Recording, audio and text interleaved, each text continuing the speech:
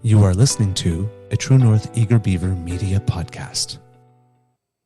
The True North Eager Beaver podcasts are proudly brought to you by our founding sponsors, the Miss V Mysteries from Corvid Moon Publishing, your source for science fiction, fantasy, and cozy mysteries featuring a broad diversity of characters. CanadianTarot.com, your uniquely Canadian online eclectic tarot community and forum, and the Peppermaster, hot pepper sauces made from fresh farm ingredients to thrill your taste buds and expand your mind.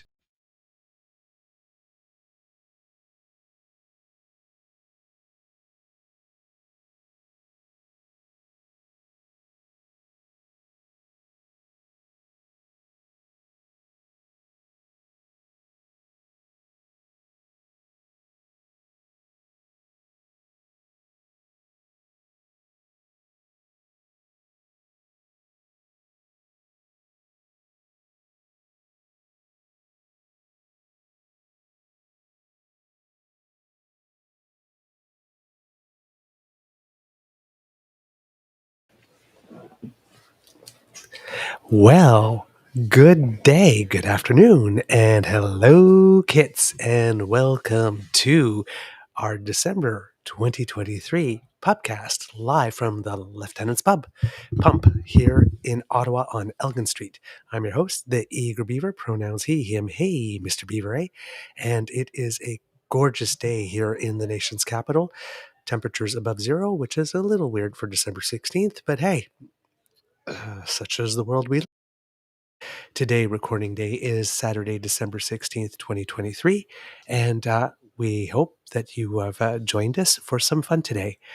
As we remember, the rules for the PubCast is all pub chat, no politics. With me as always, is my good friend, Mr. Grizzly, looking very, very festive. Got the loud shirt, got the Santa hat.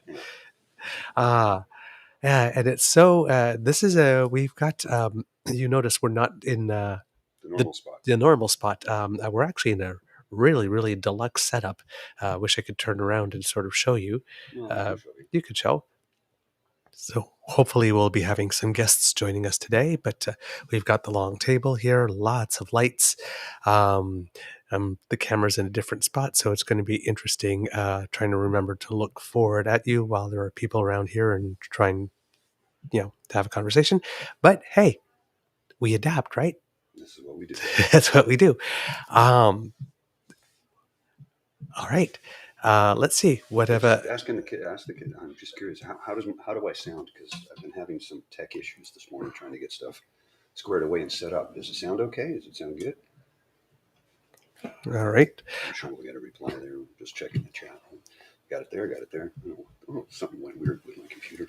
I'm going to try and bring the other camera in, but for some reason it's just working. Let's see if I can do that now. Because I did bring another camera. All right. No, that's not it. Ooh, look at the kits we have. There we go. I do have a second. We have our old pal Jake here in the chat with us. Hey, buddy, how you doing? How you doing? It's so lovely to see you. Hope you had a great Thanksgiving, my friend. Indeed. Yeah, I know that you took some time off as well just before it. Much deserved because you work very hard. So it's lovely to see you. Thank you for joining us. And I guess, if he wants to pop in, I guess we could have that. Sure. Absolutely. Send him a link if you'd be. Good day, Kit Elaine. How are you, my dear? It's lovely to see you. Thank you so much for joining us. And Kit Deanna here. That might be a new name for us. I don't recognize the name. Well, it's so nice to see you. Anyone happen to know what happened? Anyone short about needing left-leaning podcasts? Yes, that's from our episode actually that we did yesterday It was an interview with Laura Babcock. Title on it, so it's still the placeholder title. But if it's you look at the one in our videos that says "More Coffee," I believe MOAR, you will find it there. That's the one. All right, Kit Deanna, and Kit the anti-corporatist. Hey, word up to you too, my friend. Nice to see you here. Who else have we got with us? Kit Ellen. Hello, hello, dear. Lovely to see you. And let's see. Oh, and Kit Dan. There you go. Joining us. I love doing the romper room bit. I'm just trying to get everything all squared away here. All right. Well, as you can see, I didn't get the memo. I should have thought of bringing it is the holidays, but I already handed out my present. Yeah, yes, you did. Yes, you did. So we do have a few people who will be joining us today. A couple of guests are going to pop in throughout the day, online and in person. So this could be. We'll see how well it works out. Thanks, I appreciate that, Dan. Went really, with the festive. My mom gave this to me last year at Christmas time. She said, "I knew you'd love this," and I'm like, "Of course I would. I'll wear it for stuff like this, or wear it to the office Christmas party or something like that." So, Did she stitch your name in it? no, I'm not 12. My gosh. As we say in French, c'est ma mère qui m'habille. Yeah, we're going to have, because we are in the far back corner of the pub, and my computer, it's time for me to upgrade my laptop, to be honest with you, doing everything I can to mitigate it. But you can see my CPU is running at 100% right now. Ooh, yeesh. So, I'll do the best I can to make it work. Hanging on by our. We've had people join us. Kit J Crick. Hello, lovely to see you. It's nice when you get to join us. We love having you here. Yes, Deanna says yes. Thanks. Yes, I'm new. Hello from East Central Alberta. Wow. Well, hello. Oh, we love it when people from Alberta join us. That's wonderful. Oh, that's great. That's great. It's good to know that we have some fans in Alberta. I love it. I hope you don't feel too alone over there. Oh, man. Okay. How's my audio sounding now? I'm trying to adjust it because I'm having a little wonkiness here, but I'm doing the best I can under the circumstances. Worst comes to worst, I can plug this thing into my phone and it'll work. Oh, lovely. Yeah. Great.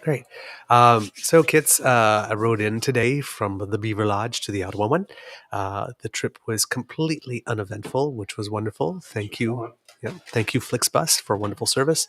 Got to drop my stuff off at home and then hoofed it over here and got here. Usually I have to cut it a lot more shorter, but I was able. Yeah, you had some time to spare today. I had some time to spare today. Yeah, exactly, which is actually nice because it's nice to show start the show a little more comfortable and relaxed. Exactly. Yes, exactly.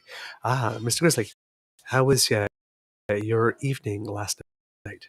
Good. I'm just trying to see if I can. You know me, I'm doing the production thing. See if I can get it to work. Okay, there, it's turning on. I'm trying to come in. Okay, so yeah, let me get folks to join us. I'll be able to. Let me just tweak that a little. I've been two places at once. I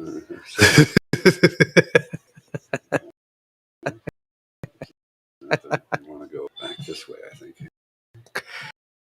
Yeah, there we go. And I can adjust that later. All right, so yeah, we're each here. I could put the camera on a tripod for the back, and I do have a tripod here, so I suppose I could do that. I have long enough, but okay, there you go. Oh no, I'm wrong. No, that wasn't cousin. That was Thing. Oh, Thing, right? Yes. When I think that camera video. Gee, on me getting my Adam's Family references wrong. A shovel full of coal on my pile. Camera. There we go. It's off. There's a live feed. There's our feed. Perfect. Back in a second. It's just, you can see it's chewing through my processor right now. Oh, all right. Yeah, I need a new laptop. Maybe that's the thing. What's wrong with mine too? Because mine's about that too. Yeah. Why it's it can't handle what we're trying to make it do. So I think that's the big issue. that might be what it is. Yeah, it might. Yeah, I guess it might be time. All right. Oh yeah. What did you do last night? Last night I did not much. I stopped by here for a pint after work to meet with a couple of friends. They're from the UK and they're in town working for right up till next week, and then they go home for Christmas. So we Nice. sat and had a beer, and then Bridget came over, met me at my place, and we had some dinner and just hung out. And I was in bed at 10 o'clock because I was wiped out. It had been Oh, a tough week for me. But yeah. You had 2 extremely long days. yes, I did, and it takes its toll at my age. Who's kidding who? Yeah. After this, when I tear this all down, pack this all up, I got to head across town to a Christmas party. Oh, lovely. Yeah, Hey, Mr. Grizzly, let's cheers. I'm cheersing with Lincoln 00 non-alcoholic beer today. And me with a local lager, definitely alcohol today. And to all the kids that are out there, if you happen to have libation with you, there you go. Cheers. Haha.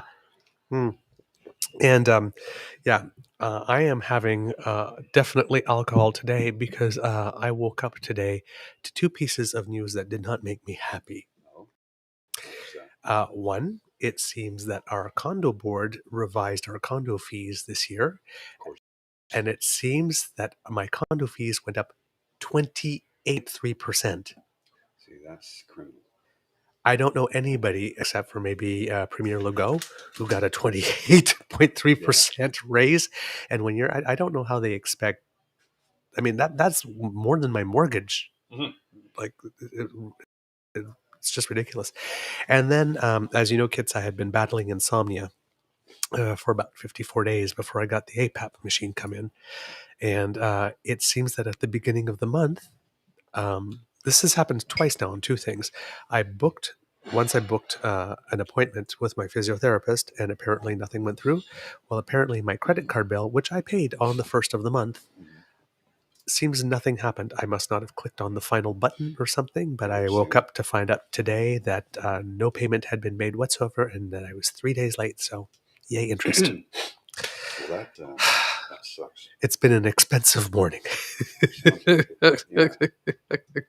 And you pay your credit card in full. In full month, every month. Yeah, So, yeah, I might give it the gas because I know that sometimes once a year they will allow you, or that they will waive the interest if in case you had like something stupid happen. So maybe later on today I'll give them a call, or tomorrow, and say, hey. Oh, and there was a third thing. For some reason at my curling club, there's a withdrawal from my bank account for $75 on a night that I assumed that we won, and I bought 2 beers. those are expensive beer. So I like beer a lot. 75 bones, right?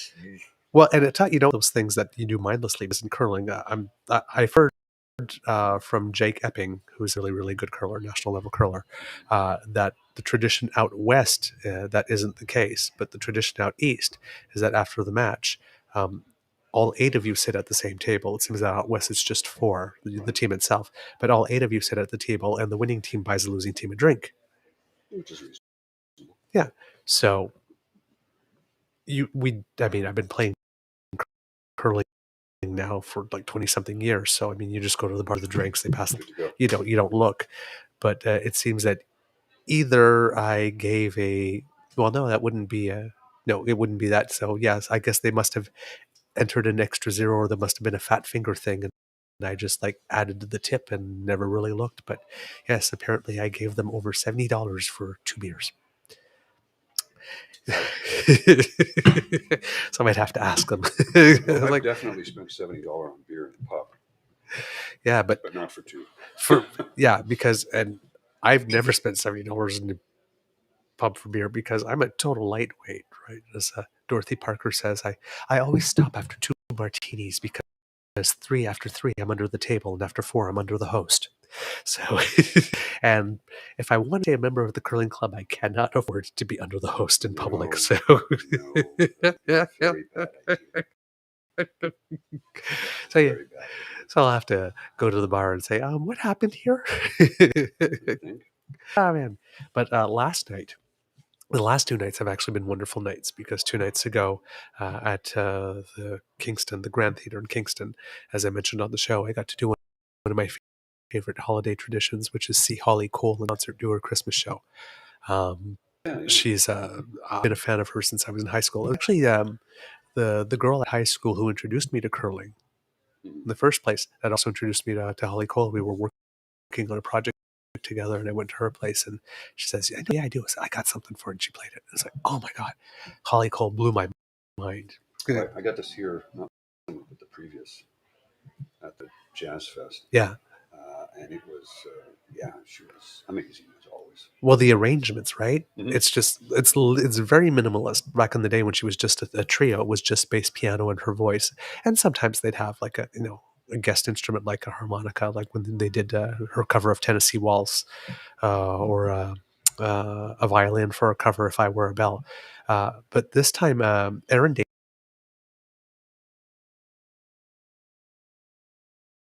who sometimes played also with a bow Mhm. to make some really interesting effects, and she had a trumpeter as well, I guess with the sort of like the plunger thing in the front Yeah, of yeah, it to that's soften the sound.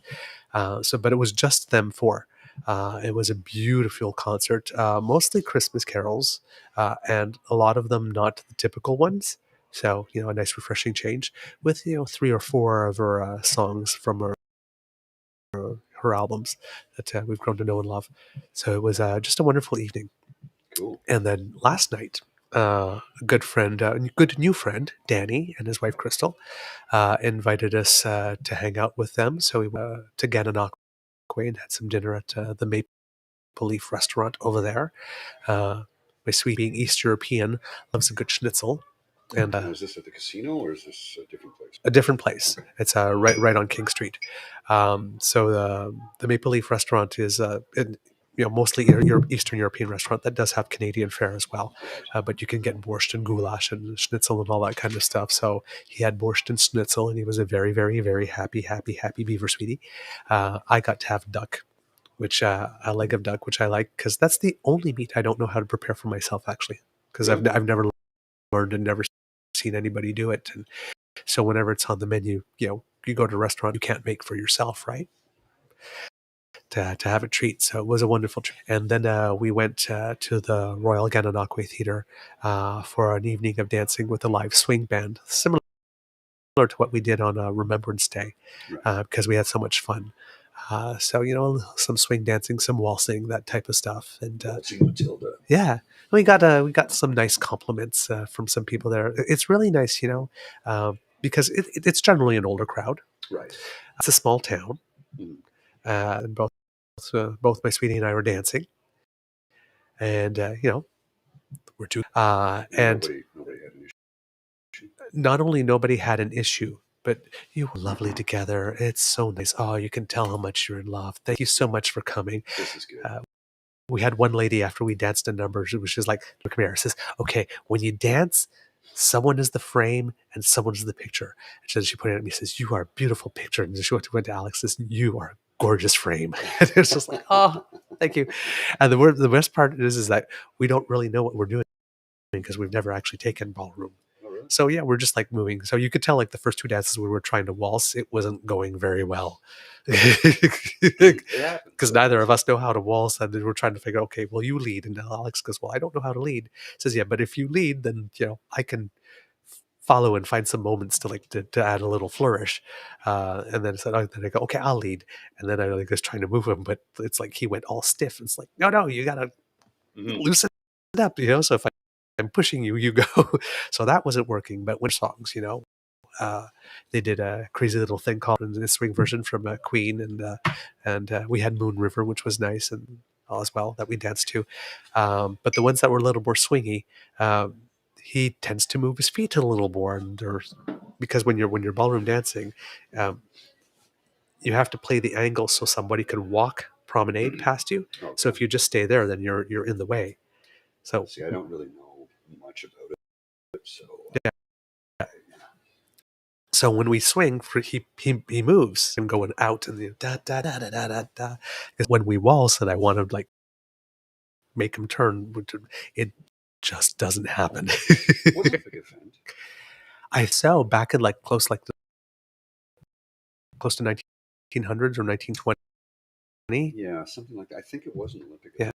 event at one point in time, ballroom dancing. Didn't they bring it back again a few years ago? I think so. About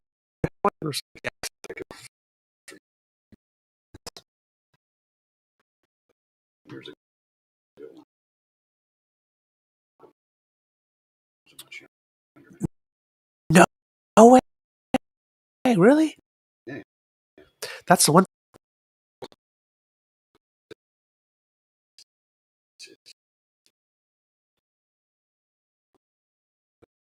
contemporary because my backside, I was very bottom heavy, so I was too big for ballet. That went social dance and and sort of fake on some ballroom type stuff, or because I used to love to watch and Fred Astaire, and you see how soft their knees are when they're dancing, and then of course I think we're oh no, further. yeah, we're sort of catching up, and Ginger Rogers, doing everything backwards and in heels, all that grace and that dance.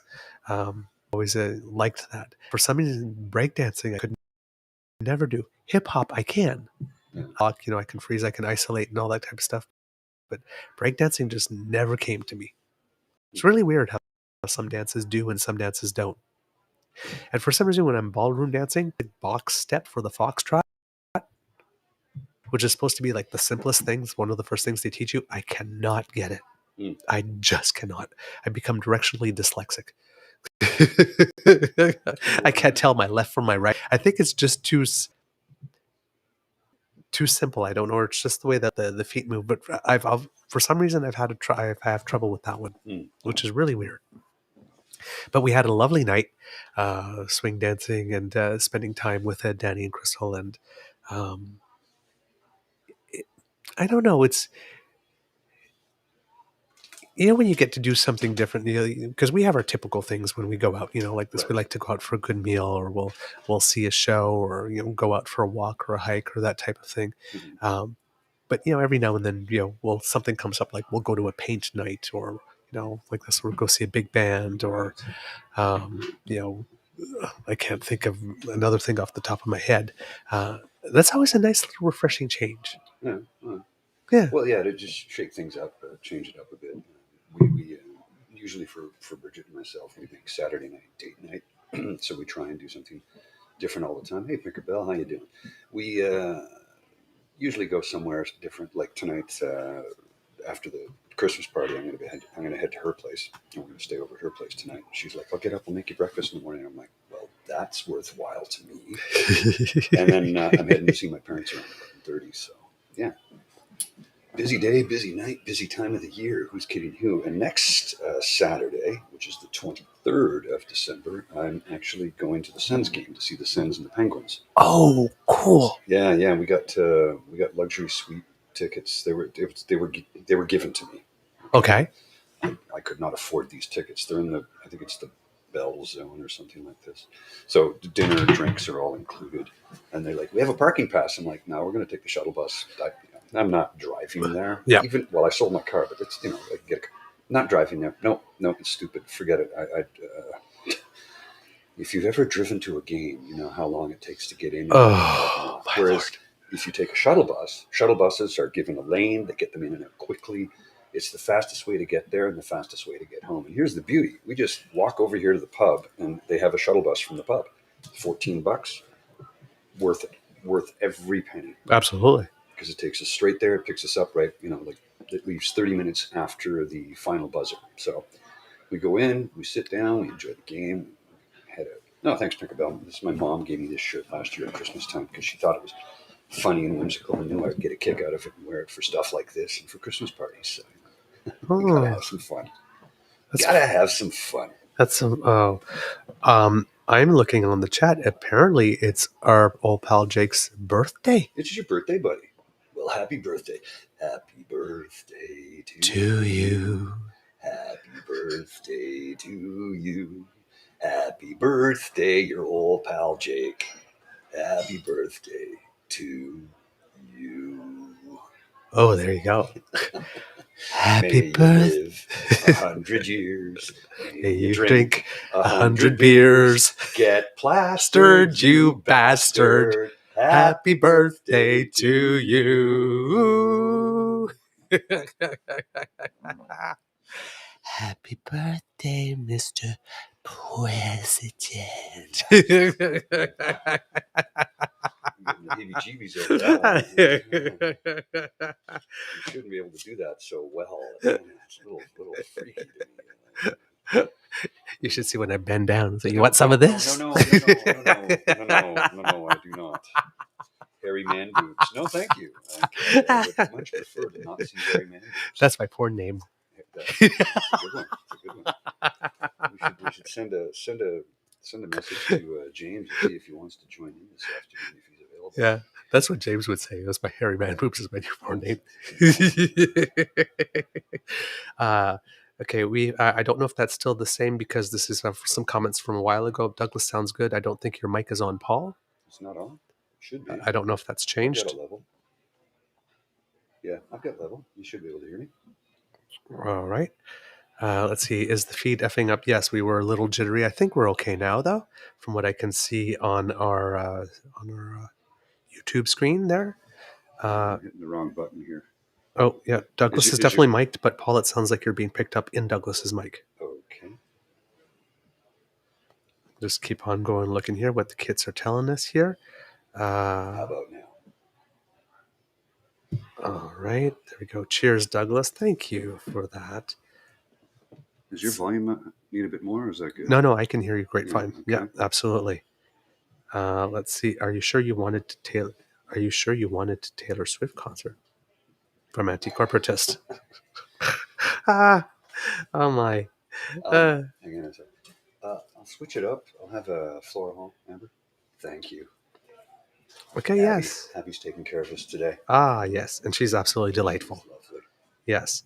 Let's see. Who else have we got joining us here today? Do we see? Oh, Wishful Sun. Well, hello. That's great. Kid Jake says that the Fight Night animation thing is pretty much done. Yeah. And he goes, I just realized I've been drawing the two of you shirtless for a few hundred hours. It's impossible to make things any weirder than they wound up anyway. See, I don't understand because I hear my mic great. I hear you great in my earbuds too. Let's just check and see the settings here. Something's gone awry. All right. And Oral Pal Jake says, delighted to get the Cash and Monroe versions of Happy Birthday. Well, we do what we can here at the True North. Yeah, you're not getting my feed for some reason. Yeah, it still says, yeah, Paul sounds like background in Douglas's full volume. There you go. Huh. Interesting. How about now? Is that better? Check 1 2. Check 1 2. I honestly don't know what's going on here. Check. Let's try something else here then. All right. And while you're going to marginally better. We've heard. How's that? Pinkerbell says marginally better. Dan says the same. How about now? If I talk now, just me on my own voice, it seems to be. I don't know what is going on. Well, maybe one of the other mics. No, I'll just steal one of those feeds. Yeah. Nope, you're still quiet AF. Paul's mic is quiet. Let's try another feed. How about now? That should be good now. We can hear you, but very low still. Well, maybe that's just a delayed response there. Yeah, that would be a delay because I'm looking at my levels here and they're sky high. So I don't know what was going through. Pinkerbell says, there you go. I don't know what was going on with the channel. And sir, could you speak for a second? 1, 2, 3, 4, 5, 6. Yeah, we're good. Bonjour, vous êtes ici au Beaver PubCast. See, I do not know what was happening there. Okay, we're getting thumbs up and crystal clear now. Much better. Yays and perfects.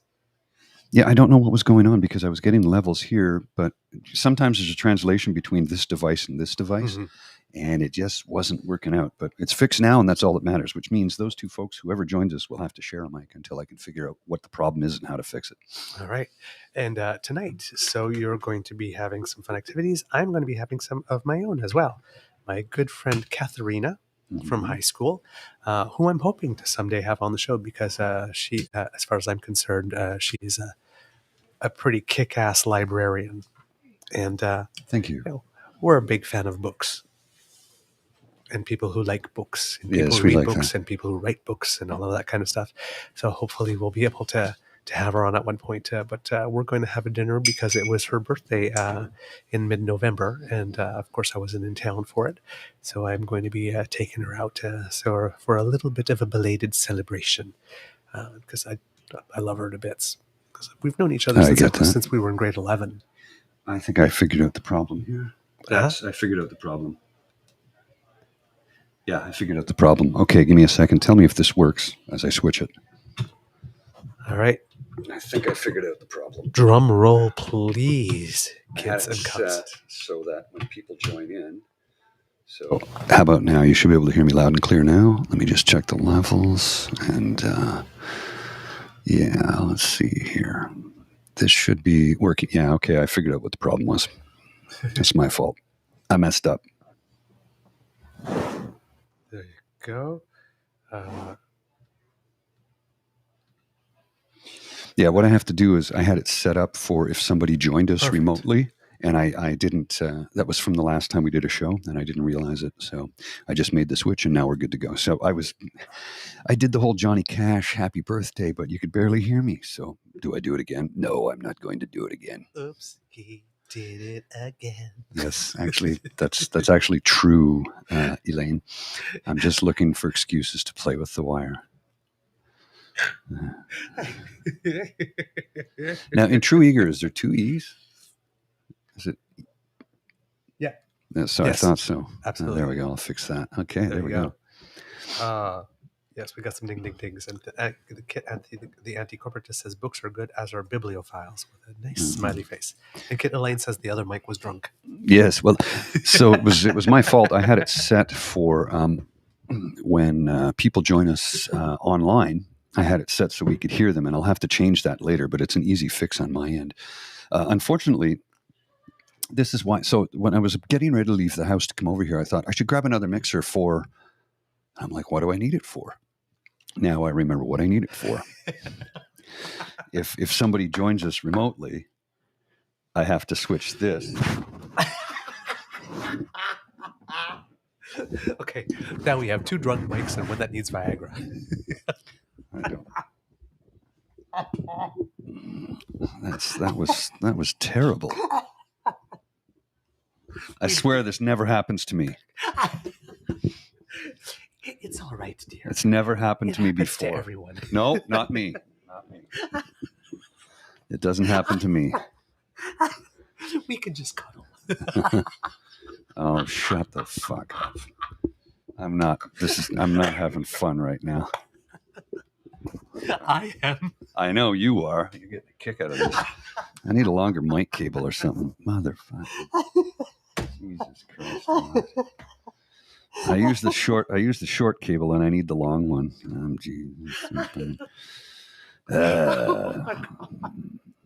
I think we need more light. Do we need more light? Or I need to adjust the lights a bit. So here's the thing. It takes an hour to set all this up. And I try and make it as clean as possible. There's a lot of stuff. And as it turns out, we usually end up having connection issues with the Wi-Fi, which we did again today. And as a result, it took me a minute or two to get it up and online. So we had a signal and a feed, and that's why we started late. And we didn't have a chance to actually do a video test to get the lighting adjusted. So, You just said it took a minute or two to get it up. You're just walking right into them. You don't even need my help.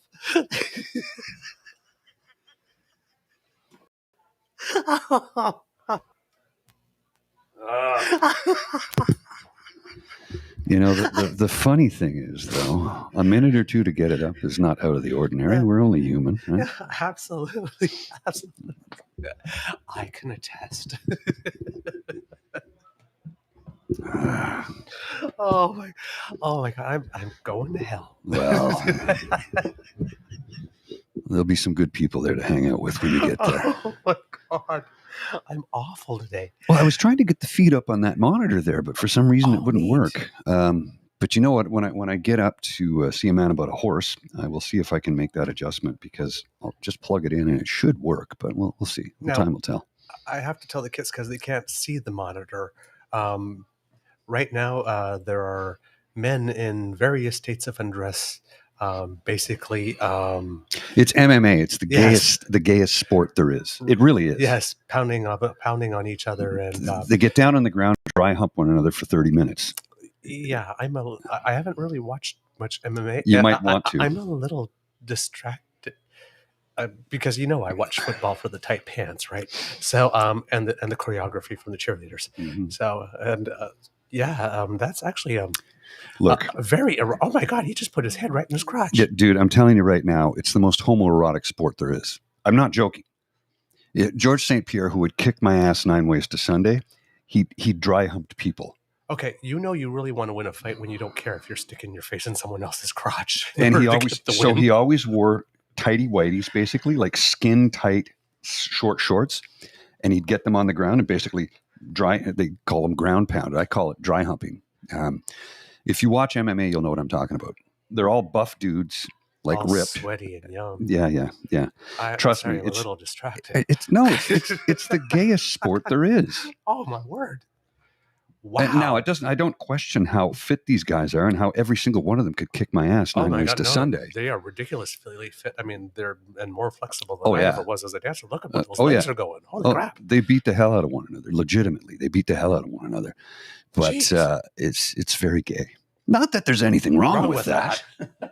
Not that I'm all for it. Trust me, I like seeing pictures of men rubbing up against each other. Whoa.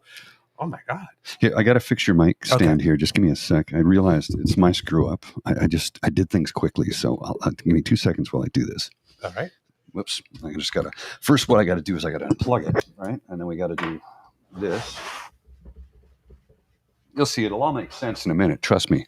You can see it in the monitor. See what we do is we do this, right, so that it looks better when we have it on the camera, and it doesn't cover up the logo. Because after all, we got to sell our brand. Oh, and did you notice like a bunch of stickers over there? Yes. Yeah. Yes. Because as our good friends Pitney and Amelia say, everybody loves stickers. Oops, I should not put them upside down. There we go. And that's why my career as a Bob Barker's beauty didn't work. Is that the only reason? When you hold the price upside down. Yeah, that's how you get your ass fired. You're gonna lose your job. I was very good at the but yes, I kept on holding the prices upside down, so I didn't get the job. That'll get you fired. That's a firing. That's a firing is what that is. Did you notice? I never noticed that because I watched it a lot when I was a kid, and then you grow up. But the other day I tuned into it a couple of years ago, and they had some of the models, I guess, that were showing off the prizes. Some of them were men. Oh, that's new. Yeah. I don't watch the program because I'm working. So it's like, oh well, welcome gender equality. Mm-hmm. Well, you can exploit me for my body. My ASMR OnlyFans Angry Speedo Man rants coming soon to a website near you. We typically do all the time. We show you in the Speedo. Oh man, is it we exploiting you if you show the pictures yourself? Like this one right here. This is me doing some modeling stuff. That one there. I cropped the bottom of it because we get in trouble if I show the full Monty. Yes, at a good height. We get into trouble. That was pre-pandemic when I was going to the gym 7 days a week. Yeah, and I don't have pictures like that because I decided I like pizza and chocolate. I like pizza, but I don't really do the chocolate thing. You can see how much I have not been in the gym a lot since the pandemic. So that was this summer. Mm-hmm. No, sorry. No, that's not the summer. That was this summer. Yeah. And this was pre-pandemic. So, back in the gym soon so I can look like that again. Mm. Yep. No, I am 55. Yeah, I got to a point where I had a 2-pack and decided I could keep going like this, but I figured I was going to be very, very unhappy. Hot and unhappy is not really hot because then you don't treat people nice. Oh, thanks, Frank. I'm feeling festive today. Got my Santa cap on. My mom gave this to me too, actually, but she gave this to me like 20 years ago. Wow. Yeah. So, yeah. Gerbil. Jay's got a good point here. He's like, stickers would be great to cover up the the folks who want to have relations with the prime minister. Oh yeah, eh? Just place them on top of the Trudeau's. Watch the Trudeau thing, or F the True North Eager Beaver. My wife, she would have a problem with that. When I was still single, I would have no problem with that. Yeah, well, exactly. We both married, not to each other people, but Well, what? This is kind of like a marriage. Well, yeah, a completely asexual marriage for sure. So, like a marriage. Yeah. Hey, what? We're a very old couple. You might be talking about some of the hets, but I'm not one of them. I'm the het who still likes to. How you doing? Hey. Oh man, I can't get too graphic. My mom might be watching this. Yes. So, Mom, I'm sorry, but come on. You know how old I am. Do you really think? Come on. Good afternoon, Mama Grizzly. Oh, Jesus, she's going to kick my ass tomorrow when I see her. She's going to be, I can't believe you said those things on the thing. What's the difference, Mom? What are people going to take away from me at my age? Like, really? How can you cannot threaten or harm me for what I say online? Because I don't say anything online that's harmful, hateful, racist, sexist. I don't. It's just not who I am. So might as well drop a few F-bombs and make some sex jokes. Yeah. But the sex jokes are about myself, so. Yes. Oh, how nice. Thank you, Pickerbell. It says, damn, Douglas is quick. Yeah. Let me see if I can fix that. I'll be right back. I hope you mean with my wit. Well, of course. What else would she mean? I mean, my God, man. The Beaver's a minute man. You don't want to brag about that. No. One of the absolute worst things you could be going is 8, 9, 10. I'm out of here. Oh, that's terrible. Oh man, I swear I'm getting myself into trouble because whenever we do shows like this and then we start yucking it up, I always worry that someday somebody will just like take very strategic clips. Yes. Yeah. It's like, look at what he said. He's awful. He's such a pervert.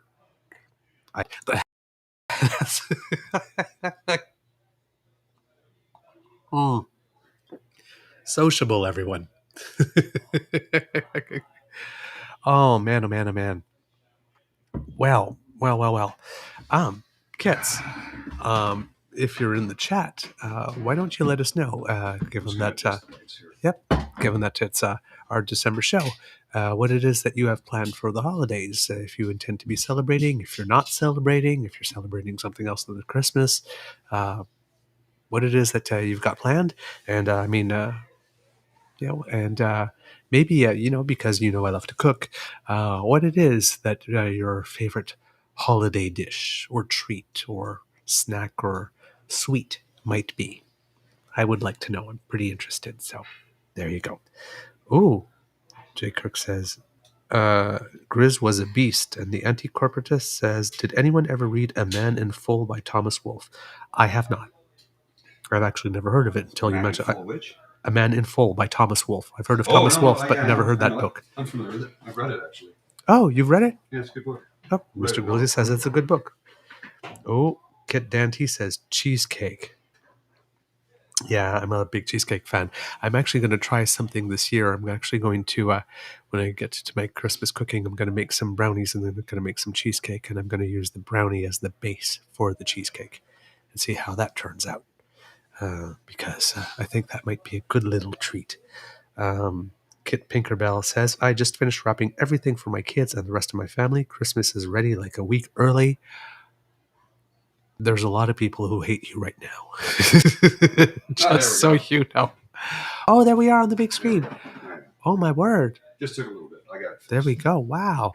Look at it. Oh, wow. I'm on TV. Yeah, well, I'll just blow it up so we can see. How cool is that? Yes. Okay, yeah, well, definitely well done, Pig. Kit Ellen says, but I may make Persian food for Christmas Eve. Oh, that is lovely. Oh, yes. If you have any leftovers, send them, please. P.O. Box tuna now. What are you talking about? What you going on about? What'd you talk about, Willis? Kit Ellen says that she might make some Persian food for Christmas Eve this year. Let's see. Kit Ellen says tadig and kebab. I do not know what tadig is. If you could let us know. Let's see. Kit J. Crick says, usually do up a roast. Everyone else does turkey. That is true. I love a good Christmas roast. Everybody likes a good roast. Oh, Sunday roast. See, now there's an opportunity for a dirty joke that I'm going to let go by. Yeah, you should probably let that one just wander. I had a good friend who always used to make a goose for turkey. Goose for turkey. Goose for Christmas. Well, he was into genetics, was he? See? He did some genetic engineering. This is all I've had so far. And I'm already one sheet to the wind. One sheet to the wind. Wait till we get to 3. Just push that light. Just tap it. Yeah, just push it back a bit. Like that? Yeah, actually the other way. Yeah, bring it forward. Yeah, bring it forward. Keep going. That's good. Yeah. We'll go. Yeah, there you go. And now I look directly into the light and I can't actually read the screen. Well, that happens. Well, that's why I keep mine running right here, right? So I can sort of see it. What else? Keep track. What else do we have? Kit Donna. Oh, welcome to the show. Hey, Lovely Donna. to see you. For Christmas, I have to make tomato aspic from my Saskatchewan roots, Campbell's tomato soup, lemon jello, and a tablespoon of vinegar. No one else in my family will eat it. Including me. Although my mother makes a thing called tomato soup cake, and it sounds nasty, right? It's wonderful. It's really good. Yeah, I've had that. It's amazing. And I've had something called peanut butter soup, which was from Nigeria, and it sounds terrible. It's really good. Sorry, I have a bit of a frog in my throat here, kids. Wasn't at some me. point we need to. Jeez. Well, come on. You're going to make those jokes. I got to make them too. Wasn't me. Oh, yeah. I walked right into that one. Yes, you did. Unfortunately, I mean, other than the look, for one of the reasons people probably don't like to eat aspic is the name. Aspic. That's food. That's a food with a very, very unfortunate name. Yes, and Lark's Tongue and Aspic is a song. Oh. That's a song. It's a song by King Crimson. Okay. Yeah, Lark's Tongue and Aspic. That sounds like a delicious meal. Lark's Tongue? No, I don't think so. Lark's Tongue, what is that? Like, this is like got to be a lark. It's a little tiny bird. Exactly. I mean, why would you want that? Kit Elaine says, I will be seeing as many of my babies as possible and meeting my youngest grandson. My middle daughter is coming from Montreal. Oh, that Nice. sounds like an adorable time. Oh, wonderful. And then Kit Donna again says, then for New Year's, Scottish food, tatties and neeps, mince collops, and mincemeat tarts. Okay. See, I guess I'm just not a big fan of eating something that could taste me. Why I won't eat tongue. I'm not eating tongue because it could taste me. I don't want to taste it. Does that make sense? Or am I just a weirdo? I know I'm a weirdo. Like, I get that. Yes, Kit Ellen, please send me a recipe. I would love that. That Kit the Anti-Corporatist says prime rib. I used to work at one of those restaurants that specialized in prime rib, so I know how to make a killer one. And you just season it back in rock salt, secret released. Yeah. That is true, especially if you season it and just let it, put it in the fridge and let it age like a little bit with the salt on it. I think it was Kit Ryan, Mr. Otter, that was doing this thing for getting sauce where he took a steak and put salt on it like just 1 hour before cooking, a couple of hours before, and then a couple of days to see what the difference was like as an experiment. So I actually learned that from him. Nice. Yeah. See? Well, I'm hoping to see a few people drop in today, whether or not I know that I talked to a few folks yesterday who said they were going to try and pop in remotely. A couple may show up in person. I do have a couple of friends popping by in person today. I told them, I said, we're here from 1 to 5. So in that 4-hour window, you can pop in, you can sit down, grab a mic. I'll give you some headphones, and we'll just sit here and Mhm. have some fun. Yes. Yeah. Kit Jake got my roast reference, I see in the chat. Okay. Kit Ellen says, I've made bacaccia. Bocaccia. Oh, no, sorry, bacala. The last few years, time for a change. I do not know what bacala is either. Is it like baklava? I see an Italian flag next to it, so. I got a cramp in my forearm. It really hurts. Kid Dan says, my 96-year-old grandma makes the jello with the huge fruit chunks in it. How do you tell her it's nasty? I actually like that. No, that's disgusting. But I'm weird. Yeah, yes, you are. Like this, I was the 5-year-old kid who did like liver onions and broccoli. So You like fruitcake too, right? Don't you? I do. Yeah, see, And I can't find one. I'm still like, if anybody There's has only a one in the gluten-free, world. There's only one fruitcake in the world, and it gets passed around from year to year. Everybody gets it. there's got to be a second one because I know that somewhere in the world there's a gluten-free fruitcake. I can't If stand somebody fruitcake. knows how to make one or has a recipe that's dependable, please send it to me. I've not had fruitcake in over 20 years. I miss it. Yeah, I'm gonna Once again, pass. because you are what you eat. See, Jello should not have things in it. Jello should be just Jello and nothing more. Just Jello. Jello. Ka-ding. Yes, we're looking for new sponsors. Jello wants to join this club. You're welcome to join us. There we go. Jay Crick agrees with the anti-corporatist. That's the only way to cook a prime rib. Well, how's that? Oh, a little bit of salt. Yeah. Pinkerbell, don't tell your grandma her jello sucks. Yeah, Oh, Grandma, man. your Jello sucks. All right. Thanks so much, kids, for participating. I really appreciate that. Yeah. As you kids may know, those who are newer may not know, but I don't have much biological family remaining. Both my parents have passed on. So for me, the holidays are strictly with my Beaver Sweeties family. And because everybody's East European, my Beaver Sweetie happens to be Romanian, and his brother married a woman who's from Serbia. So it's very East European. So Christmas is very pork heavy. That's okay. I like pork. I do not remember. Me too. Pork is a verb, kids. Pork is a verb. I'm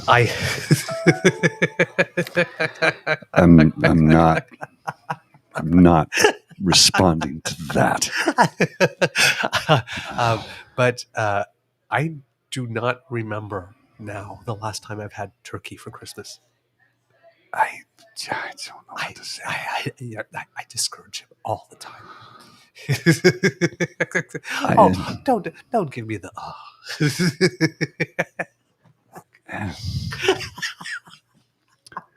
I got nothing. I love this guy. I really nothing. do.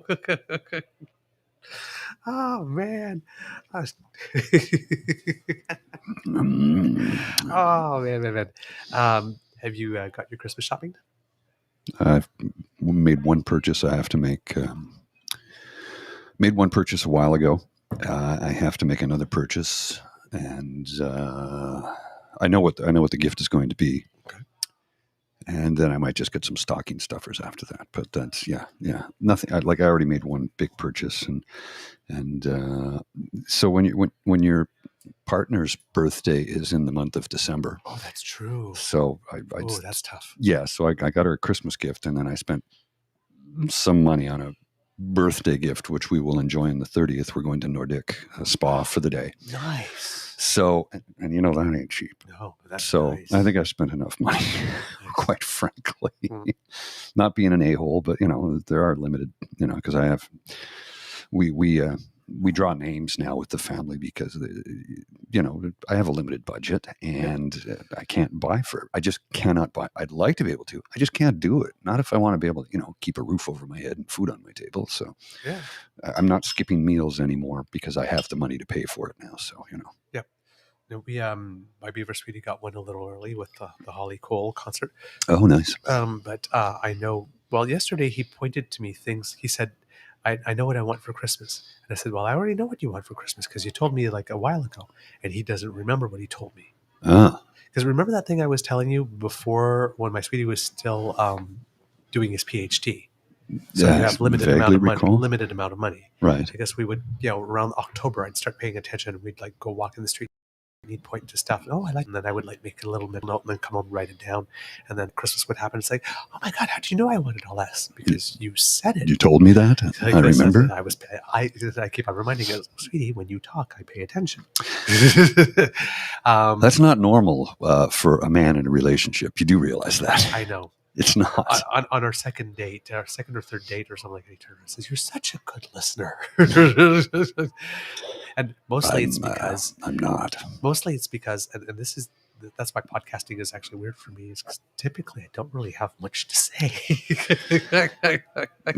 You get a pint or two into me, and I'll go on for days. I'll tell you stories, about things I did, places I've been, regrets I have a few, and not too many. So,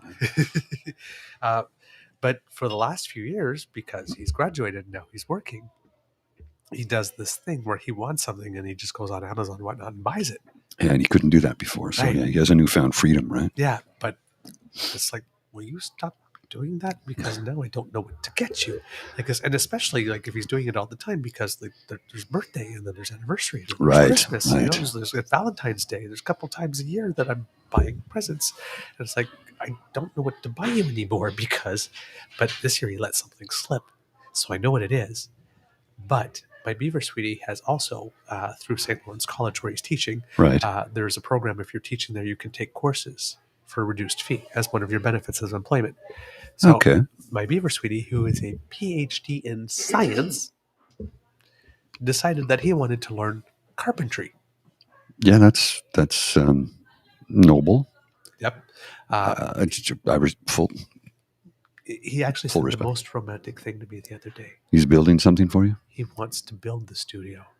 Ah. Well, you've got the space. Yeah, well, we have an old workshop in the back. Yeah. Like this, that was completely abandoned when we got there. There was a hole in the roof, hole in the window, the floors Needs a unrotted. lot of work. So we put a metal roof on it to at least clog the hole. But now it seems that we have to like lift it off the ground and Put put in a a pad. concrete pad Yeah. and do that. And then we're trying to decide whether or not it's better now to just take the roof that we spent 3 weeks trying to put on off to save it, to put it and rebuild a new one, or whether or not we could save it. The bones look good though. Yeah. But lifting something off the ground to do the pad, It's really expensive. it makes it much more complicated. So it might just be cheaper in the end to just rebuild. Well, what I would suggest, and you tell me what your thoughts are on this. Are you familiar with bunkies? Yes, we thought of that. Yeah, I think that would be your best bet because you can get it for $10,000, right? Yeah, our problem is that with the city, if we put the things, because if it was 10 by 10 or less, Mhm. that's one thing, but ours is 10 by 14. So if we take it down and put a bunkie, we can't put the same size. We have to put smaller. Well, 10 by 10 is more than enough. Oh yeah, but we do have the extra space. Yeah, but you So could use the extra space in the backyard for stuff. where it's located, unfortunately, we can't. There's a big silver maple right in the way. Yeah, I suppose. Yeah. But normally, yes, that would have been a good idea. But we have considered the bunkie. To be totally honest, because if you're going to lift it and put a concrete pad under, that's what 10 to 12,000 right there, and you haven't even started to do any renos on the building. It needs heat, it needs electricity, it needs insulation, it needs a lot. The electricity we've done because when we did with the home renovation tax credit, right? We were the green tax credit, I should say. There was a credit to move yourself up from 120 amps to 200 amps. Okay. So we have that, and it was already connected to the garage that way. So because our garage is not tied to the house, it's separate. Right, but the shed is right behind the garage, so there's a way to pass the electricity then from the garage to the shed. So we've put the extra juice there for that. Okay. And then if we were just thinking of spray foaming the inside for insulation, so it won't take much heat. Somebody told me that just the computer on enough would probably be enough to heat it if you spray foam it right. On the really cold days, it's questionable, but yes, yeah. But a little space heater probably would be enough. A space heater would help. Hell, you could put a tiny wood stove in there if you wanted. But Yep. yeah, you could put a small space heater in, insulate it really well, and build the studio in there. But you are looking at a lot of work because after you spray foam it, you got to put up drywall, mud, paint. It's a lot of work. It is a lot of work. But he says, yeah, he would like he'd like to do that. Well, that's cool if we Which can is pull kinda- that off. I'm like, Well, it gives him an opportunity to try his skills, right? Mhm. So well, and ideally, you don't have to soundproof the whole thing. Mm. Just soundproof the area where you're going to be, and put a green screen backdrop so we can put any background that you want on it. Yep. So yeah, there's ways to do it. Yeah. So it's going to be a big project, and it's a bit of a big gamble Uh-huh. because you know my intention with the show, and I think it's the same for you, is to be in this for the long haul. Mhm. So hopefully it'll be an expense that is worth it, and hopefully the studio can be used for other things as well. Well, you could rent it out for Yeah. people. You could down the road we could look at creating it as a workspace for other people who want to start their own podcast, and Exactly. we could put all the gear in there that we need to have. So we could turn it into a viable studio business as well. It takes time. That would be the hope. Yeah. But it's a big gamble to try and say, we're going to take $20,000 and put it up front and Mm-hmm. hope you get the advertisers. Well, $20,000 is a lot of money to. It's a lot of money. Mind you, that's what I've sunk into all of this. So. Yeah. So I mean. Yeah. I was adding up the other day. It's $20,000 I've spent on gear in the last 3 years. So, but you have to have little faith by little, every now and then, and take a leap. So piece by piece, little by little, it all adds up. And no regrets, but it's like, God damn, that's a lot of money. It's a lot of money. It is. And the thing for me when I'm looking at all the budget and putting it all together is, like, before I met him, my condo in Ottawa was paid. Yeah. So I was at the phase of my life where I thought, okay, now I'm traveling and doing stuff. And then I met a boy and I fell in love, and he was still in school. So no traveling. And 7 years of a PhD. Well, last year of a master's, 7 years of PhD. So living like a student. And then 3 years of that during the pandemic. Exactly. So I'm sitting there, it's like, you need to finish, because I've been ready to move on to the next phase of my life for the last 8 years. Like this. But now, during the pandemic, we decided I was going to buy another condo in Ottawa. And what I was going to do is I was going to move into the new one and then rent the old one out, renovate it a bit, rent the old one out to military. Oh yeah, people who are staying, who need a place to stay in town because of the location was pretty good. Mm-hmm. Right, well, you're just a few minutes from HQ, right? Right. And although HQ might be moving. No, they have moved. Okay, but there's still people in that building. Yes. There's still people, but it's skeletal, right? There's not as many people in the building as there once was. Yeah. Most of them have moved out to the old BNR park in Moody. Yeah. But there's still people there. Yeah.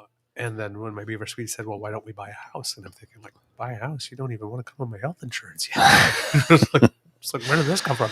So we bought a house, which is cool. But now, especially when I saw that raise in the condo rates, I'm starting to think that maybe I need to do that thing with the military now or sell it, because it's for the number of days that you use it that I'm using it now. When I had shows here, it was different, but again, everything changed with COVID. Yeah. Because when I had shows here, I would be here for 6 weeks. Right. And that's just not the case right now. So you've got this space that you're never there in. Yeah. And the same thing when we're doing the simultaneous interpretation. I had meetings with clients once a week, and then I had a contract. And so, but this is different. Well, the market's good right now. It might not be a terrible time to consider selling it. You could reinvest that money, and listen to me. I'm broke ass punk. I'm telling you financial advice. No, it's true, because we're thinking of like that would cover it. But all of a sudden, here I am at 50 with the brand new mortgage. Yeah. So that I'm probably going to finish paying off after I'm 65. So, retirement savings and all that, like my whole life financial plan is completely changed because I met a boy and fell in love. See, I'm on the Freedom 95 program. I don't recommend it. I really don't. It was funny. I was at work the other day, and a senior VP was talking to the CEO and said, "Oh, Freedom 55." And I go, "I'm 55. I ain't got no freedom. What are you talking about, Willis?" And the CEO, who was the same age as me, just chuckled and she said, "I'm with you on that one, Paul." And I'm like, this person is well paid, but Yeah. when you've got 3 or 4 kids in university, Yeah. when your job has you staying in 2 different places. Now, I mean, I realize that because she owns a home in another city, and the location she has here is subsidized, but still, the travel time, the this, the that, it's no Freedom 55. And also the other factor is that this is an individual that is not ready to retire because they love what they do. So, Freedom 55 is a nice pipe dream, but realistically, it's just not attainable. I would be bored. Well, I had a buddy who retired at 35, and within a year, he went back to work. Yeah. And I mean, he was set for life, literally. Well, 35 is young though, because everybody in your peer group is still, you've got nobody to hang out with. Exactly. He said, I liked hanging out with the neighbors that were all retired. They were 65, 70, and nice guys, but we had nothing in common. Yeah. And he goes, and I don't really enjoy golf. And all they wanted to do was barbecue and play golf. And I can't continue to do that. And after traveling for, almost 20 years, all of a sudden, Home. I'm home all the time. And I like traveling. So I started to do some traveling because I was retired. And I realized, it's expensive to do this when you pay for it yourself. Yeah. He's like, I was used to fly business class. And I realized I'm not paying business class to go to Australia to visit friends.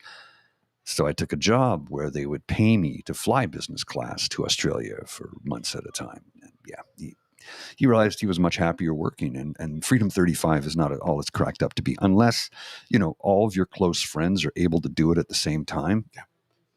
No, not to mention the fact that it's like you could have another 30 years of work in front of you to do and be creative and develop, and you're all of a sudden you're not going to do that because you decided to retire. So you're just going to pursue your passions. But a lot of your passions are usually, oftentimes, not all the time, but oftentimes sort of work related, whether you're developing a program or some sort of social function or charity or something.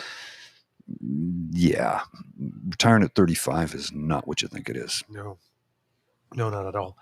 And you feel like you have no purpose in this life anymore. Yeah. Well, that's which he said he realized it's like, I can't do this for the next 35 years. I'll go out of my mind. Right. And I think my personality is such, like, even when I was younger, I always thought like I understand retiring at 65, and maybe at 65, like, I don't want to do the desk and ball and chain job. Right. But I just couldn't imagine I'm now going to be at home or just travel. Like, I would need something for my mind and for feeling that I'm useful, that I'm contributing to society in some way. I'll continue to work well after retirement age. I might change things instead of doing my current day job. I possibly may, retire from that and work as a commissioner a couple of days a week. All you need is 20 hours a week as commissioner to get paid okay money, but it's you get full benefits at 20 hours a week. Yeah. And I'm like, 20 hours a week is nothing. So I could have have a 3-day work week, basically, Yep. Yeah. I'd be fine with that. Yep. So yeah, I can't imagine a reality where, unless my body said you can't do it, where I would stop totally. Oh, no. Well, and that's the other thing. It's like, we'll continue doing this as long as we possibly can, because I love doing this. From my cold, dead hands. From my cold, dead hands, you'll get this way. I would like it. And this is the honest to God's truth. I would like to be able to earn a living doing this, because I love doing this. If I could earn a living doing this, it was like, and I'm not even trying to get rich. Look, money would be nice. Ideally, I just want to join the middle class. That's all. Just join the middle class. I'm not asking for much. And I'm $20,000 shy of the middle class cutoff in my neighborhood, in my living circumstances. Yep. $20,000 shy of it. So you can do the math on that one if you want to figure it out for yourself and what kind of money I'm earning. So Hey, I'm not embarrassed about it. I work my butt off, but I'm underpaid, Honest and I know pay. this. Honest work, honest pay. Well, honest Well, work, not underpaid. underpaid. Yeah, honest work. But yeah, And it's, by the way, that's not just me saying this. This is people who, when they find out what I get paid, they kind of lose their minds. They're like, "What?" I go, considering what you do, how hard you work, and how good you are at what you do, that's insanely criminal. "Yeah," because I've told you what they bill me out at, and, Oh yeah, and what I get paid. It ain't right. I mean, what they bill you out is what you're worth. Yeah, it is. It is. I'd be willing to take 70,000 less than that, which would be double what I'm earning right now. That's 70,000 less than what they're billing me out at. So yeah, I'm way underpaid. Wow. They earn 62% profit off of my efforts. Mm. I get 38% of what they bill me out as. So We have the kids here asking. Let's see. I saw a question. Wow, you guys are commenting a lot because that scrolled down a lot from when I saw the comment that I wanted to read. Let's see. Let's see. Oh, we have more. No more food stuff. Hold on. Somebody said it looks like it was a comment like it looks like a restaurant. Where are you? So I wanted to let you have that, Mr. Grizzly. it's Because you do so much it's better. called the Lieutenant's Pump. It's at 361 Elgin Street in beautiful downtown Ottawa, in the Centertown area of Ottawa, Ontario, Canada. This pub has been here since 1984. I first came here for a pint in 1988, fell in love with the place, and have been coming back ever since. Yes, folks, I am that old.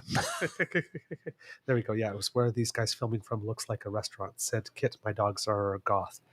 Lovely to see you on the chat here today. Thank you for joining us. Um, let's see what else do we have here. Have we sent Jake a link? If you can come on. Yeah. Send me. I need his email so I can send it to him. All right. Uh, do, do, do. Yeah. I think I have it somewhere here. I will get it to you. Yeah, I have it. I just have to dig for it, and I don't want to do too much work on this machine so I don't kill it. Okay, let's see. And then there was something else I saw. Kit Donna says, as a retired person, I love working when I want to, where I want to. And the screen just moved on me. And on my terms, I'm a substitute teacher. That's so neat. Actually, you know what? I'm just going to put the link in the chat. If you want to click on the link in the chat, you can join us at any time, sir. There we go.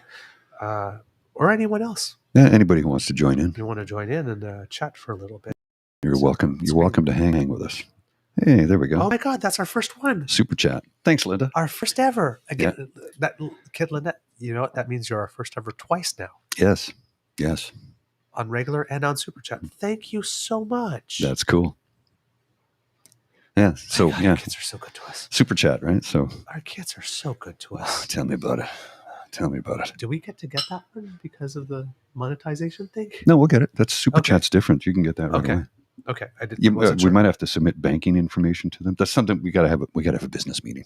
Yes, we're not going to do it during the podcast. But. No. Yeah, I guess we do have. We haven't actually set up a business account. I guess we have to do that. Yeah. Okay, that's cool too. We incorporated it. For kids who don't know, we incorporated it at the beginning of this year. But since the regular the tips from the show go through coffee, go through a PayPal account.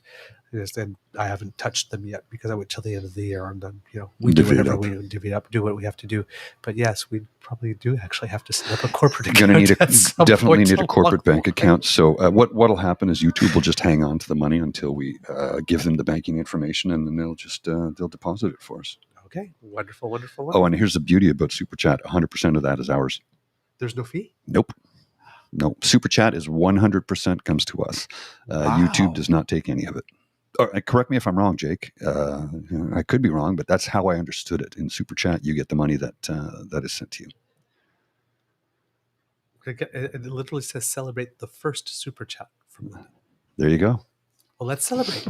Okay, how do we do that? What do we have? So celebrate? Let's celebrate the first Super Chat on the live stream. Buy your own Super Chat. Why would I buy my own Super Chat?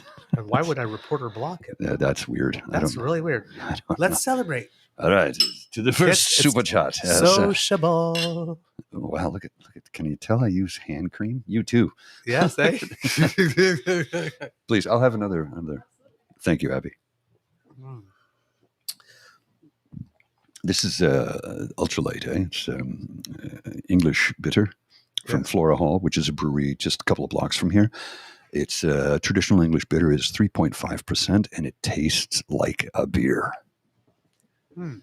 Doesn't taste like water. Now, I had a Heineken 00 earlier, and I really like it because it tastes like Heineken, but there's no alcohol in it. And I don't want to be getting liquored up, It's Saturday afternoon. I got a party to go to later, and what you're smiling. Liquor? What? I hardly even know her. But I'm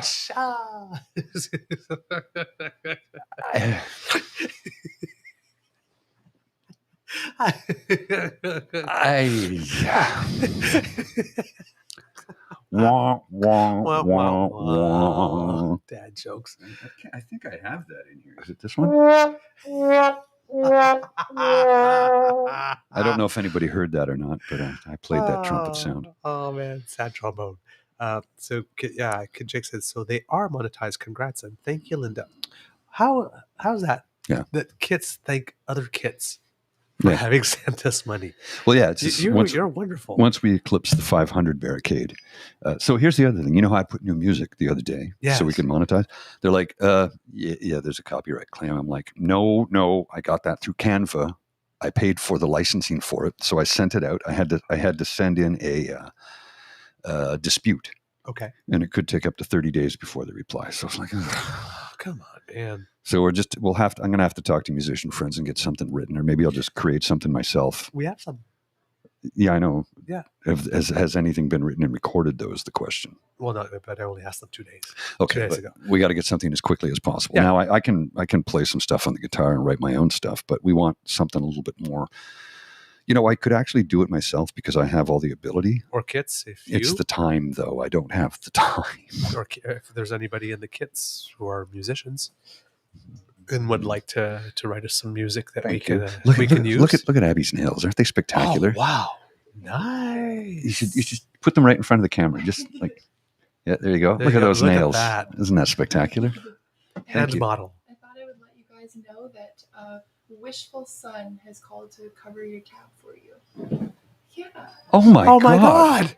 Yeah. So that. Thank you. Thank you. Don't thank me. Thank Wishful Sun. Oh my God. Okay. Thank you. I might have something to eat, so I'm not going to assume it covers that. So just make sure that the food comes to me. Okay. Well, thank you. That's so kind of you. I don't want to assume. My goodness. Wow. Wow. That's incredible. Yeah, that's incredible. Called the pub to say I want to pay for that. That just blows me up. I am honored. I'm honored. I'm truly honored. Thank you ever so much. Cheers. Here I go. Cheers. He's going to start crying. Cheers. Thank you, Wishful Sun. Thank you ever so much. Oh my God. Your people are so good to us. Oh my God, it's unreal. A gesture of kindness like that, it blows my mind and it makes me thankful and grateful. Don't start. I'll start, and I don't want to do that. So sorry, I can't help myself. Yeah, well, I'm a big softie. No, I know that. So am I. Believe it or not. Yeah, you're the big tough guy with the big tough voice who confronts truckers in the street. Yeah. And I have emotions and I feel them. And when I feel them, I don't block them. I try not to anyway. Now, well, dum. I got it. What about yourself? Oh, my word. Thank you. Oh, wow. Normally when I say help us get moist, I mean our voices. I didn't mean my eyeballs. Wow. Thank you so much. That's so kind. Thank you. Oh, my word. Well, we're happy to do this for you. We really look. It's a lot of work, but it's work that I enjoy doing. So if we can bring you some joy and some happiness all day long. I was waiting for it. Not half the day, not a quarter of the day, all day long. We have a kit. My dogs are goth. If I'm understanding correctly, you tried to send us something too. If you did, I don't want to assume, but if you did, thank you. And you're asking if something showed up. Nothing has showed up. So I don't know how any of this stuff what- works.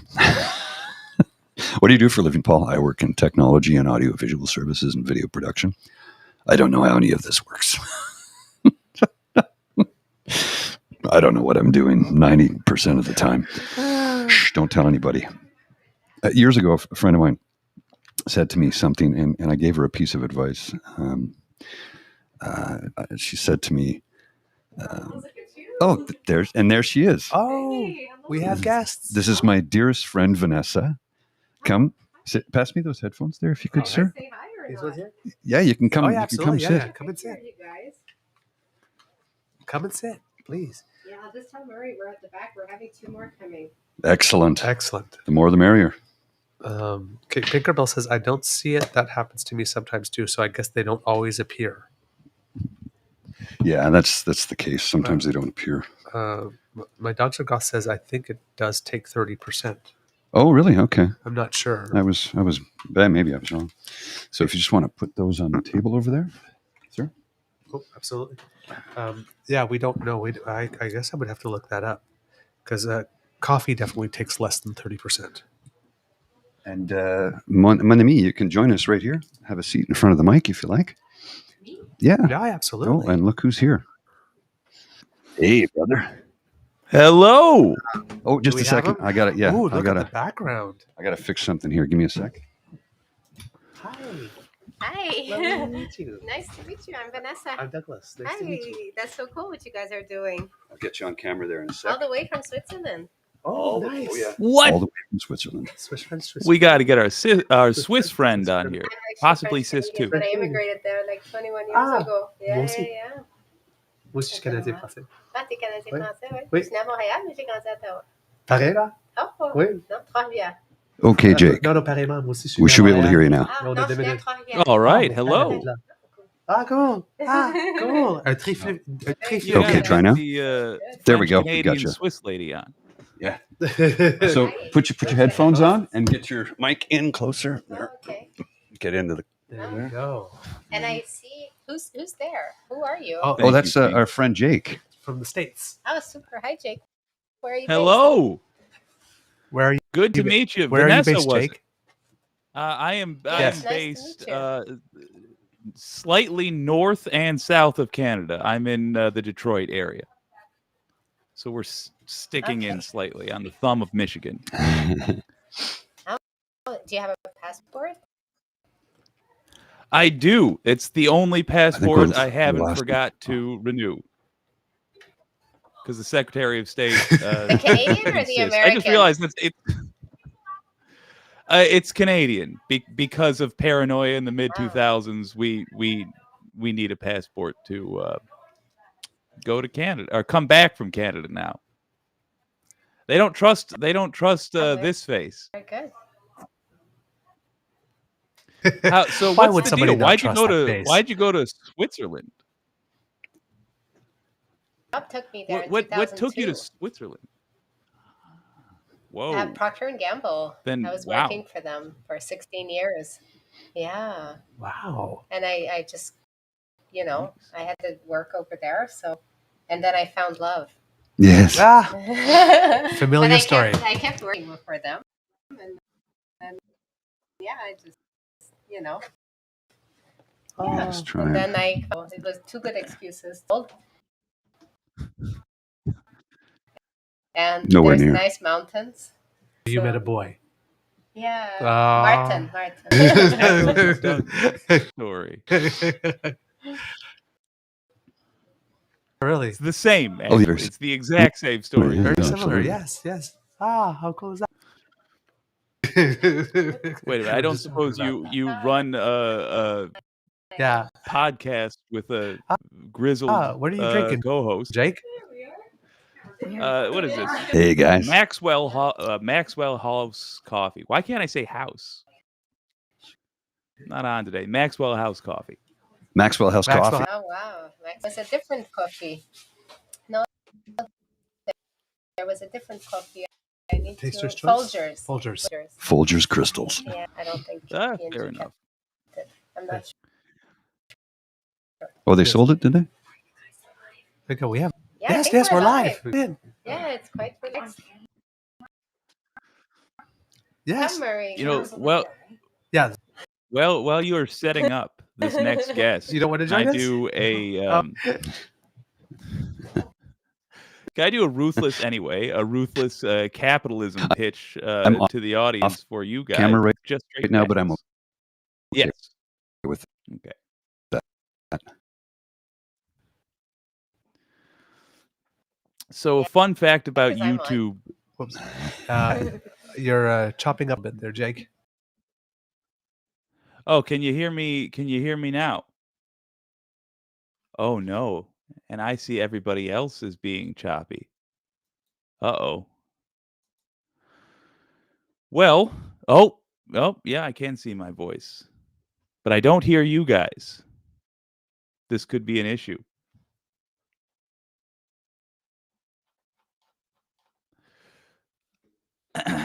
They take like 70%. They take 30%, YouTube Well, does. But here's the thing. We If you don't have please I'll be quiet for a while. Hear them on the thing, it's nice. let's Having I'm too surrounded. many technical issues right here. Yeah, the show's I happening. understand. You might have to boot me. Well, we're having technical difficulties, I think. A slight tech. Fair enough. If you got to boot me, that's totally understandable. Dang. All right, I'll jump in the chat. If anybody can hear me, I'll return to the chat. Thank you very much for having me, though, and I'm so happy I finally poked my beak into the PubCast. It's good to see you all, Vanessa. It was lovely to meet you, gang. I'll still be here, just in text form.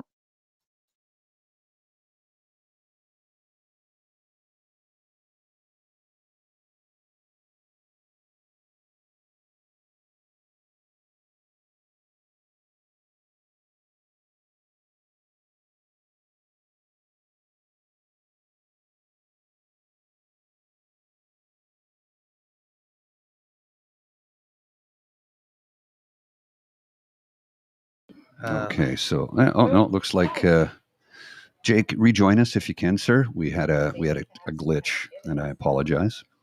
We're just trying to get things fixed up here. You know what it is? I'm trying to run. I'm draining the system too quickly. I don't have enough resources really to make this work the way I want it to. There's Jake. We'll got him back now. Okay. Hey. There you go. Sorry about that. There you go. Yeah. What I was trying to do was run too many things at the same time on a 4-year-old Lenovo laptop, and it's just not cutting it, Oh, it's all good, man. I actually came back in because I remembered what happened with Doug's audio the last time we got together, and this is what solved it. So yeah. There we go. Yeah, jump in and out. It makes a big difference. Yeah, it's crazy. Yeah, simple as that.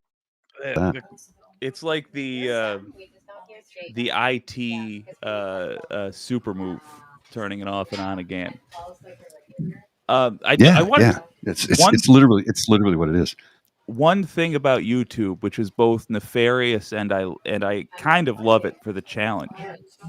If in a given 30-day period you don't clear $100, YouTube takes all of the money.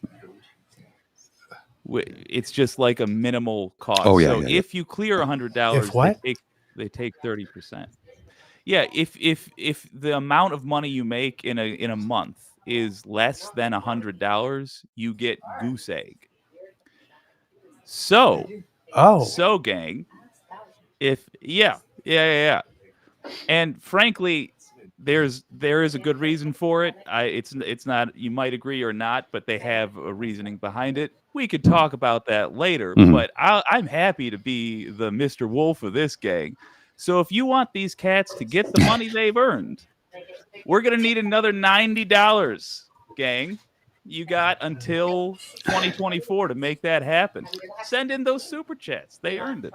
They put on great entertainment. There you go. Oh, so we need to break $100 in order to get paid. Yeah, didn't but, know that. but then we only get 55 according to this. Oh, So it's better Oh. to just do it through coffee then. It well, is. there's a yes and no. This is super chat, but we can start to get ad revenue eventually. Once we hit a get ad Yeah, the revenue. regular revenue, but the super chat. I don't know how things work. And that's Oh, well. maybe the, that's different. Yeah, Maybe that's the ads. yeah. The ad revenue Sorry, yeah, is a that's little true. bit That's for different. advertisers.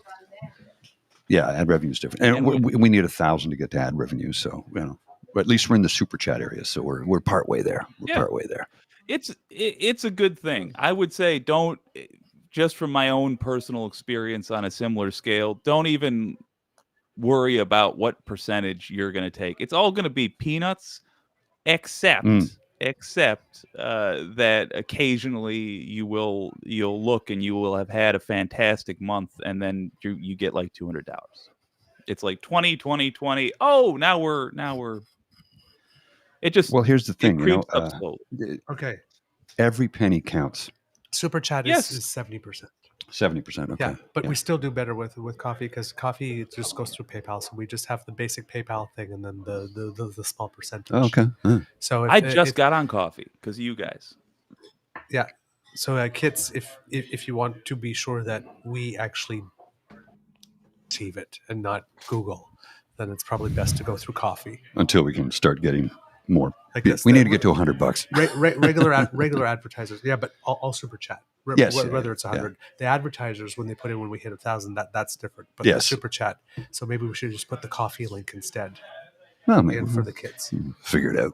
It's Figure it out. it's definitely there's a nuanced conversation to be had. I'm mostly just trying to guilt trip the audience into giving you yes. more money.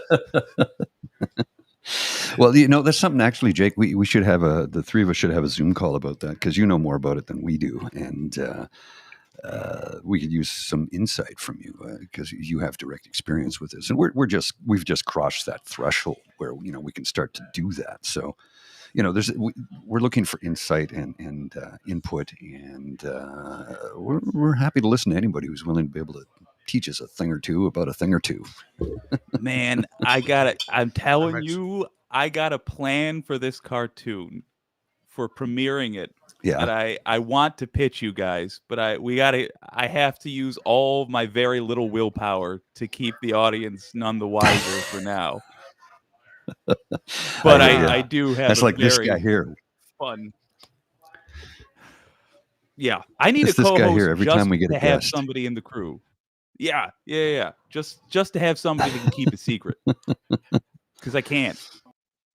Well, it's this guy here. He's like, we got a big guest. I'm like, no, don't say the name of the guest. It's like, well, but I'm excited. But you can't give away the Christmas presents till it's Christmas morning. I learned that the hard way. Actually, Yeah. one year I had my Christmas shopping done by November 18th. And by December 1st, everybody had their new set because nobody had anything for Christmas. It was a very expensive year. That It's happens. like, I got something for you. Oh no! Here it is. It's like, damn, that's not how it works. You can keep those, Murray, if you like. You can pass them around, stick them somewhere, just so you can help promote the brand. Yeah, we got pages of stickers here. Yeah, exactly. Yeah, we got pages of stickers here. Did we show the stickers? Yes, we did. We did. Okay, But this time we could show them again, and Yeah, this yeah. time I will hold it on the correct Hold side. it right up. There you go. See, so we got a sheet of stickers here. They're vinyl. They're not cheap. 25 stickers cost me $45. They don't give them away. So, but here's the thing: we do give them away. Yeah, they're expensive, but we give them away. So, I order them when I can order them, and then we stick them places and give them to people. And my lovely partner Bridget goes around stickering places all over the city. So it's helping us to get the name out there, the name recognition, name brand recognition, if you will, to help grow the channel, grow the business, so that we can produce and present a better product to and for you.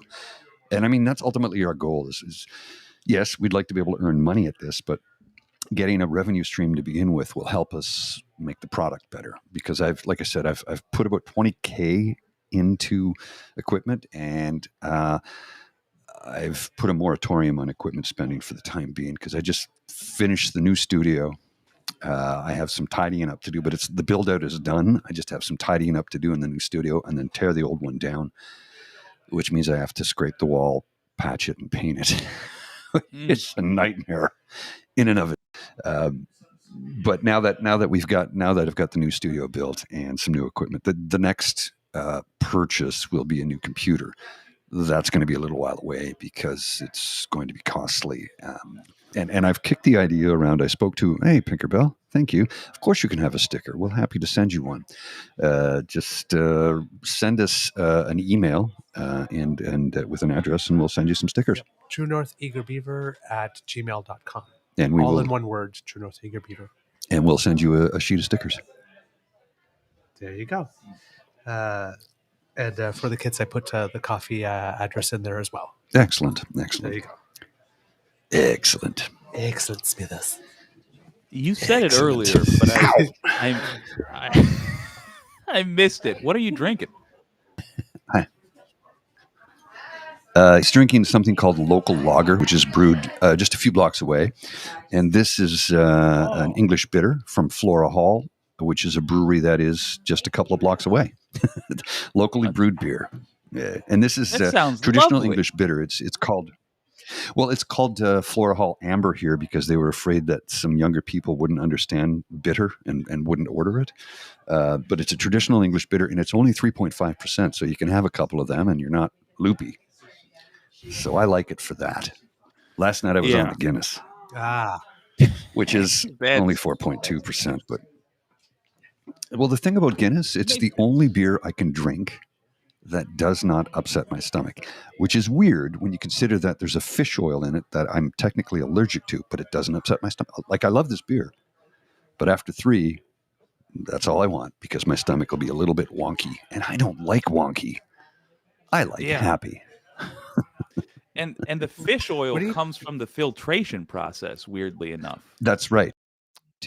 That's why technically Guinness isn't vegan. Now, I know they were working on a vegan because this vegan thing is growing, and Guinness wants to be able to offer the product to everyone, right? And I have a friend who is vegan, but she still drinks Guinness, and I'm like, but she goes, I don't care. I like Guinness. Screw it. I'm not a saint. I smoke cigarettes and I drink beer. You don't like it? Fuck off. I'm like, okay, I appreciate that. I met Jewish people who eat bacon for the same reason. Yeah. You know why? You know why we eat bacon? Because it's good. I was what are you doing for your birthday, pescatarian for a while. What now? I missed that. Yeah. We're on a slight What are you doing delay, for your and I birthday? missed the question from Doug. Was wondering what you were doing for your birthday. Oh, honestly, this is gonna bum people out, but to me, this is where I find peace. I'm working on that cartoon. At some point when I get off camera, I'm gonna keep listening to the PubCast and work on the cartoon. Now that I can see the finish line, I just I can't think about anything else. I understand that. I completely understand that. I'm still curious to find out what's going to happen to me at the end, given what happened when we recorded. It's so many things like that. A bit of a body slam, maybe? Place. Oh, just you wait. It's so dramatic. It's so and you know what? Is that I actually had the best closing planned too. Because I had the argument ready because it kept crapping out on you. It kept crapping out, because you were sitting there and going like, real man. It's like, real man. It's like, real man. Check this, honey. Huh? You can't get more real man than this. I win. Yeah. Oh yeah. I was just gonna show the fuzz and said, there, I win. Boom, smack. And then the system died. So yep. Well, it ended up I had working very well for dramatic purposes, but I have to say, I'm so glad that you had the chest hair planned, because chest hair became a major part of this thing. Just a full shag carpet on your character. the first version of Kodiak looked But like I'm the grizzly. Yes. Well, that's the thing. In the animation, I ended up redoing Kodiak because obviously when you come on, if we ever do it again, when you come on as yourself, that's got to be the character that has the chest hair. That's how we tell them apart. Oh yeah, Right. yeah, yeah. Now Yeah, Kodiak yeah, is yeah. felt.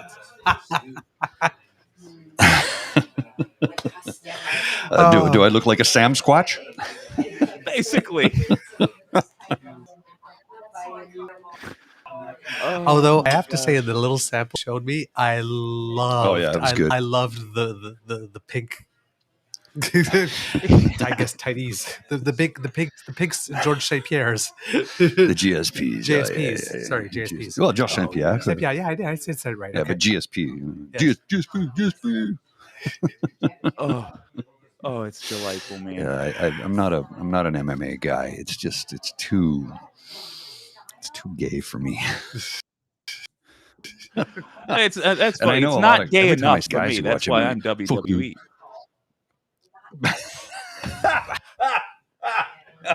It's not gay enough.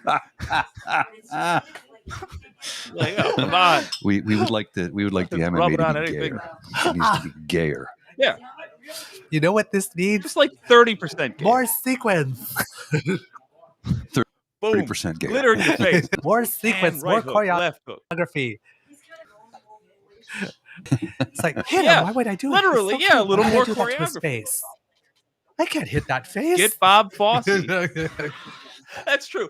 Don't hit him in the face. He's too pretty. We all know it. him in the Entrance by stomach. Bob Fosse. Or the back of the head. Ba-da-da-da-da. Yes, I would so watch that.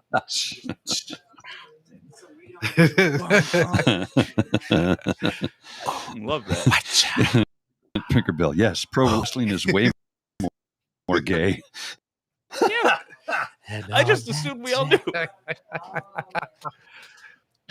Well, I'm learning lots Oh. today. have you ever seen that clip from Quentin Tarantino? It's a film where he talks about how Top Gun is the gayest film ever made. You ever seen that clip? No. The way he breaks it down, I'm he's like, right. I knew it. So now here's That's a where good the point with first time that. I saw the movie, I saw it in the theater back when it what? Yeah, it was 1986, and I'm in the theater, and I sit down. Everybody tells me this movie's great. And the first 5 minutes, when they're in classroom, they're watching video, right? The first 5 or 10 minutes of this movie, they're watching video in the classroom of dogfights, and this fighter pilot leans over to another fighter pilot and says, "This is giving me a hard on." And then the lights come on, and he jumps back, and I'm like, that was a weird thing to say to another man in the dark while at work.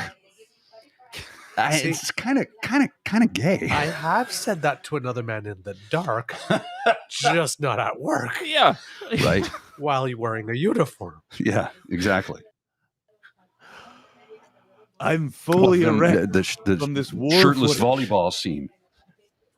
Yeah. Street people are weird, man. I'll know if find the that's link a- and I'll send it to you. That might be more a sadism thing, surely. Well, do you ever watch? I showed him the video of the Australian comedian. Yes. Who goes on about, he goes, yeah, one of me mates, gay people, goes on about, he goes, I don't like them, mate, I don't like them. He goes, well, why not? Don't get me wrong, they're not crazy. They hide in the bush with a crossbow trying to shoot people. He goes, I don't like them, mate, I don't like them.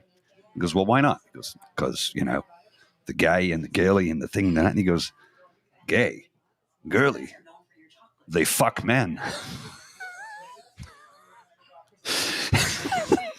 Big, beefy, yummy, broad, You go- hairy, You're just yummy talking men. purely on taking a challenge. I mean, it's a heavier load. Well, he to does lift. this.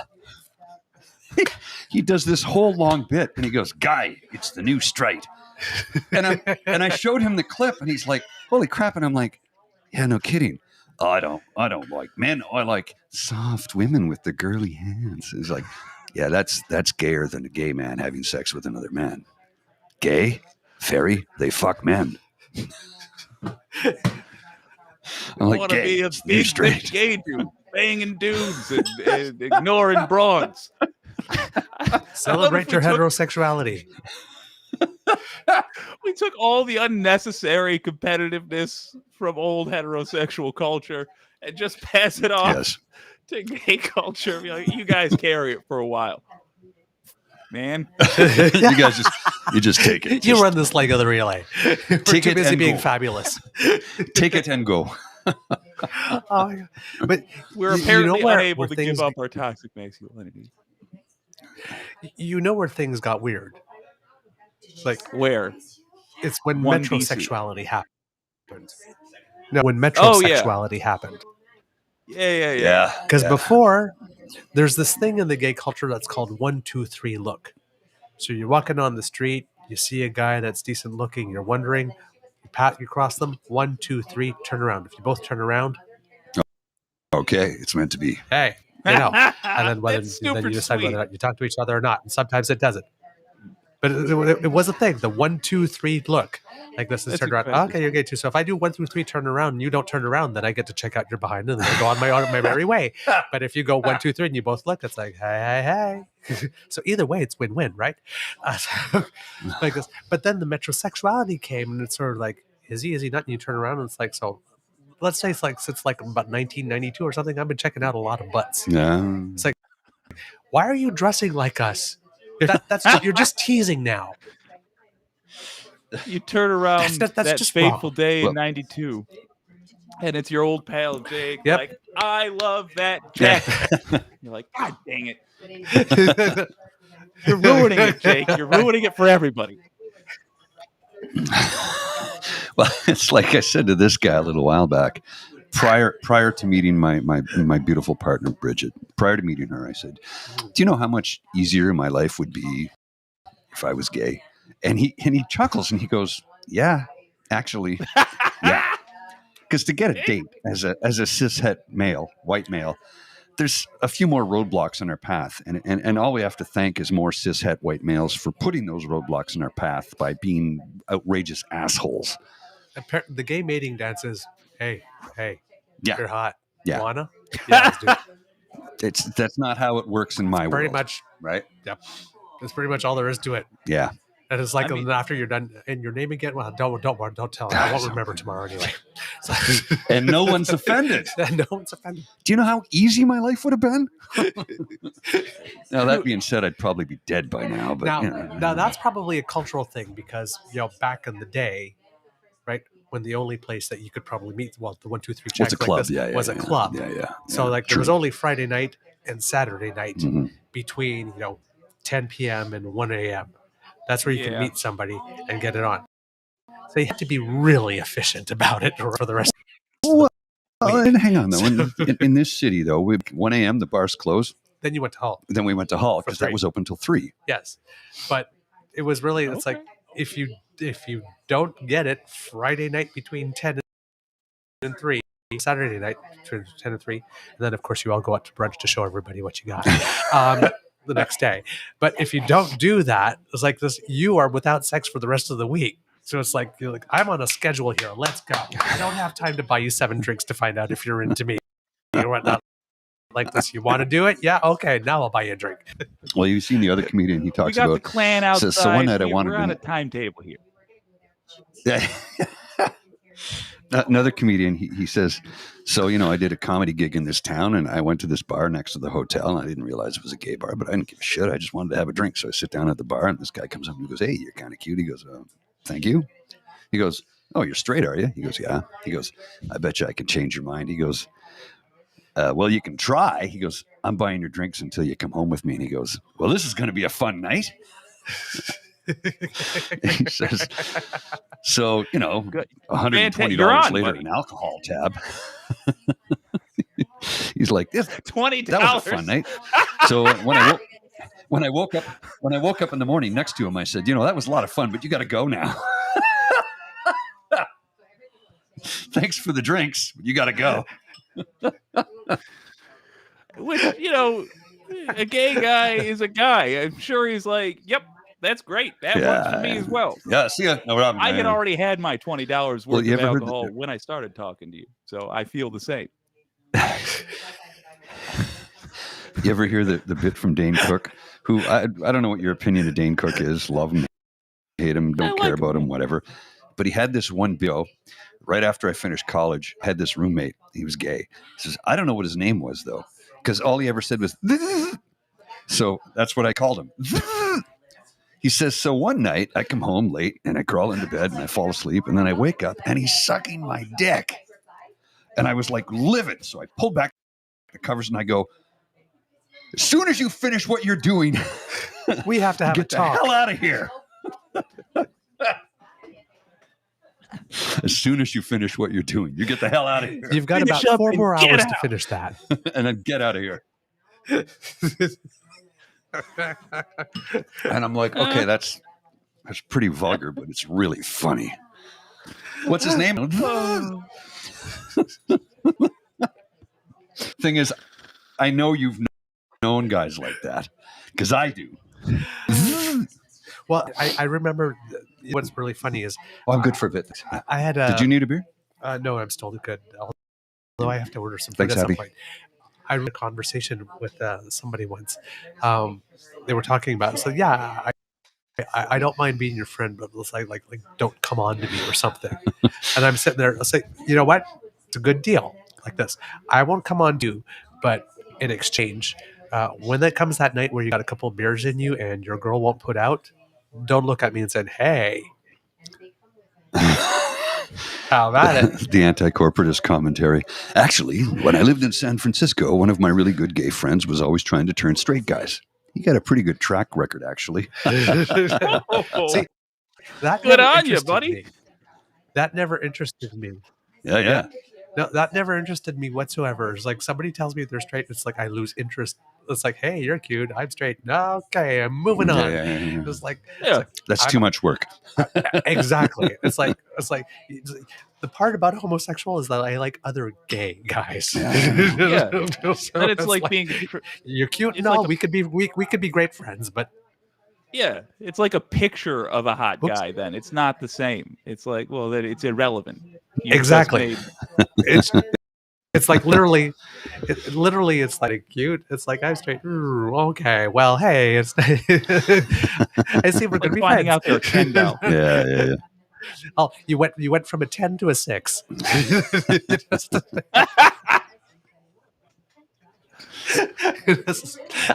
It's like, but there's some people for whom it's like, yeah, I'm gonna. It's like, why are you wasting your time? It's like you keep on trying to you keep spending like money on that guy and convert. I'm gonna go find someone like, and you tell me what it was like after what sex with your palm was like, and I'll tell you what I did after, because I'm getting some. I'm on a mission here. I never Oh my understood gosh. that. I just never understood that fetish at all. I don't I understand have to it. say I don't this. get it whatsoever. I would be. So you're I saying want to. I was never I worried want about to it. see that. you want Like, to see what? I want to see the person who's so good at at turning straight Right? guys or activating Oh. the latent whatever. Well, here's the secret. This is I'm going to reveal to you like deep gay secrets. What is the difference Deep between gay a gay lore. man and a straight man? I don't know what.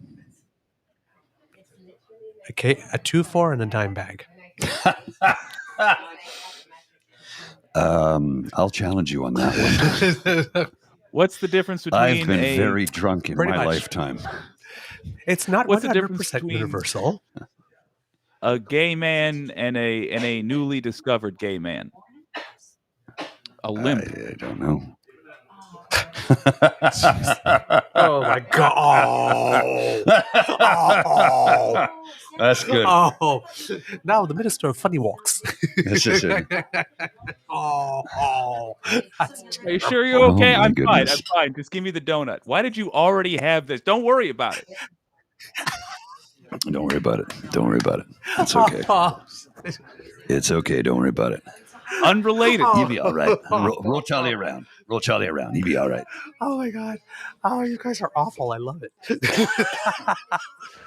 Well, you got to have some fun because life is short. Oh my no, but this is the thing. Again, I keep on mentioning it like this sometimes when I'm on with Dean and everyone because I so love that in 2023 I can sit with guys who are like hopelessly heterosexual. I don't know what you mean by that. Absolutely hopelessly heterosexual. There's nothing that can be done like this, and crack gay sex jokes and have them crack them back like this, and everybody's cool. It's just because like when I was a teenager, the only thing I wanted, like I really wanted, just like I like to watch hockey. Yeah. Like, and like I have all the friends in the world when I want to watch the Oscars or the Tony Awards. I have nobody to watch Canada playing in the gold medal for the Olympics with. Right. Like this, everybody's busy or doing something else. Well, you do now, brother. And it's sort of like, it's like where's this? The 10% of me somewhere that's straight in all of this. Like this, where's the guy I can hang out with? To have that. I was like, and it took until like the 2020s or something like this for like it's like you could be a straight guy and a gay guy like this and have like a really really great friendship like this and there's like no tension whatsoever. And it just makes me so happy. And I love the whole point about like being one of the boys is that you break each other's balls. Yeah. And it's sort of like it's like nobody, and this is going to sound dirty, nobody wanted to break my balls. At least nobody that was straight wanted to break my balls. So it's sort of like it's just fun to be able to banter and just be one of the guys. It's one of the things that we really miss. Yeah. Because I know what it's like to be one of the girls. No problem. But one of the guys, that was really, really rare. Like this, and now it's almost normal, and it's just like thank you because I missed it so much. Well, it wasn't a part of your experience growing up, or No. So now you get to take part in it, and it's days. lots of fun. It's Pardon? been since ancient days. It has been a tried and true thing for pals to get together in a bar and tell filthy sex jokes. It's Right. just, Oh yeah. No one should be denied that. And I'm sitting there. I'm going to jump out for a minute, okay? And I'm sitting there like, I got some filthy sex jokes. I do. And it's like, but nobody wants to hear them. It's like, crap. I'll be back shortly, I promise. Okay. It's like, we don't need to hear that. Oh, man. Oh, so you've got a But couple now we decades can. pent up. Wonderful. Yes. Oh, yeah. Yeah. Oh. Yeah, I've got a lot of pent up. This is gonna sound apropos of nothing, but I highly recommend you watch this YouTube channel called Plumcore. PLUMM. Plumcore. Core. Yeah. It's the most insane thing I have ever seen on YouTube. And it's basically a group of young fellas who write hilarious things to say for a middle-aged guy dressed like Dracula. That's the whole gimmick. And I laughed basically nonstop for about 30 minutes. It's the funniest effing thing. I'll show it to you sometime. Just the sentences these guys construct is like the sort of thing where if you stop and think about it, it's the most insane thing. I rolled blunts for Mansa Musa. Like just very odd things, but I thought of you when I saw it. I'm like, this is something Doug will enjoy.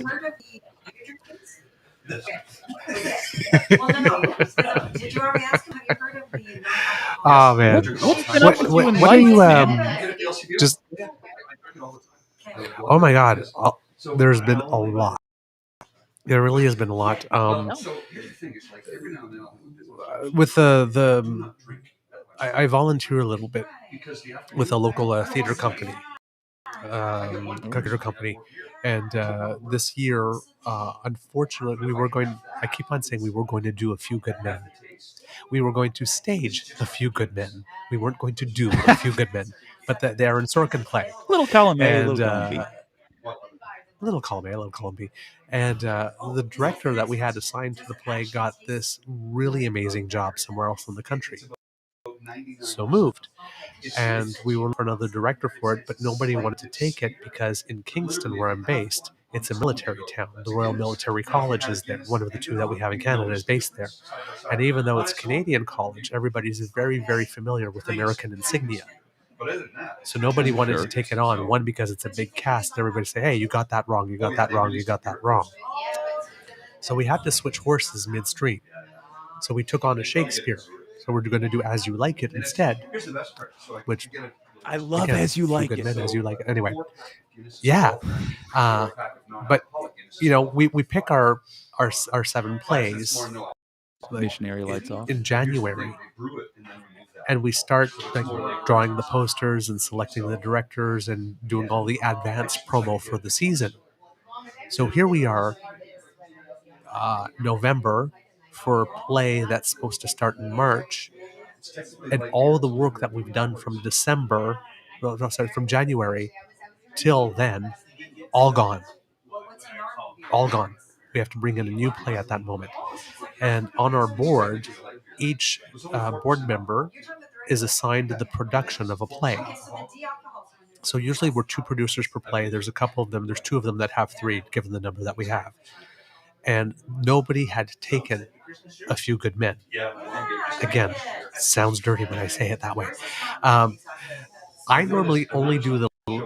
I normally regard. Some people choose their plays based on their. Always pick the last one of the year because with my curling, from October pretty much, sometimes September, but October to April is curling season, and February, if you're in contention to win your club or to win your title, you're in the last round, you're in the A division in February. February to April is big time, right? That's like peak. If you're going to make the playoffs, if you're going to have a chance to win the club championship, that's when it is.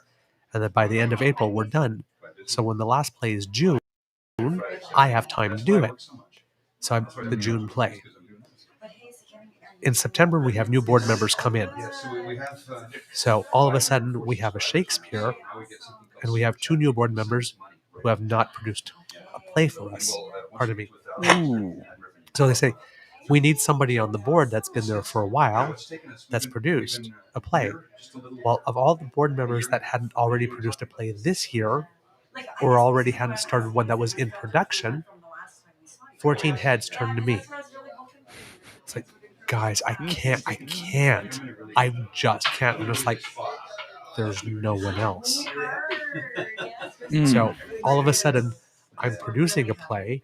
It's a freaking Shakespeare.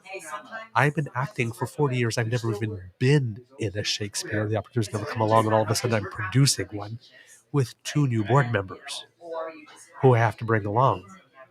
And I'm sitting there and I'm thinking, I just don't have time. And my life has been just insane. I sing with the choir. I had to drop out of our Advent concert because I didn't have time to show up at the rehearsals, and Yeah. I can normally, with our choir director, go take individual time with her.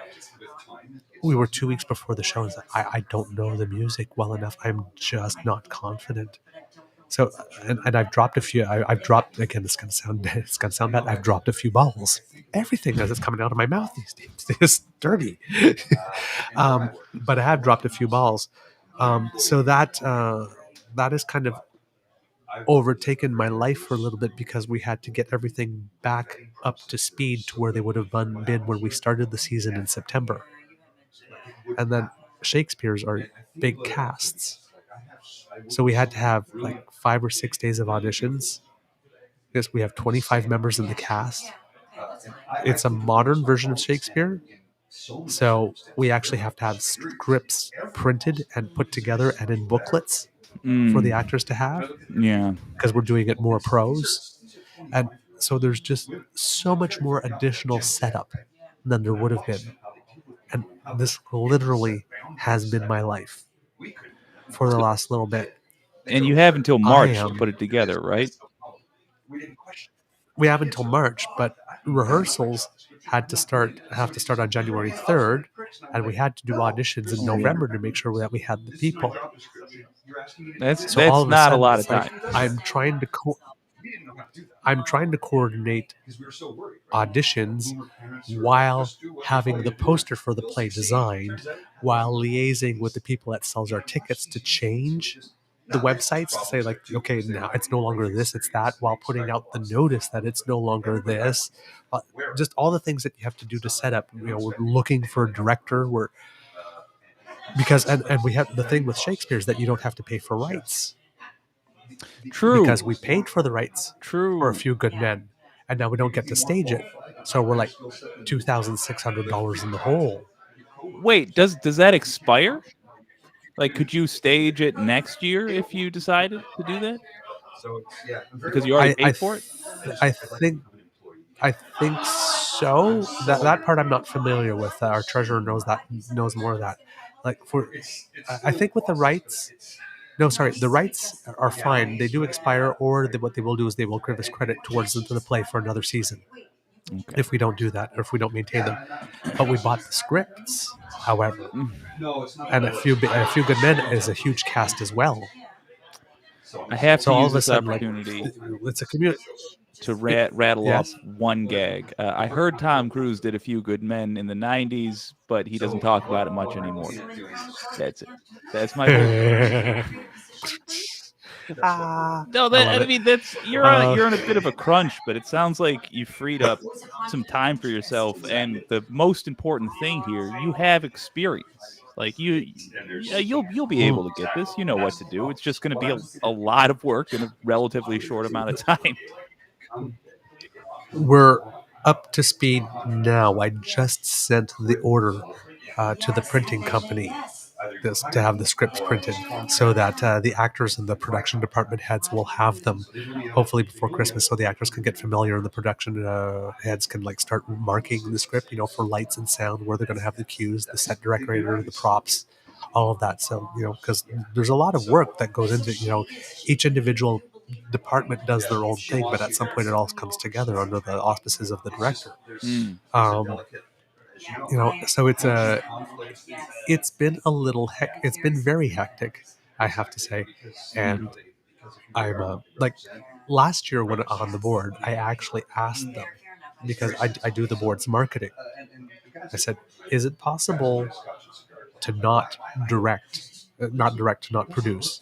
Because we have 7 plays, that's 14. There's one that has 3. Could we just have everybody with 2 and I not? Because we have 7 shows per year, then we have the announcement of the new season, and in the summer we have a 1-act festival. So there are 9 times during the year where things come to a peak, where there's a lot of intense stuff, and no other department has that. Right, the people that make sure the facilities, it's an ongoing thing. Health and safety, it's an ongoing thing. But marketing has like specific peaks, so there are a certain number of days before production and whatnot, like this, where I have life, because the thing needs to cranked out because everybody's at the last minute with stuff. Right, when you have to design a program Sure. and you get the list of all the actors and their pictures 3 days before opening night, you're spending 2-3 days designing the program, right? That's what you're doing. So, and they said, well, no, all board members have that to produce. It's like, oh, you gotta be kidding me. So when they were all looking at me, it's like, you're asking me to produce a Shakespeare that's staging in March, the last 2 months of curling season, and I'm an A-level competitive curler. Like, why are you doing this to me? Why are you doing? What have I done to you so that you would do this Because to nobody me? else is out there like, oh, it's the middle of curling season. Oh, I'm sorry, curling season just ended. It's somehow now tennis season.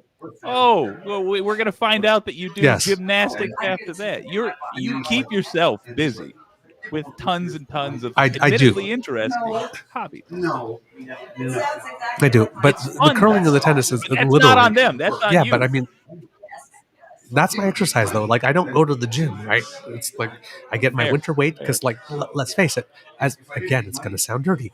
As much as I pound the ice when I sweep, everything's sounding dirty. Everything's a double entendre. As hard as I pound that ice when I sweep, curling is not the most aerobic activity, right? Fair, So I fair. gain weight in the winter, and then tennis comes along and I lose weight. And like I said, by the time November comes along, I have my bikini, but it's November, so nobody gets to see it. And then I put on weight again. So those are my exercises. So that's what I do to remain fit and I remain healthy. Um, so and I tried, like, for me, exercise that feels like exercise I can't do, but put a racket in my hand and make me run, and I'll run for like 3 hours, right?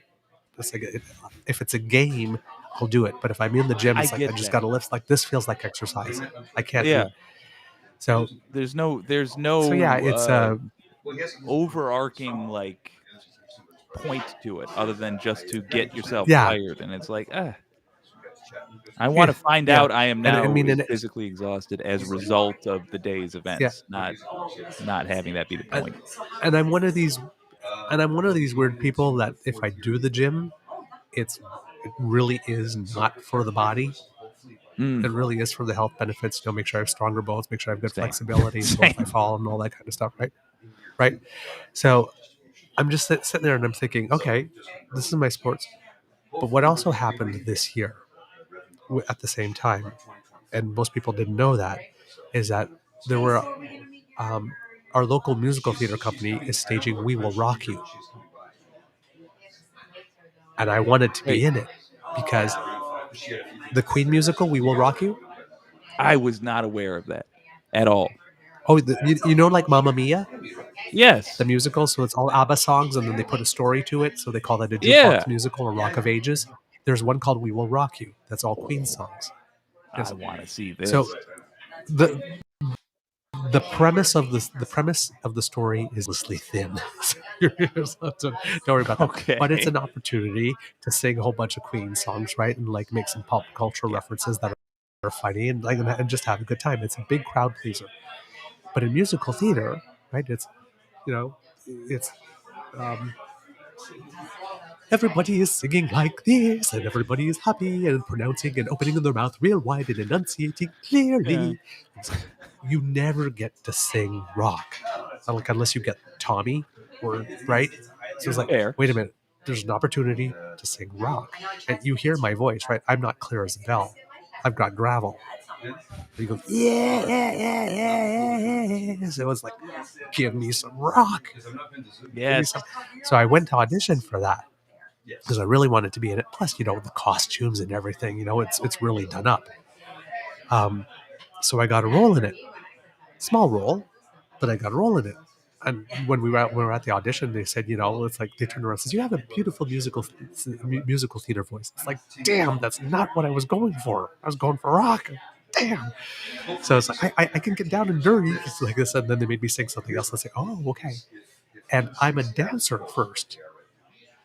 So like somebody said, I got cast for my voice. First time ever. I got cast primarily for my voice. That's I cool, rely on dude. my dancing first, my acting second, my voice third. So singing with that choir really helped. But Gotta feel good. they said I had a beautiful musical theater voice, not a rock voice. Well, turns out in this musical, there's two groups of people in two different choruses. There's the Gaga kids, and then there are the Bohemians. The Bohemians are older. The Bohemians don't really dance. So I really was not picked for my dancing because Huh. I'm danced as one of the Bohemians. They really did. So I'm sitting there, okay, I got We Will Rock You. It is, as you like it, our play runs March 7th to 23rd.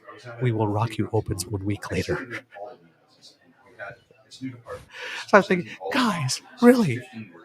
And then when we were doing As You Like It, we got this great director. His name's Peter To make Aston. work. He's acted in Shakespeare professionally, like 4 or 5 times and whatnot. He loves it. He just has a passion for it.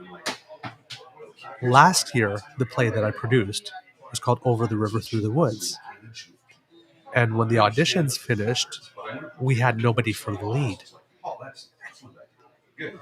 and it's a play about a family. So when we were auditioning people, normally when you audition alone, and you do a monologue or something.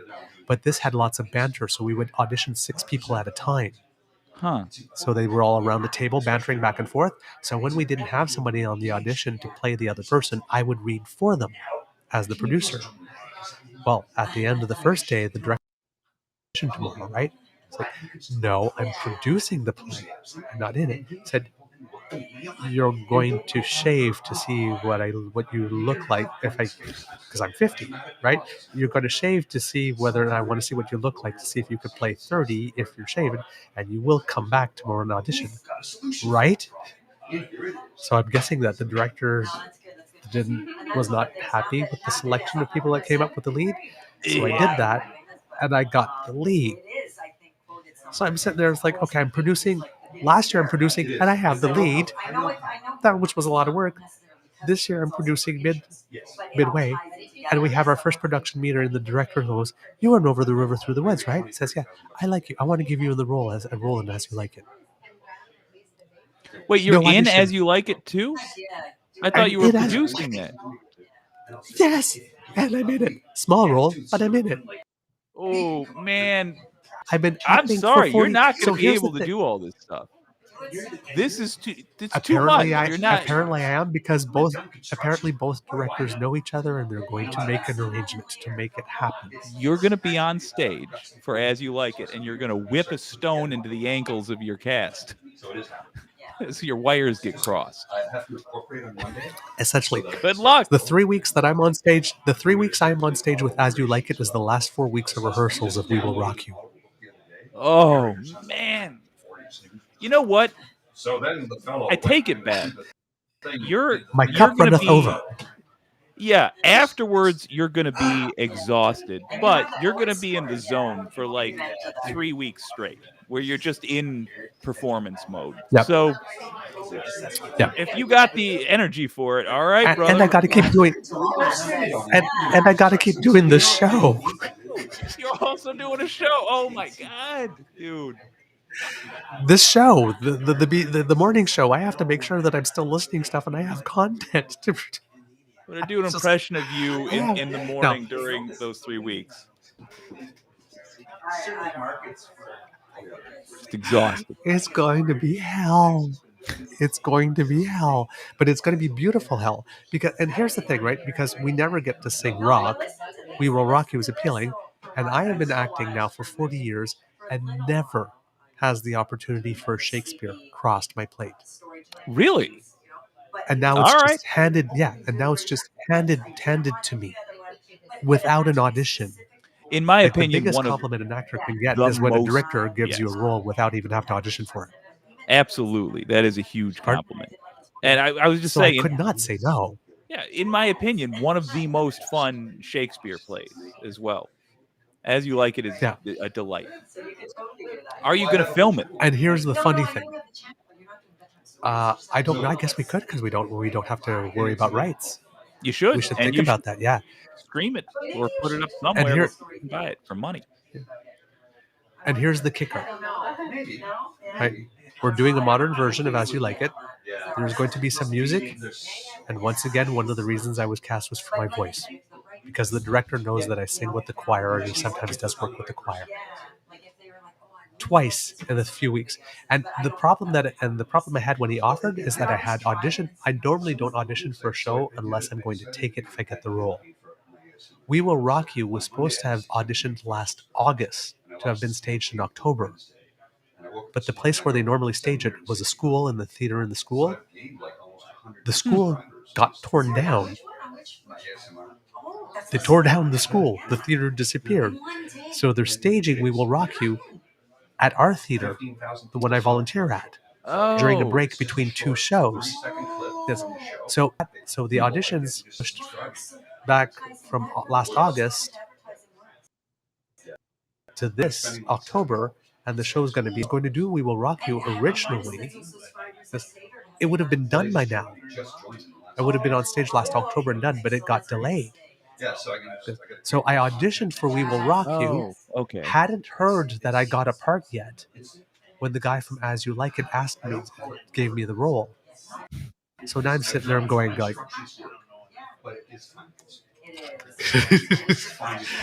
I've auditioned for We Will Rock You, and the audition went really well because they said I had a beautiful singing voice. So I'm thinking, oh God, I'm going to be offered both roles. It's What do I do? you're gonna have. Well, you know what? I started a new business that might actually help you with this. I now sell cocaine, so that should keep you entertained.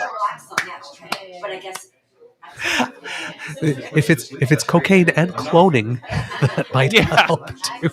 yeah. I gotta tell you, I applaud the ambition. I'm excited to see this stuff. This is all things I enjoy as well. It's gonna be good content. It's just a lot in such a condensed amount It's of gonna be time. fantastic. Yeah, it'll be fun. Yeah, yeah, Exhausting, but a yeah. lot of fun. Now, fortunately, they're both small roles, which makes it. That's what makes it possible. If one was a lead, it wouldn't be possible whatsoever to do it. Um, so, but yeah, Yeah. it's going to be an interesting challenge. There's only once in my life that I've been in two shows simultaneously like that, very close to each other, and it was a challenge. It really was a challenge, but I did pull it off. And I mean, and I am someone once, like the first professional role I ever got was a musical in which one of the cast members had to pull out 4 days before opening because unfortunately his mom had cancer and she decided she was stopping treatment. So it was a touring company from Florida that was coming to Montreal to do a show. And the company wrote to us in Ottawa because there was a company in Ottawa. We had done that show a year and a half ago and we were the only company in Canada that had done it. And they asked, is there anybody that from there who could come and help us? Yes. So I went. I happened to be free and I went. And I learned the musical in 4 days. The choreography, the songs I was familiar with because we did it before a year and a half before, but I didn't have the same songs that I had when I did it.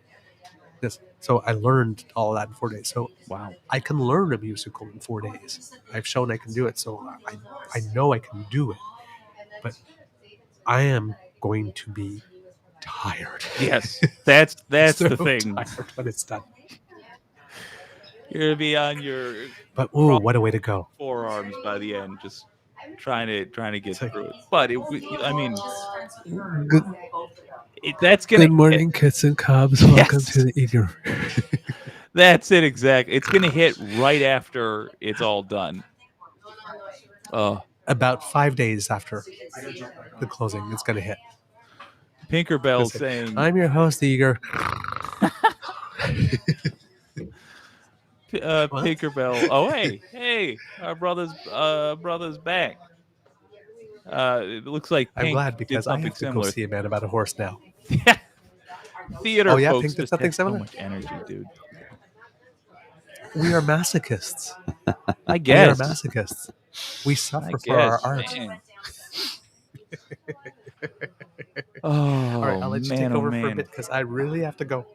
Okay. I'm about to do some pee choreography here on the bench. I'm back in. I'm back in for the party, for the long haul. I'm here to hang out and have a good time with all the peeps and poops and kits and cubs. What have you been up to, dude? I haven't talked to you in a while. Working my butt off. I did a thing. I did a thing. Thing.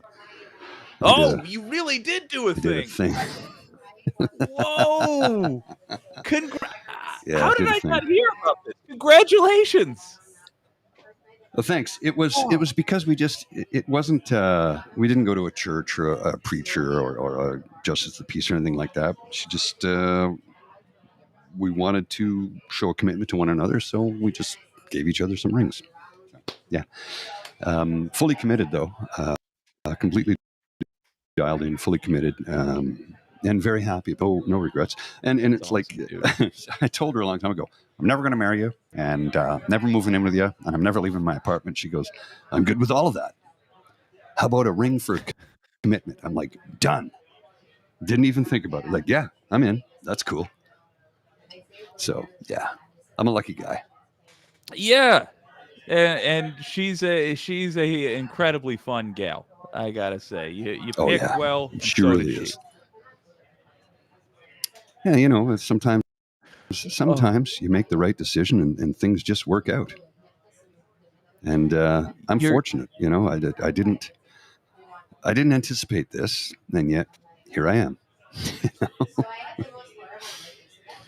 Oh man, I was it's not really related, but I was looking at the picture of you working out back in the day, Oh, and I've yeah, decided that the thing yeah. I'm going to start doing is sending you incredibly high calorie foods in an attempt to slow down your progress.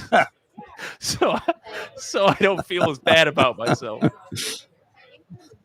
Well, look, let's be honest. In my case, it's genetics plays a huge part, right? I'm True. genetically True. predisposed to be like this, and that's the truth.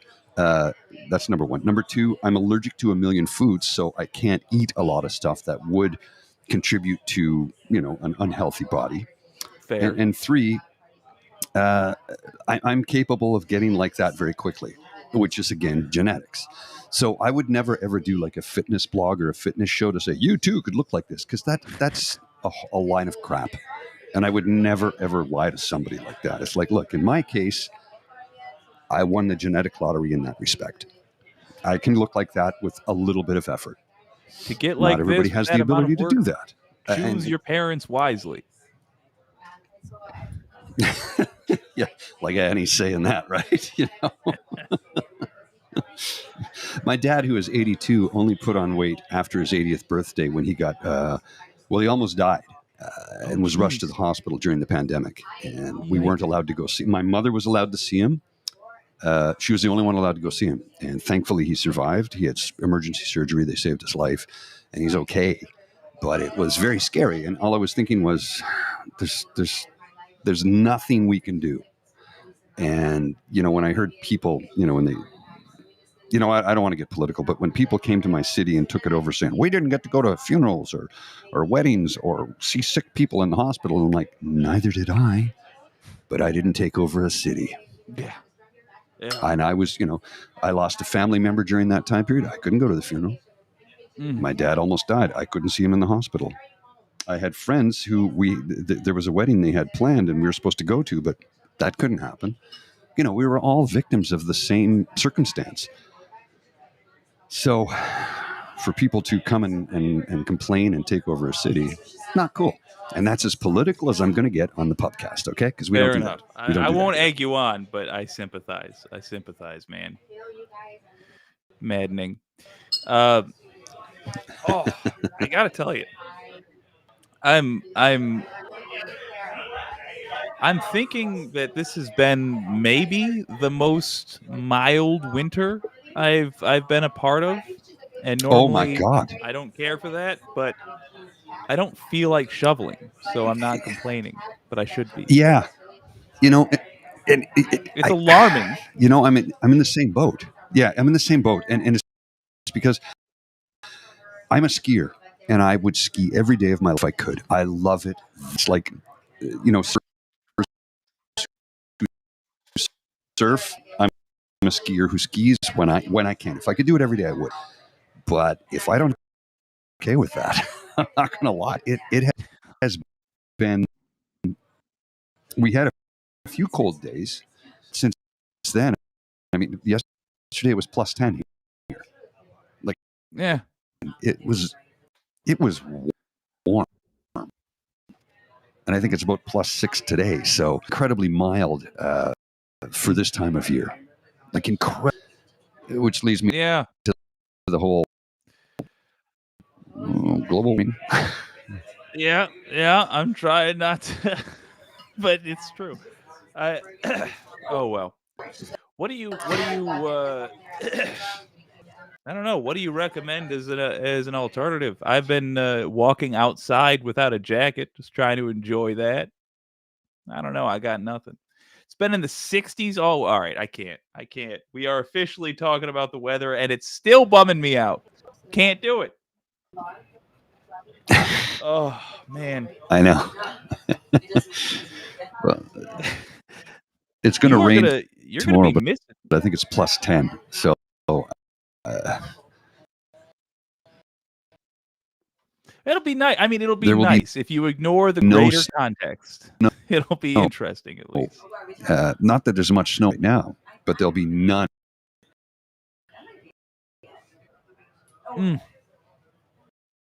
Yeah. Yeah. Queen Snuggles is thumb typing from the bathroom. Oh, what is you're gonna be basically holding up this show, I think, in a couple of months because your co-host has committed to a hell of a lot. Oh, really? Something I need to learn? Apparently he's got multiple plays. He's got curling, competitive curling happening. Boy, that's gonna be wild. He's a busy fella. I'm not going to lie. He's a busy fella, and I can relate to being busy. But I need some downtime every now and then, because if I don't, I get a little squirrely. And, we don't want a squirrely grizzly. A squirrely grizzly is a bad thing. I get the feeling the both of us are more introverted than Doug. Actually, I'm not introverted at all. Oh, you're really? You're extrovert. Oh yeah. Okay. Yeah. Fair now enough. Here's the weird part. I am by nature shy, but when I was very young, I decided I didn't want to sit alone in the corner anymore, so I just came out of my shell, and I've never gone back. I'm glad to hear that. I usually choose to believe there is no world outside my shell, and that's frequently disproved. But that's cool, man. So, I understand. So when you are hanging out with people in a non-public way, like it's not part of the show or anything, what do you do? Right. No, I'm essentially exactly the same person. No word of lie, hand to heart, exactly the same person. I might be a little bit more rambunctious. Occasionally tell a joke that my mother would be very upset about if she ever heard it coming out of my mouth. But that is with a very, know your audience. That's with a select group of people, the guys in my Scotch and Cigar Club, where we can just say anything to each other. And I'm the youngest guy. Most of the guys are 62 and up. Wow. So I'm the youngest guy there. But, I also bring in, I'm Gen X, right? And most of them are boomers. And some of them are on the cusp of Gen X and boomer. They're more Gen X than boomer, but you know what I'm saying. But the thing is, it's like I also bring in perspectives from millennials and Gen Z, because I work with both of them.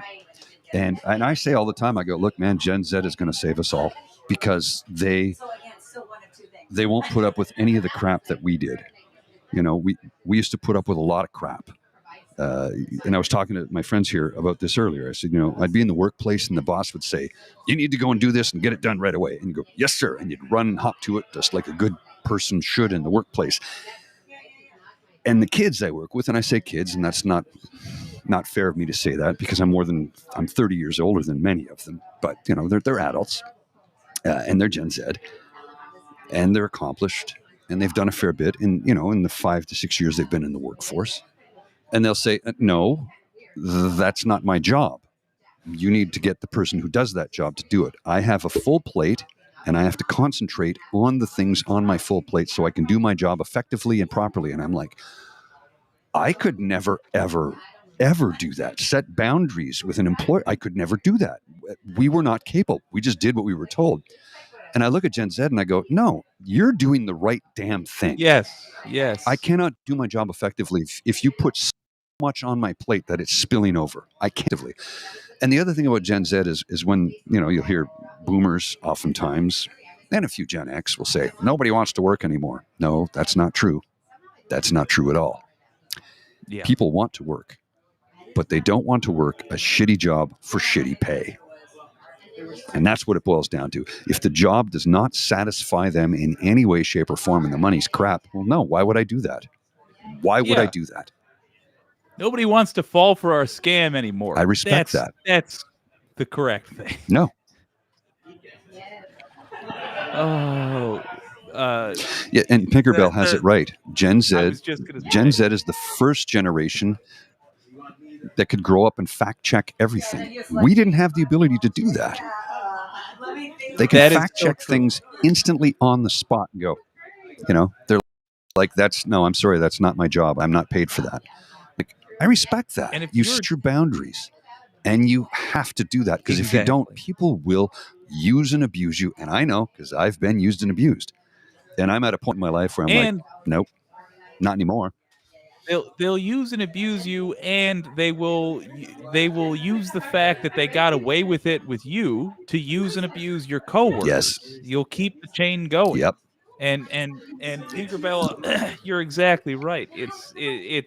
It's not like the people of previous generations are made of different stuff. It's as you say, the No. availability of information.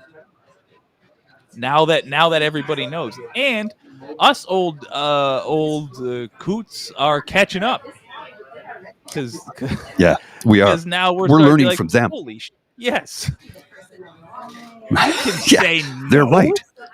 you can refuse to do a I, job that's not your job. Great, holy god. well, and we came from the generation. Our parents were from the generation. Do everything they ask of you. You will succeed. You'll be promoted. You'll get a better job. You'll get a better. Yeah, No, that's not what happened. It might have happened when they were children. Maybe. I don't know if it ever did, but it's been my experience that you do all of that, and they just discover, yes, please. and they hit Yes, you from please. angles. They I'm sorry. Just ordering They a hit you drink. from angles that you're not prepared for. You're prepared for them to be Yes. like, well, do you want that raise or don't you? But what they actually hit you from is like, listen, we're really hurting around here and only you can save us. And Yes. like we used to be like, oh, well, I don't want to be the reason that everybody like that the company collapsed. And then now we see Gen Z and we're like, or Gen Z, and we're like, pay for the employee. I saw how much you made this quarter. Pay for another 10 Yeah. employees to do this job. Quit bothering me. Exactly. Oh, Yeah. They're like, what was the guy from Panera Bread the other day? He said, we've learned that with Gen Z, they don't want to get up in the morning to make wealthy. No shit. no. Like, really? Did you, how You know how what? I'll make the shareholder how wealthy if I much get did they pay a for? share. Yeah. If I'm a shareholder, great. How much did you pay for that study? They Yeah. don't want to sacrifice their Yeah. mornings to make a rich man richer. Oh, I hope they paid nothing for it, but something good. tells me they They're probably heroes. spent a lot of money to come up with something that I could have Yeah. told them if they just ask me. I'm in the workforce. I've Yep. been in the workforce since I was Yep. 18. Ask me, I'll tell you. If they would have come to you and I, they would have come to, they Well, would have actually, come to us. in the full-time workforce since 18. Oof. Oh yeah, I had a paper route when I was 13. Then when I was 15, I got a Oof. job. No, so when I was 14, I got a job working at Lansdowne Park, which is the football stadium, and I'd be the guy walking up and down yelling, "Peanuts, Coke, get your cold Coke." I did that for a couple of years. Then I got a job as a sous chef when I was 15. I'm not kidding. I ran a kitchen How? at a country club. I was 15 years old. Uh, I believe the laws by 2023 standards, yeah, but country clubs do that. like Yeah. several laws. But it was a great learning experience for me. But I mean, I've basically had a full-time gig since I was 15.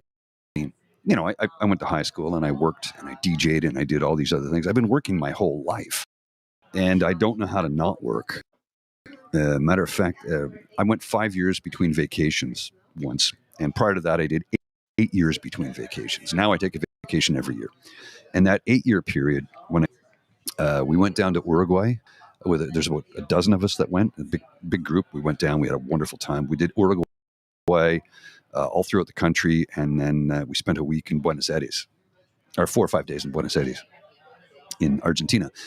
And the weather, it was summer there and winter here, and it was glorious. It was good. And I remember the first day, we check into the hotel on like a Thursday evening and Friday morning, we go down and we have a big thing. And I'm like, I'm going to have a beer at 10 o'clock in the morning because I'm on vacation and screw it. Okay, we're going to the beach. Okay, we get to the beach and I'm like, okay, what do you mean? We're going to sit on the beach. Just sit on the beach? Yeah, sit on the beach and relax.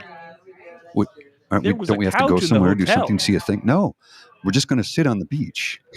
Yeah. Well, that was my attitude, right?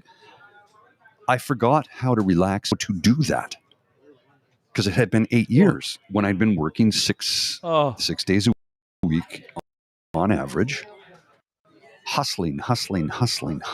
And I mean, look, That's the kind of you can't story get that back is the gonna time break you've the heart given to of future others. generations.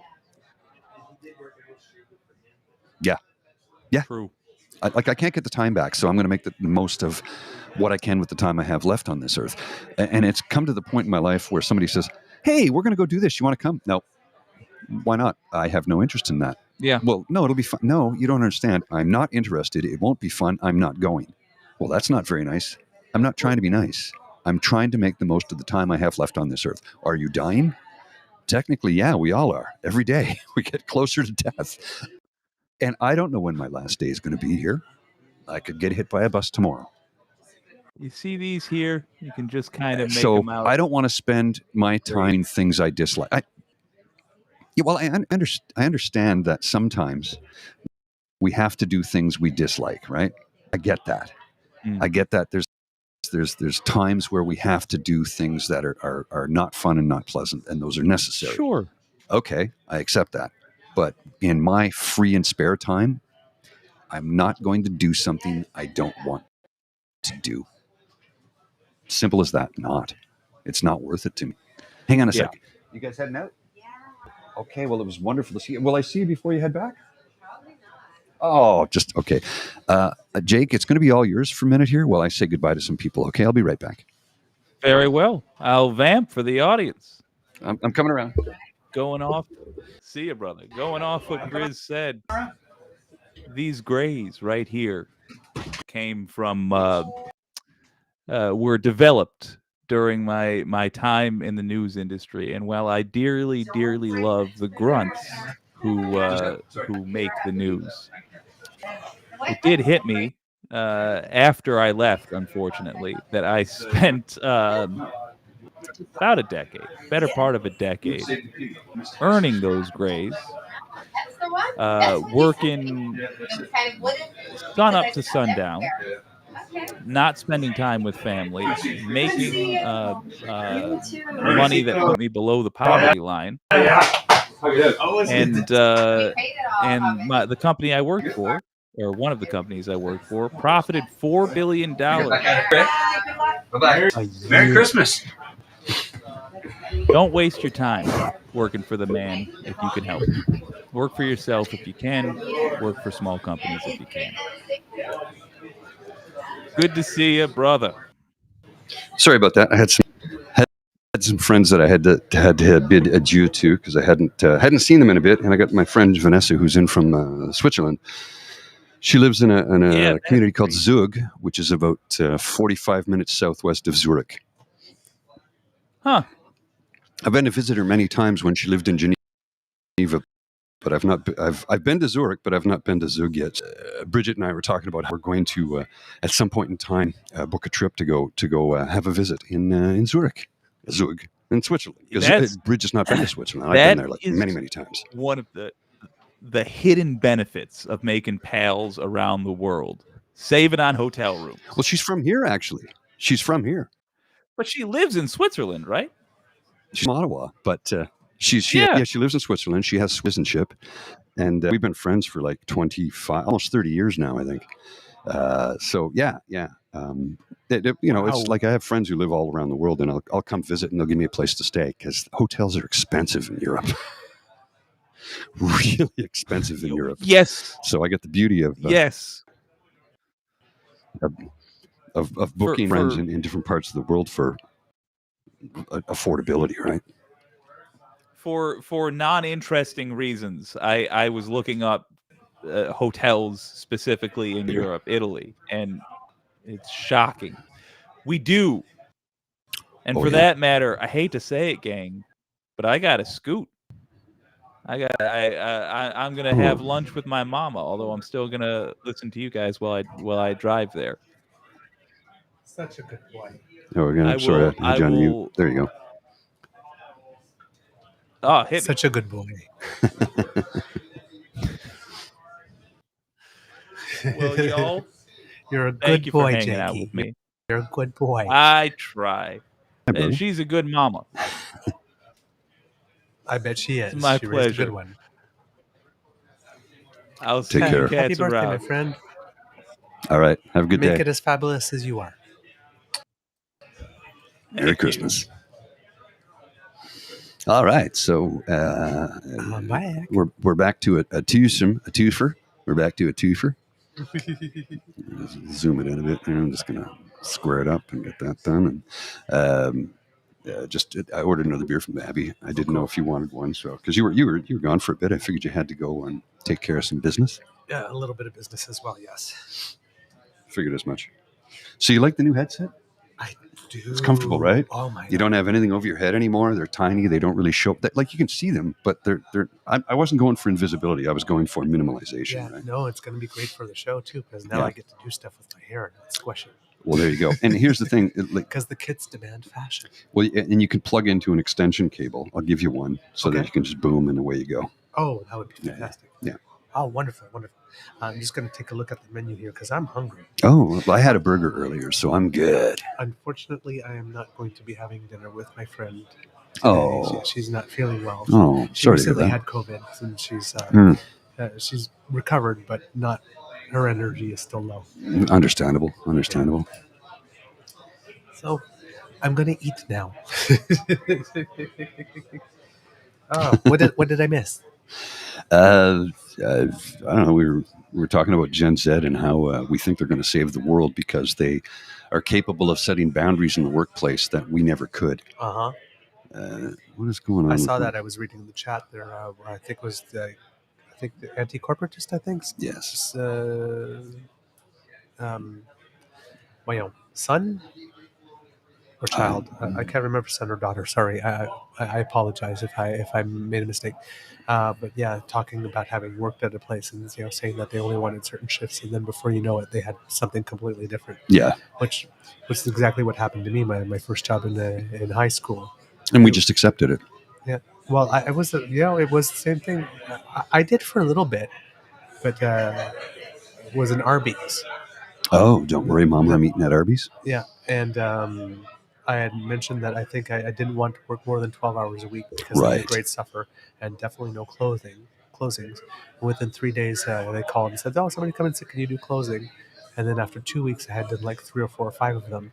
And somewhere after 2 weeks, they wanted to come in and have a chat with me and says, "It seems you don't want to work." And it's like, I've taken every extra shift that you've thrown at me, even though I said I don't. And I went to the bathroom, I got changed, and I handed them my uniform and said, I'm done. Oh, I don't blame you. What do I you don't mean? blame you. You've seen, I've taken all the shifts, I've bailed you out for the last 2 weeks, and you think at me, it seems like I don't want to work? Oh. No, I don't want to be abused in the workplace by abusive people. Learning to set the boundaries. It was anti-corporatist son. Okay. Yeah. Uh, So a good on. Well, that's the thing. Good And Linda pointed out earlier, it's like this generation has the ability to fact check their job description right in real time on the spot. Uh-huh. We could never do that. No. Oh, no. No. And if we did, they would threaten to fire us. I'm like, Yep. but why? I'm working well within my rights. And I've been in jobs where I've been abused. They've been abused. A driver needs help delivering. I got a delivery coming in. I can't get access to the building. Okay. Call me on the intercom. Thank you. No worries. Thank you, Abby. I appreciate that. Yeah, I'm going to order something. It's the first time I had a chance to look at the menu since we started, but in a couple of minutes I should have something. Thanks so much, Abby. I appreciate it. Oh, man. It's been a busy show. And here's what I've ordered. What time are we? We got an hour. Oh, yeah. It's so he needs help delivering I can't get access to the building. Well, if you call me on the intercom where it says my name, you scroll down and press the button, I will buzz you in. And then just leave the product at my door. And it's soap. I've ordered soap.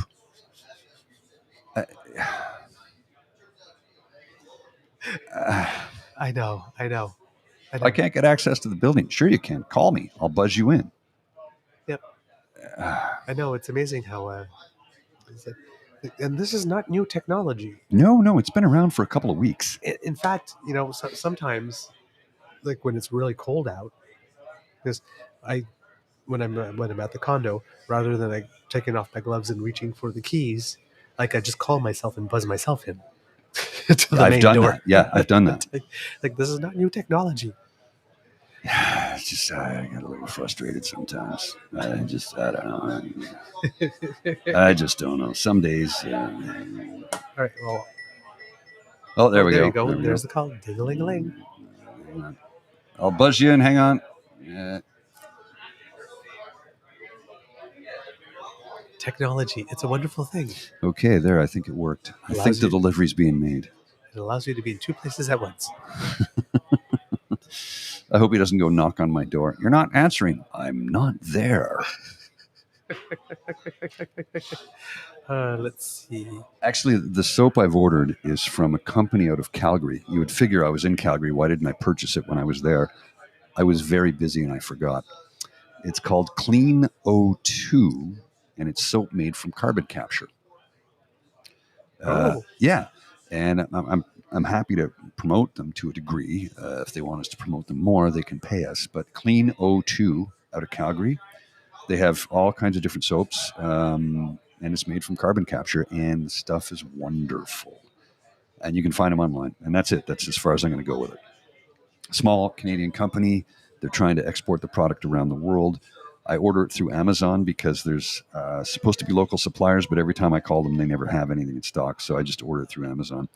And I used to order it directly from the manufacturer, but they would charge me for 3 bars of soap. It's $24. It's not cheap, but they'd also charge me like $20 to deliver it. But because I get it through Amazon Prime, no delivery fee.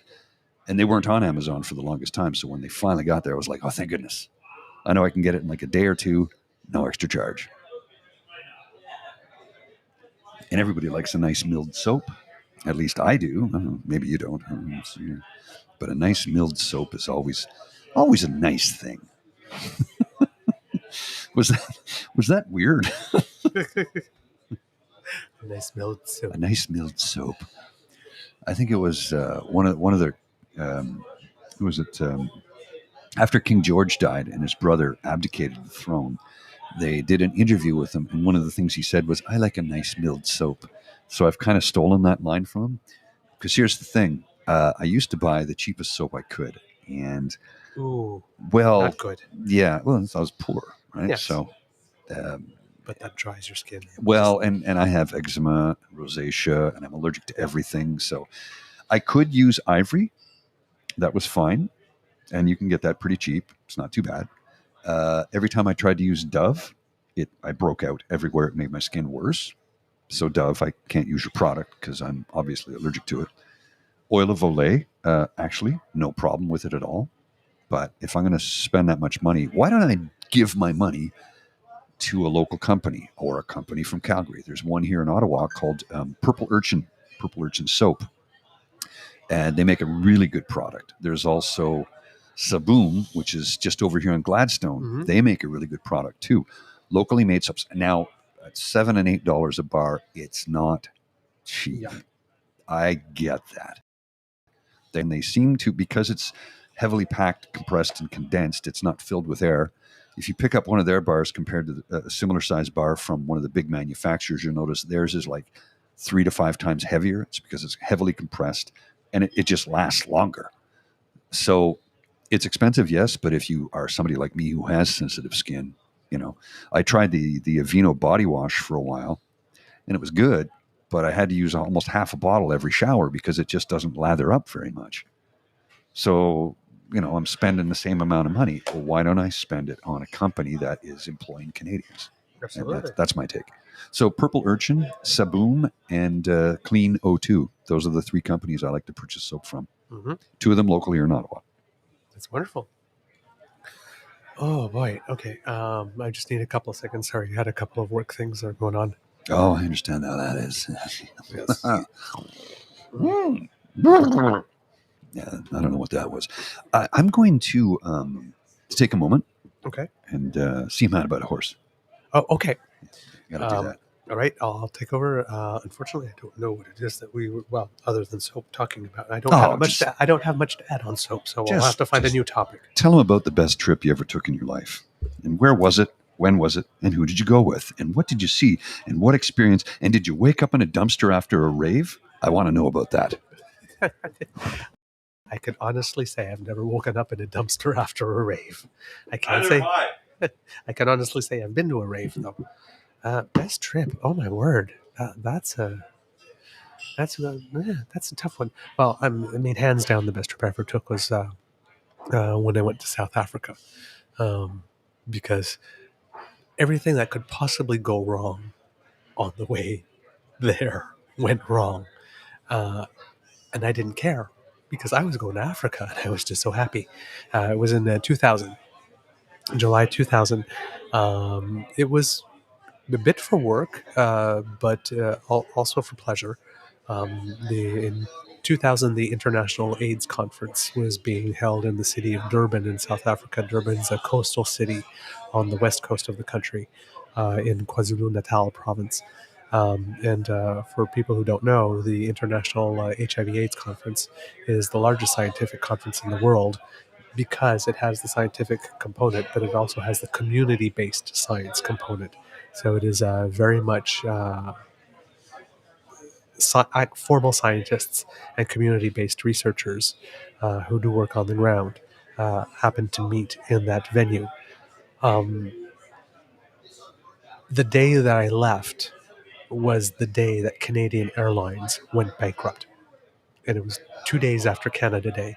So I'm at the Ottawa airport, and the place is teeming with children because there was an under 16 soccer tournament in Ottawa over the weekend and everybody was going home.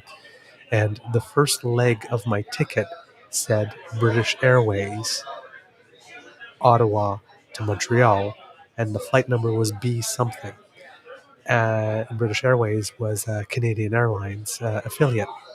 So so it wasn't going to be a Canadian Airlines flight from Ottawa to Montreal to then catch the flight to London. And I'm looking all over the monitors for the flight, and it is nowhere to be found. I cannot find it whatsoever. And I was going crazy trying to find it. And not only do I have all my stuff, but I've got like a whole bag of, like a whole trolley full of boxes and stuff to also bring for work as well. And I was going there to deliver a presentation on my own that had nothing to do with work. I had done some community-based research myself, and I was going to present my findings there. So I had a 3-hour workshop on knowledge management for community-based organizations that I was going to bring there. So I had all of this stuff with me, and I'm at the airport and I'm looking, and I can't find it until someone informs me that flight B, whatever, is B for bus. And that I'm supposed to be at the Ottawa bus station, not at the airport, which is about like 30 minutes away, 40 minutes away by public transit. And I've got 1 hour to get there. So I haul ass. I do make the bus, get to Montreal. Everything's fine in Montreal, and I get to London, and everything's great there. And I have a 13-hour layover. And I think, what am I going to do for 13 hours? And as I was waking up on the plane, because we have the little sort of TV monitors, there's scenes from Wimbledon. Mm-hmm. And I think, I know what I'll do. I'll go to Wimbledon. Now, little do I know that apparently you can't just wake up one morning and decide you're going to Wimbledon. No. All the tickets are gone. They have been for months. Yes. Now, I didn't know that, so I'm going to Wimbledon. Now, the skies are dark and gray and very, very, very cloudy. And I don't know how to get there. And this was really a Stars Were Aligned thing. So I get on the underground, and there's a newspaper on the seat in front of me. It's the sports section. I look at it, and right there, it's like, Wimbledon. Where do you go to get tickets when you go there? So I'm on the underground, and we get to Wimbledon station, and the train is full, and nobody gets off Mm. because Wimbledon is actually the station after Wimbledon station. And then you get there and everything's green, and you got like those things that you stand in on game shows when there's money flying all over the place and you're trying to get Yes. it. Well, they got tennis balls going all over that place. So I'm just following the crowd, following, and then I start to see some of the gates, and it says here in the paper, go to gate 3 or something like that. So then I like start walking faster, speed walking. I get there, and I go to gate 3, and I go, I'd like a ticket for Wimbledon, please. Because, and they say, well, what would you like? So apparently there are tickets. And I said, well, I don't know. What have you got? There was one ticket left for court 1. Okay. So I took it. And when you get a ticket for court 1, you can't go to center court, but you can go to all the side courts you want. And you have your seat reserved on court 1 for the session. So I got to see Martina Navratilova, Arantxa Sanchez Vicario, um, Serena and Venus were playing not on my court, but you could see them on the big monitor. And a whole bunch of stars. Mhm. And the last match of the day was Daniel Nestor and Sebastian Leroux. Oh, wow. And this was 2000, the year that they were going to the Olympics a month Yeah. later, and they won the gold. And I was waiting like this, but every single match that day was a 3-setter for the women or a 5-setter that went to the wire. So by the time it was the time for Leroux and Nestor, I actually didn't get to see them because I had to go back to the airport. Oh, bummer. The time but I'm in the stands and I'm talking to people and it says, yeah, you never should have been able to get in whatsoever. And this was like proof that ignorance is bliss. I think that'll fit behind us. It might. I'm going to give it a go. So it was proof that ignorance is bliss, because had I known, I never would have tried. And the really fun and interesting part is that a couple of weeks before leaving, there was an article in the Sun about people who had gone, and apparently you can bring your own lunch and that kind of stuff there, because normally at sports events you can't bring food, but you're there for the whole day, so apparently you can. I had the strawberries and cream, did the whole thing, and then I got back to the airport, and our plane could not take off because there was a signal light somewhere that wouldn't go. So we were stuck on the plane for about 7 or 8 hours before they finally let us off, because at Heathrow, no planes can take off after 11 or midnight. They have That's that right, noise yeah. restriction. So they're letting everybody off. And of course, there's like 7 planes that are stuck or something. So of course, it's seniors and people who are, have disabilities first. And by that time, there was like nothing left for us in terms of hotels and stuff we could get off. So it looks like we're all going to have to sleep on the floor at the airport. However, the plane was full of other people that were also going to that conference. And the guy that happened to be 2 seats down from me, where we struck a conversation because Right. they showed us a movie and then they fed us, and before they let us off, because they kept on thinking they might be able to take off. Well, he invited me back to his flat, Oh, so I actually had a place to sleep. well, that was a kindly gentleman. Yes. And then the next day, the flight wasn't leaving until like 1 or so. So we actually had breakfast or brunch in London. And then we got there, and we did the flight the rest of the way and got to South Africa. And I fell in love with South Africa. I just Yeah, did. it's pretty amazing. The people are amazing. We were treated so well because I got to go to the conference 2 years later in Barcelona. Barcelona. And you would think, okay, now we're in Barcelona, right? Mm-hmm. How well we were treated in South Africa was amazing with how much resources they have. Right. Imagine how well we're going to be treated in Barcelona. We were treated like crap. Well, We were treated like total and utter crap. filthy Americans. Oh, worse. Oh, yeah. Really? Really worse. We Wow. were treated like, and in particular, the people that were there from the community sector, because from the community sector at the conference, there are a lot of people who are living with HIV and AIDS. So they had services like meals and massages and rest areas and stuff like that. There was nothing in Barcelona for them. Bummer. Nothing.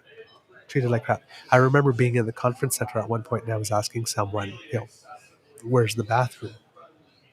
And the guy looked at me like I had called his mother a whore. No, it's because you need to ask where the toilet is. If you ask where the bathroom is in a public place in Europe, they will look like that, Yes, like you're an idiot, because there's no bathroom. There's a toilet. But that wasn't for me, because I speak some Spanish. Right. So I asked, los baños, por favor. Well, But I'm in baños, Barcelona, Right. where it's Catalan. not Castellano, Oh. and I'm brown. Right. So you go. So they treated me like I was from Milan. Right.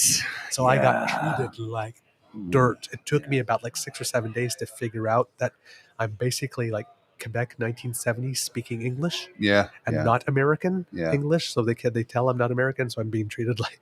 So it's like, oh, so that's what it was like. So yeah, I had a miserable experience in Barcelona, but in South Africa, it was like arms wide open, love, reception. Can we feed you? Do you need a rest? You know, it was Yeah. just, it was Good the times, most good times. beautiful, beautiful, beautiful vacation. 2 weeks I had in my life. I got to stay an extra 2, 3, 4 days at the end, so I got to discover a bit, and made some friends while I was there. So lodged again, Right. and when it came time to go to the airport, I'm sure it was Freudian in some way, but I actually had forgotten my passport where we were staying. And I'd been saying for the last 2 or 3 days, I never want to leave. I love it here. It's great. Well, you don't get to. Yes. Now at the airport, the only time on that trip that I had something not fun happen Mm. was when I was at that airport.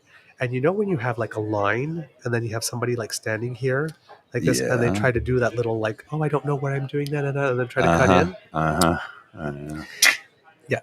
in? An older white South African lady. Oh, they're the worst. They're the worst. And They're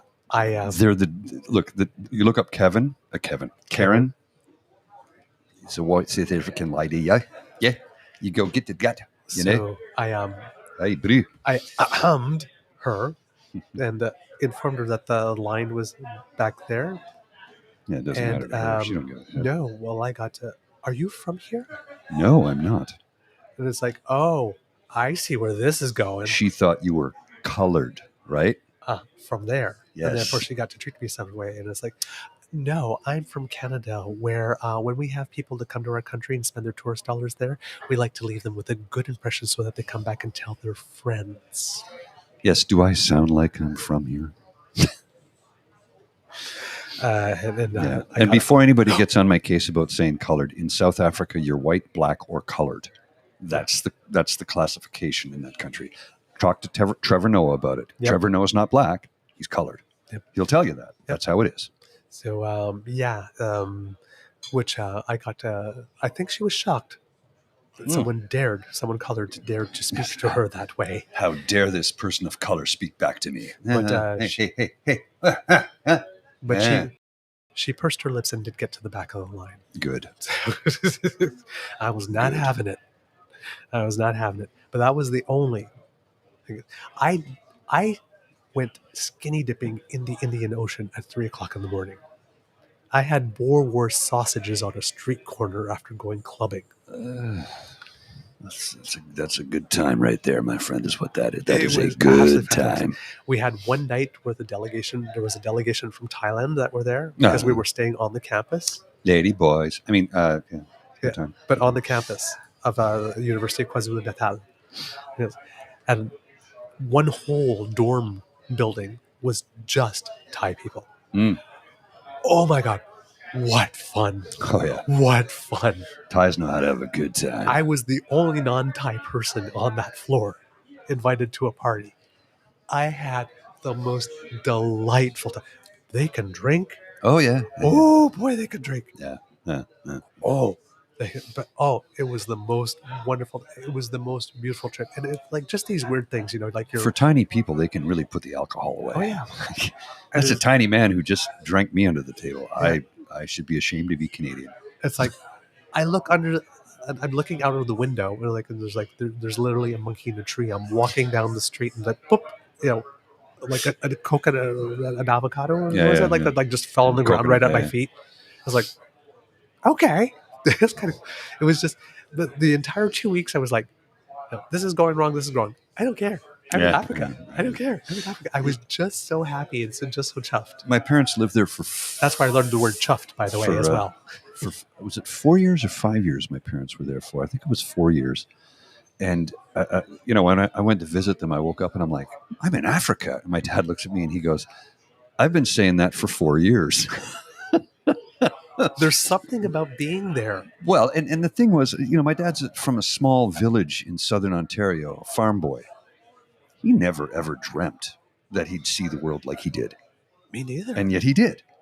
I mean, when they moved there, they traveled everywhere because you get on a plane in Botswana. Let's go to Australia for a week. Okay, that'll be $37. I'm exaggerating, but only by a little bit.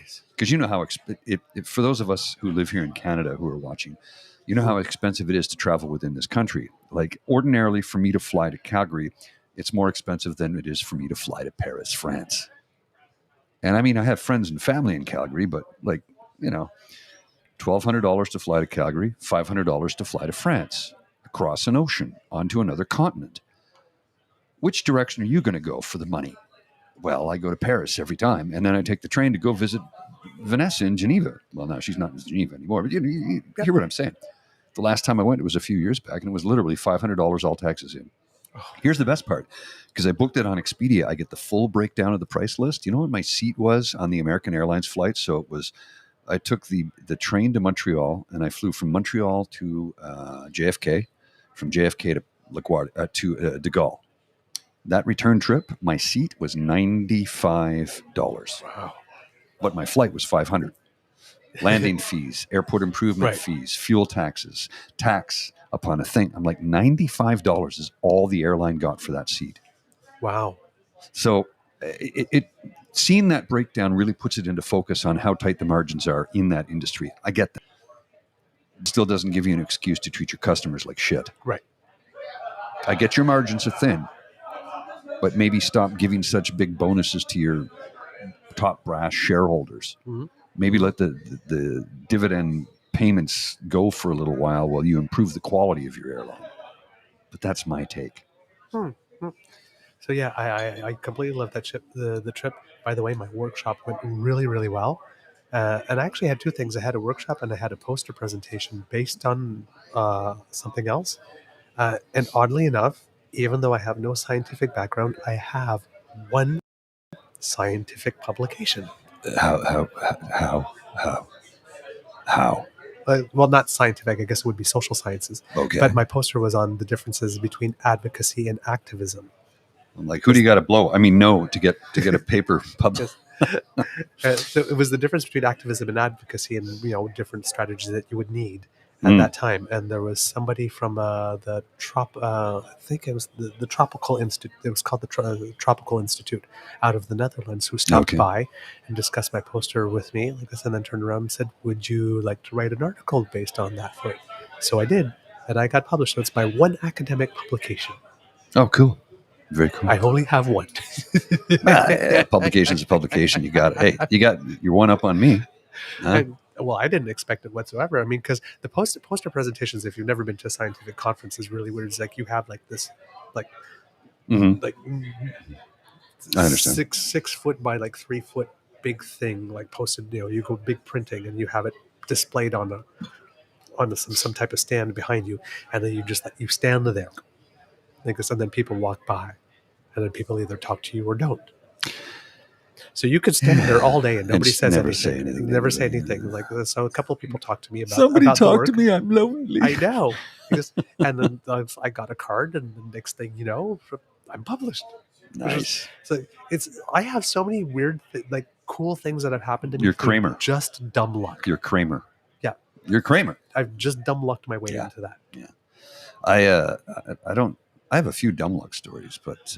We were talking about Africa, and it reminded me of when I went to visit my parents in Botswana. And my sister was there at the same time. One of my sisters. My other sister had lived there for like a year, and then she had come back. And my middle sister, Jennifer, because I'm the oldest, right? Mm-hmm. And she flew there and arrived the day after I got there. So it's 40 hours of travel time. I slept like 2 hours. I was a zombie when I arrived.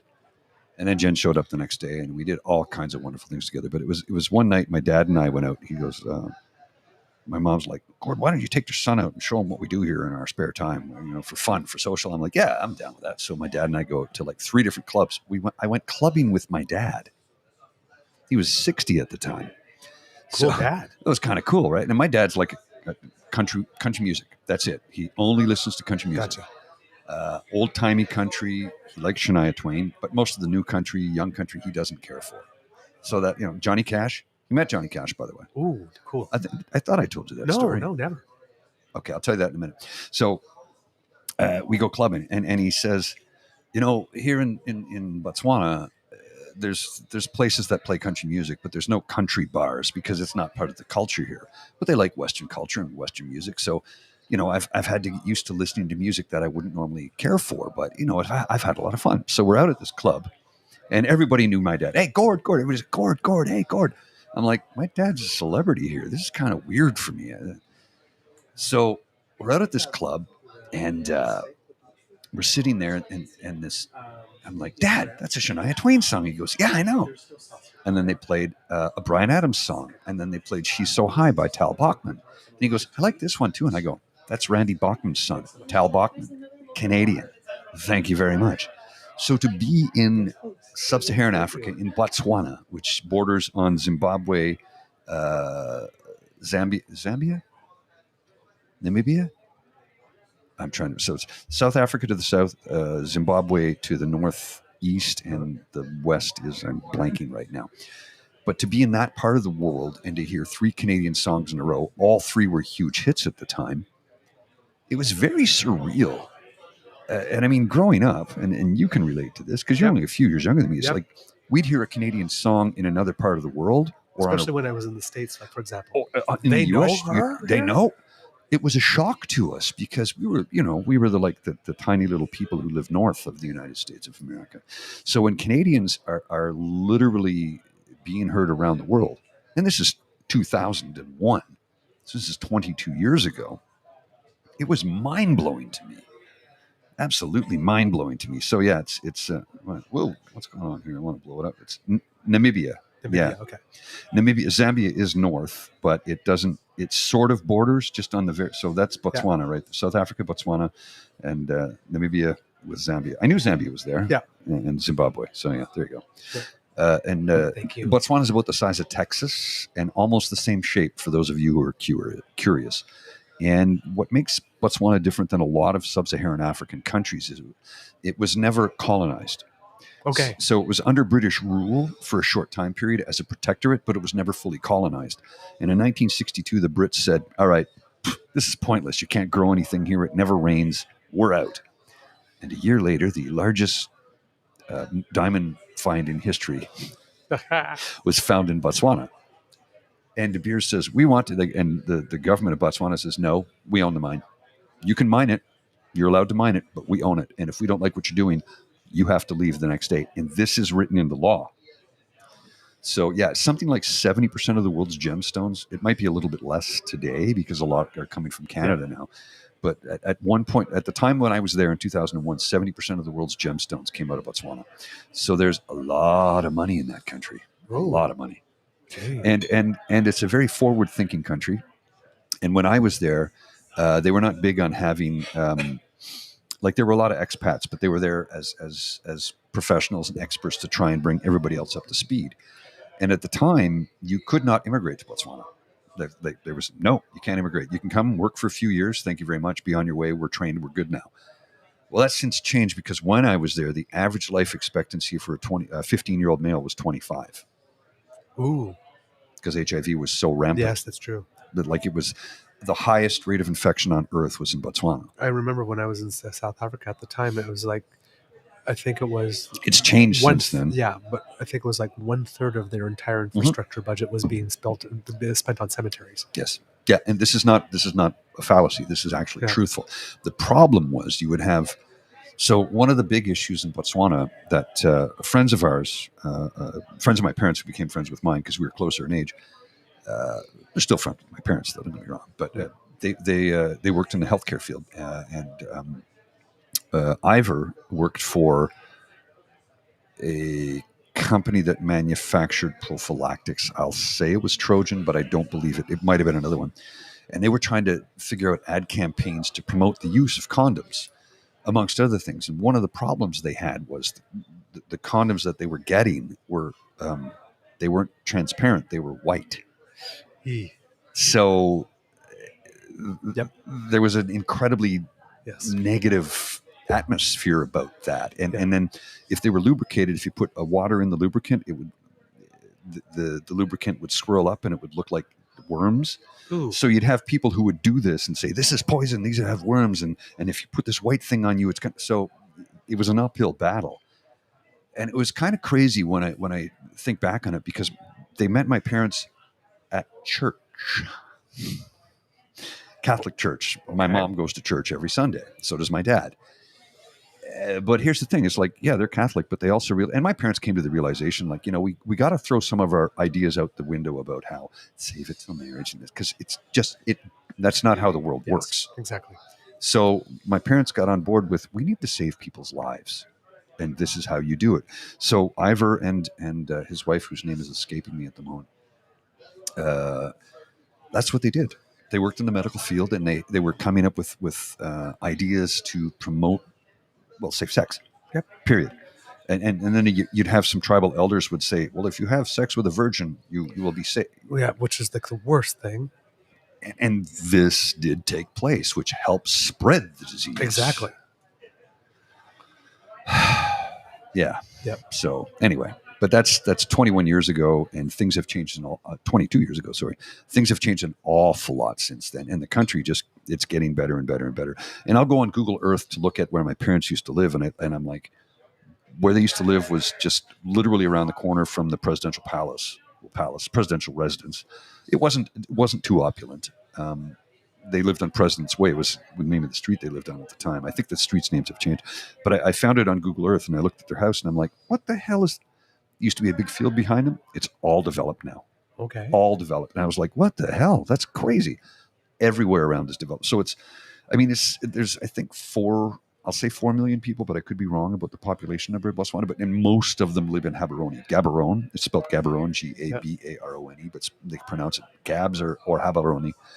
And that's where most of the population is. It's a beautiful city, beautiful people, and safe. Very, very safe. Now, crime has been rising a little bit, and mostly because of Gangster's Paradise.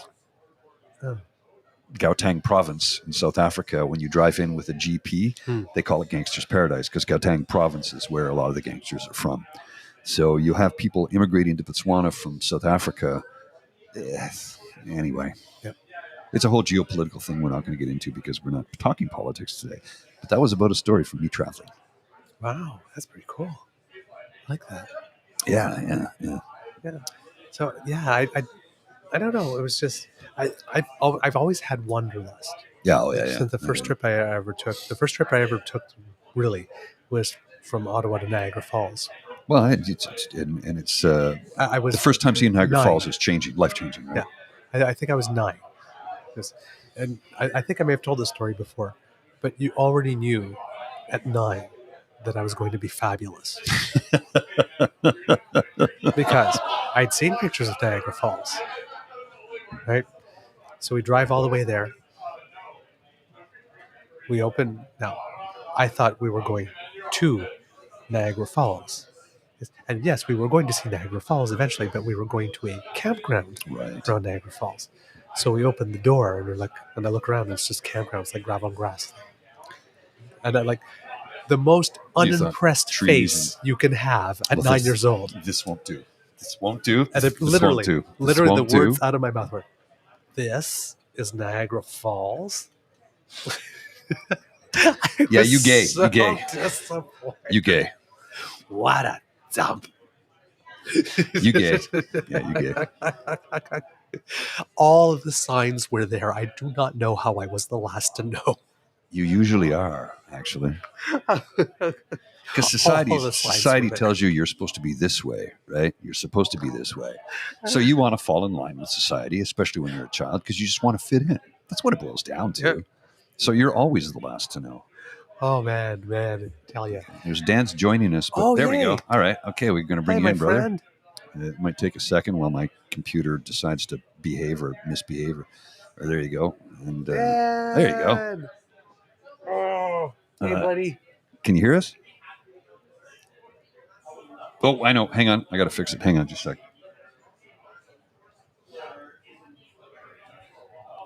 Should be good, Dan. Check your settings. Make sure your mic is on because it should be good from our end. You might click on the gear wheel and make sure you got the right mic. Yeah. Leave and come back. Sometimes that's the ticket right there. Technical difficulties. Please stand by. Give me a sec here. Well, go. We can see you. Can we hear you? No, not yet. No. We can see you. We just can't hear you. Sometimes it's the settings, right? Oh no. That's the way it goes. It's restream, and restream can be finicky. Okay. No problem, brother. We'll wait. We're not in a rush. Yep. We got about another 30 minutes before we got to pack up and head out. Because this space is reserved at 6 o'clock, so we got to shut her down at 5. It takes me about an hour to pack this up, and then we'll make like a baby and head out. Miss Sadeka, Kit Sadeka says that she loves the side-by-side shot today. Yeah, it works out well. It is pretty cool. Yeah. I like it. It's kind of like the normal show, except we're here. Are you real? Yeah, I'm real. I pinched him. He's real. Yeah, I didn't even flex. You got to wait. I'll flex. Go ahead, dude. Pinch now. Ooh, oh my, damn. Yeah. Dude, I got no body fat. I'm telling you, man. I'm lean, mean, fighting machine. Damn. Okay. That's so. Do you do that thing when when somebody walks with you and does this, and your arm is like, and you tense it up? No, because that's too much. I can't be flexed the whole time. What time is it? It's time to go to the gun show. It's 4 o'clock. Which way to the beach? Well, it's that way. It could be that way, but it's actually that way. I'm a silly feller. Oh man. I don't know if Dan is rebooting or not. Maybe he's rebooting. I don't know. Stuff. The mic isn't turning on. Okay, give it another shot, brother. Sometimes that's just finicky, especially with this technology. And I'm not on our own Wi-Fi, so that's why it's been a little bit finicky from time to time today, because we're on a public. Well, not a public. Well, actually, it is technically a public Wi-Fi. Technically. I might make arrangements with the owner so I can get access to the private Wi-Fi, because maybe in the future, say just hook that up, because it'll be nobody on it, right? So could work better for us. Thank you so much. All right, sir. Right here, if possible. Food has arrived. Steak. Yes. Damn, bro, that looked good. I had a burger. Normally, I do the Chipotle burger, but I decided to. That looked good. Opt for steak today. Hang on a sec. I'm going to show the kids this, because that's a good looking. Just keep it right there. Don't move it. I'll just pan down and then pan over. And go up, and I'll just zoom in. Look at that. A plate of goodness right there. The steak and mushrooms and a Caesar salad. A Caesar salad. Ooh la la. Caesar. It's a salad Caesar. Roll the R's. I'm actually going to access it to eat it. Well, yeah, just, I don't know. Use the table to the left. Just slide the mic over. Creative munching 101. Mm-hmm. Whoops, there's the light. There's a light. There's a light. There's another light. There's lots of lights. We've got, what happened to that? Just give that the other way. Yeah, it's true. Yeah, that got really spun. It got scronkly. Oops, I guess like this. There we go. Yeah, that's good. Yeah. Got very scronkly for some reason. All right, there you go. All right. There you go. So, yeah. All right, let's see if it works. My friend Dan, are you with us? It works now. Yes! There we go. Finally.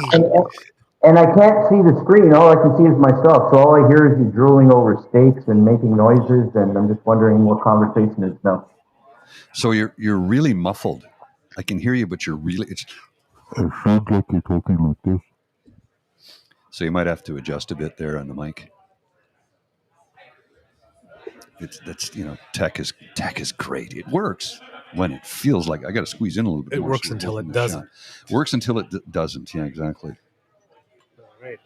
And by the way, I don't know if this is still from Kit Wish. Wishful.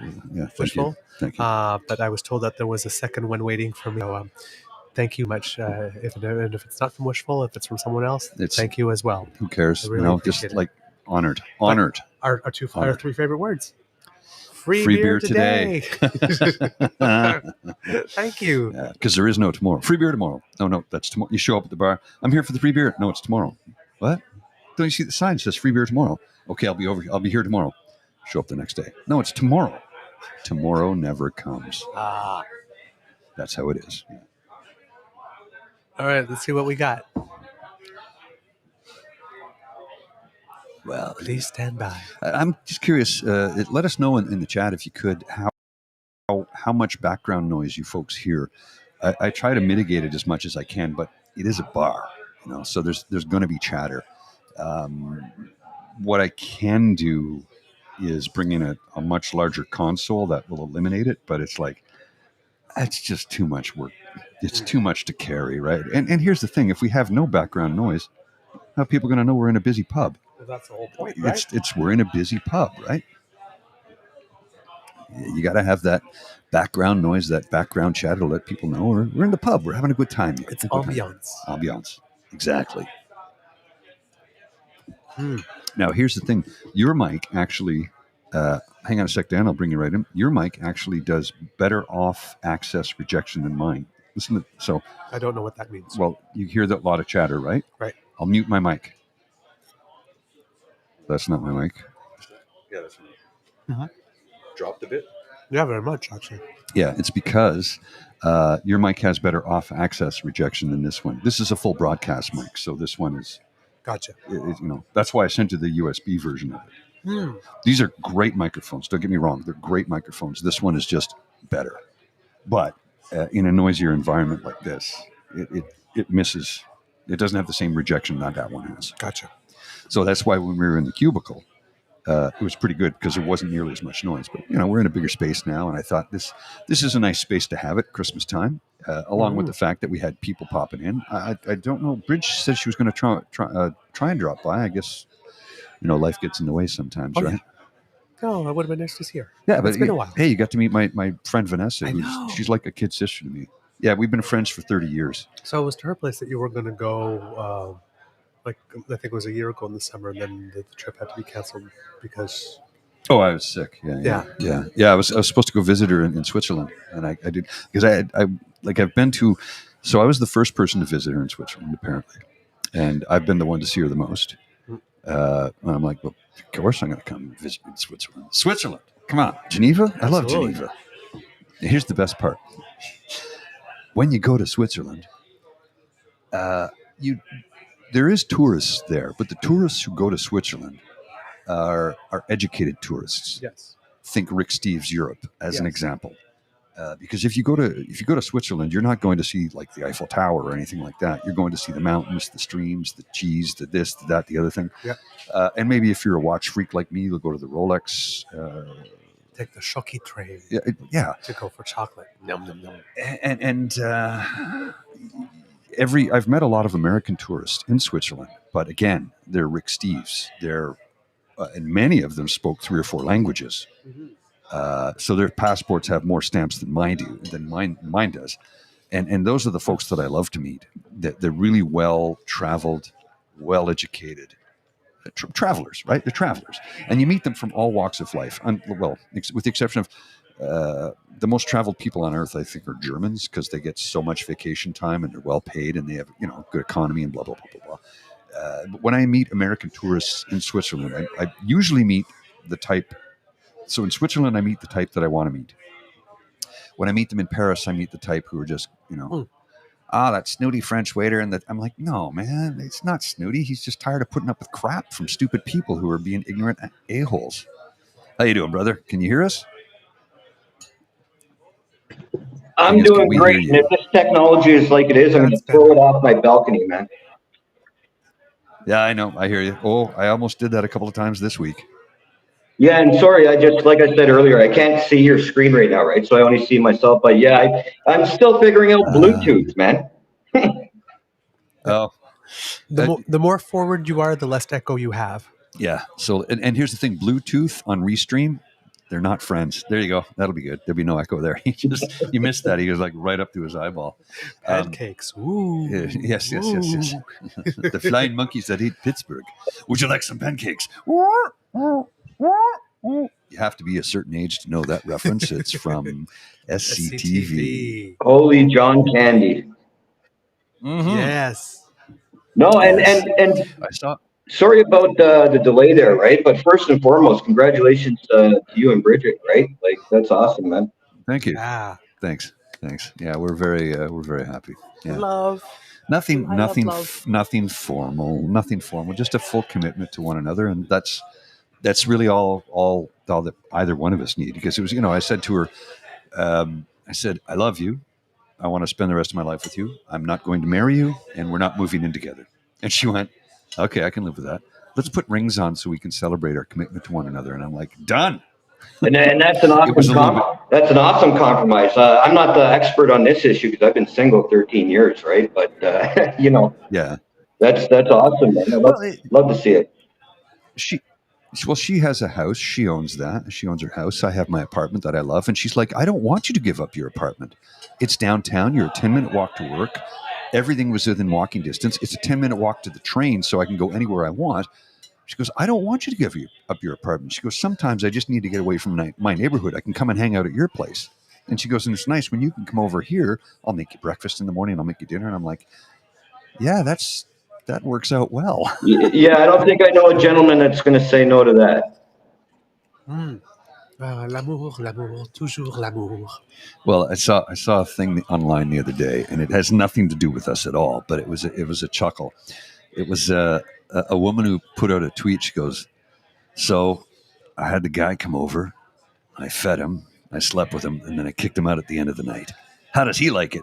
And you see a picture of this guy just laughing the whole time, getting in the back of an Uber, closed the door and drove off. I'm like, you realize you gave him exactly what he wanted, right? How does he like it? I think he likes it fine, actually. I've been on both the receiving end and the giving end of that one back in my heyday. Not happy to admit, but yeah, no, it's and with life, it's all what you want to do with it, right? Like I know we're not talking politics, right? But I did that thing with that guy, and he finished less than 800 votes behind, right? So you got to take positive moments. It was a close race. Oh yeah, it was like 780 votes or something. But you got to take positive moments like that and move forward with them, right? And there's a lot of garbage going on, especially here in Toronto. I'm sure you guys see it all and everything. And it's oh yeah. I wouldn't say yearn. I love things like this because it's like I said before. I got the attention span of a turtle, and you need breaks. You need the breaks from everything, right? From everyday life. So yes, it's really important, actually. It's really important to take a break from all of that. I mean, we talk politics Monday to Friday, and on the weekends, I peruse stories. But when we do the PubCast, I don't pay attention to any of it. I literally completely, because I don't want that poison in my head on a Saturday when we're here just to have a really good time and talk to one another and have and share silly stories, share moments. It's about connecting with as many people as we can in the most positive way we can. Because even look, there are people who will tune in who don't drink, and I've done shows where I've had no alcohol. Yep. I like beer. I'm not gonna lie, everybody knows that about me. I like beer. I can't smoke anything because I have so many allergies; it'll kill me. But coffee, I like the coffee too. Oh boy, do I love the coffee. Mm-hmm. I never said it was coffee. Oh, what is it, my friend? What is wine? It's wine in a coffee mug, right? Ah, good. No, and it also shows that Ryan Coke. No, what is it? Ryan Coke. Okay. Ooh, okay. That's a man's drink. You're Julian. You're doing Julian. But I'm usually a beer drinker. I like my Budweiser. But socially now. Back in the day, you guys touched on it earlier, and in a lot of groups I participate in do too. But yeah, drinking in my 20s was cool. Waking up with a hangover in my 40s, not so cool, right? No, it's not fun. It's not fun. No, not at all. And the older you get, the hangovers get worse. Oh, 100%. And it's all about funny stories today too, right? So I give you a funny story. Like I sit on the board of directors for the inner city family health team. I don't know if you guys got fit teams out there in Ottawa. I think you do. But yeah, so last night I'm just like not thinking, right? I'm relaxed. I walked the dog. We had fun.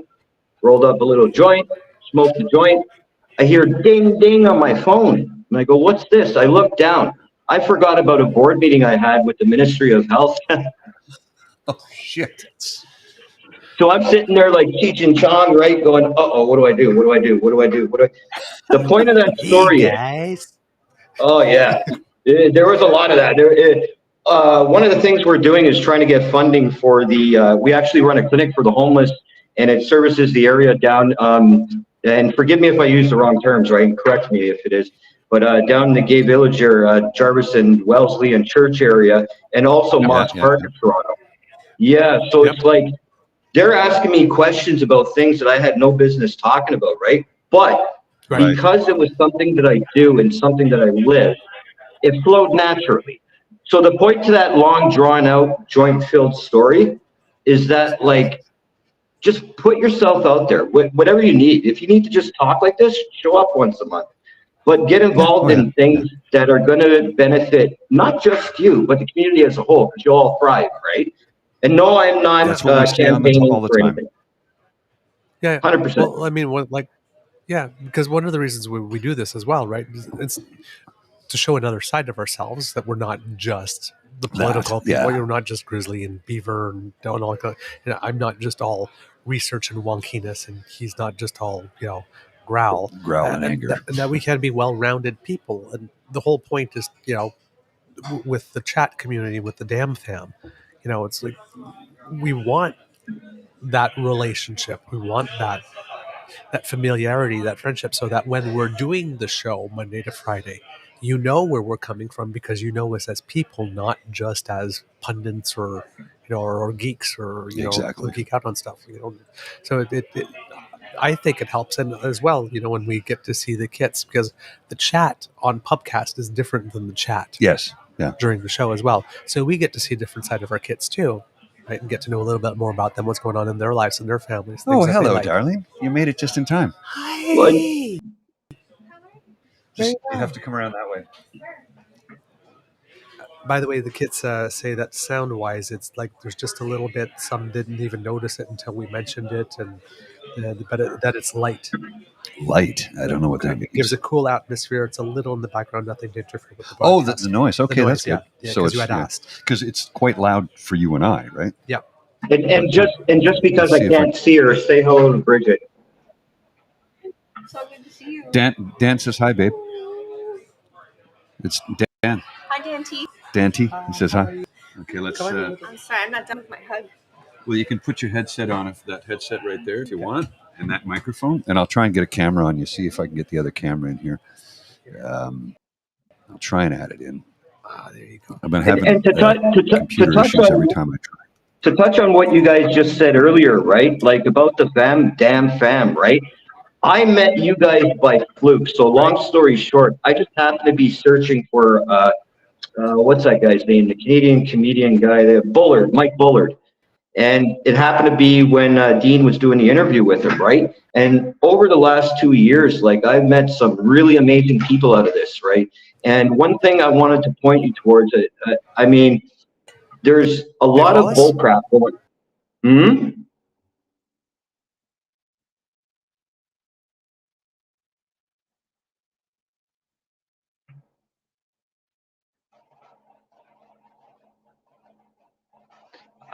I don't know if I'm still on. I can't hear nobody.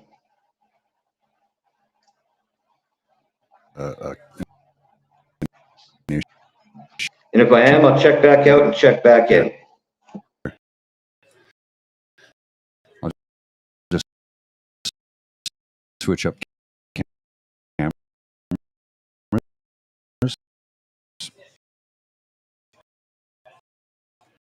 Hang on. And hopefully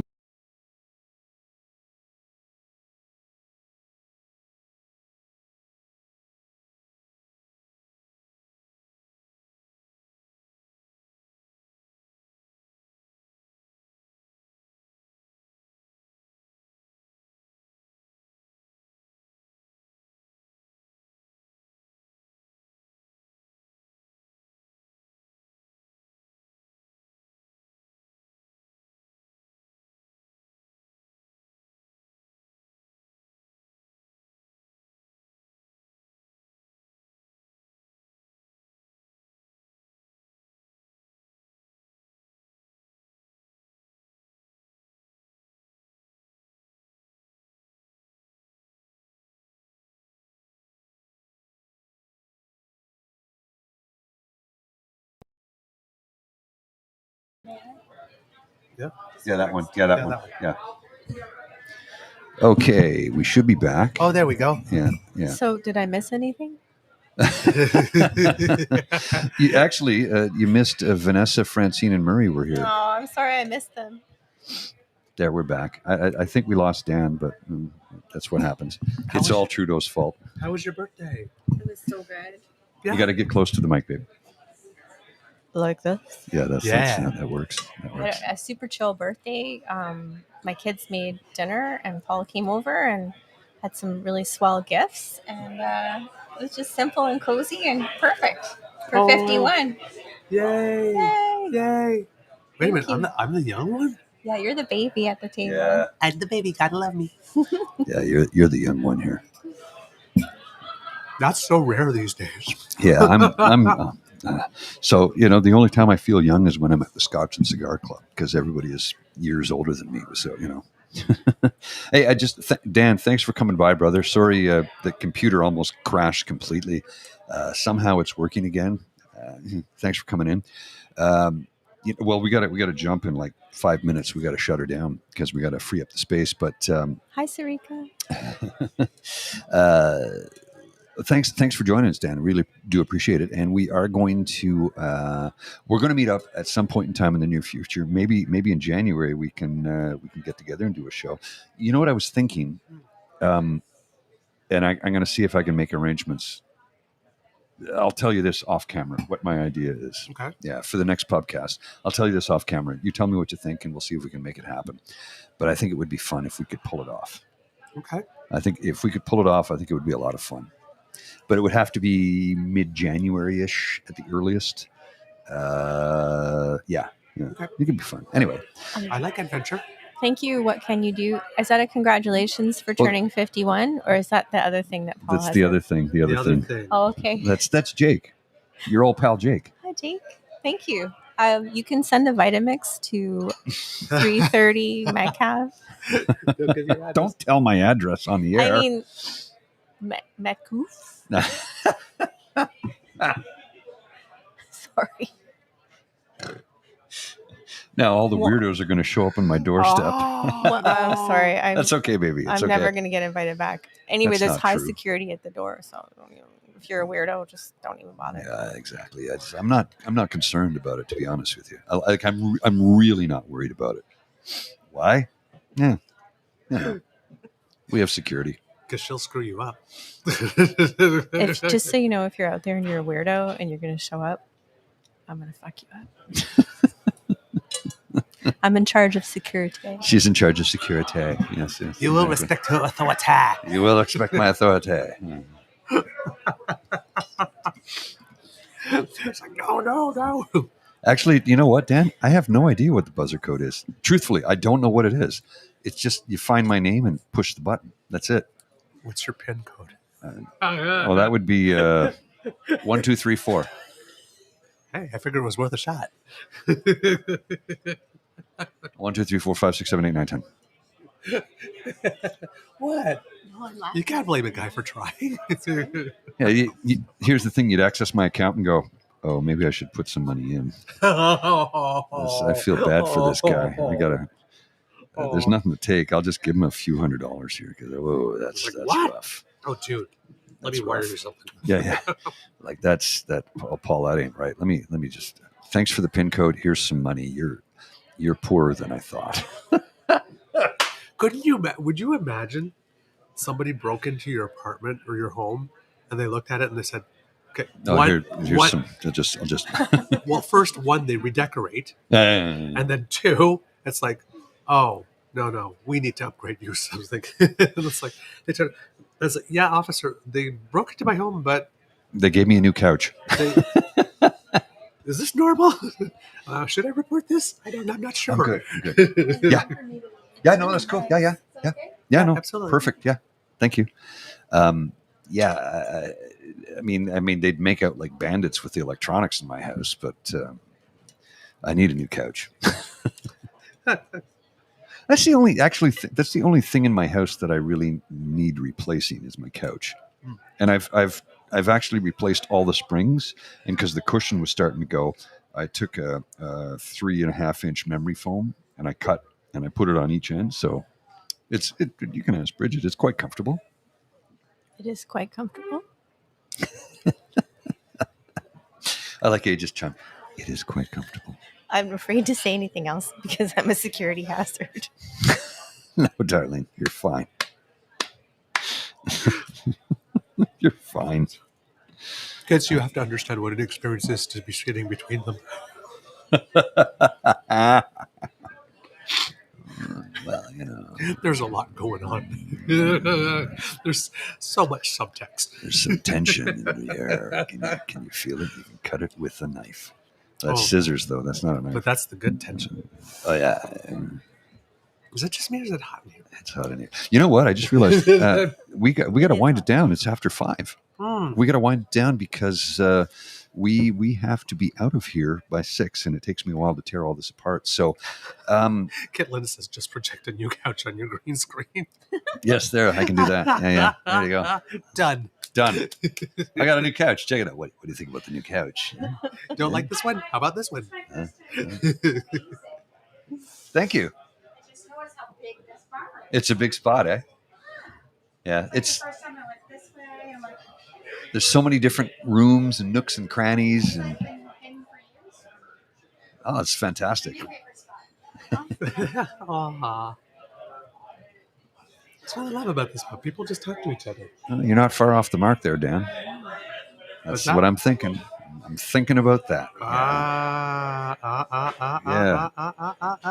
I'm thinking about that. That's in the area. Yeah. All right, Brain. You and I were thinking with the same thing.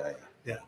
All right, so we got to wind this up. We got to free up the space because people are going to be here in 60 minutes. So one is so happy, the other gets peeved. Another beer, why? Thank you very much. Pardon? Yeah. Oh yeah, absolutely. It's wonderful. I'll never say no to it. Oh, thank you so much. Oh my God. I know. We got off cheap. Oh, thank you. Thank you. I'm just completely blown away. Yeah. Completely blown away by your kindness today, folks. Thank you ever so much. I had some kids who picked up part of the tab. Picked up the tab. Like 90% of the tab. Yeah. That's really nice. Thank you ever so much. I just, wow. Yep. I'm blown away. I really am. I didn't let them pay for the food though, because I figured that would be taking too much. Super sweet. But super sweet. My goodness gracious. Thank you. Oh, that's for him? That's for me? Okay. Yeah, you can do that. I can do that. I get to wave the magic card. The magic just poof. So we are going to wrap things up, Kits and Cubs. Thanks for coming by. We really appreciate every single one of you for dropping in and hanging out with us this afternoon, because you did the wave and it worked. There you go. We thank you for coming by and hanging out with us. Be paid. It means a great deal that you want to spend time with us on a Saturday afternoon in a pub, because it's Christmas time too, which is a busy time of the year for everybody. So the fact that you took time out of your day to hang with us today means the world to us. And thank you for picking up the tab. Holy Hannah. Thank you. You're absolutely wonderful. And the lovely and talented Abby, who's taken such great care of us this afternoon. We can't say enough wonderful things about her. Yes, indeed. Oops, yes, that didn't work. We'll try it again. See, you don't have the magic. No, I did. I just touched it too quick. I touched it too quickly. That's what she said. Thank you. That's what she said.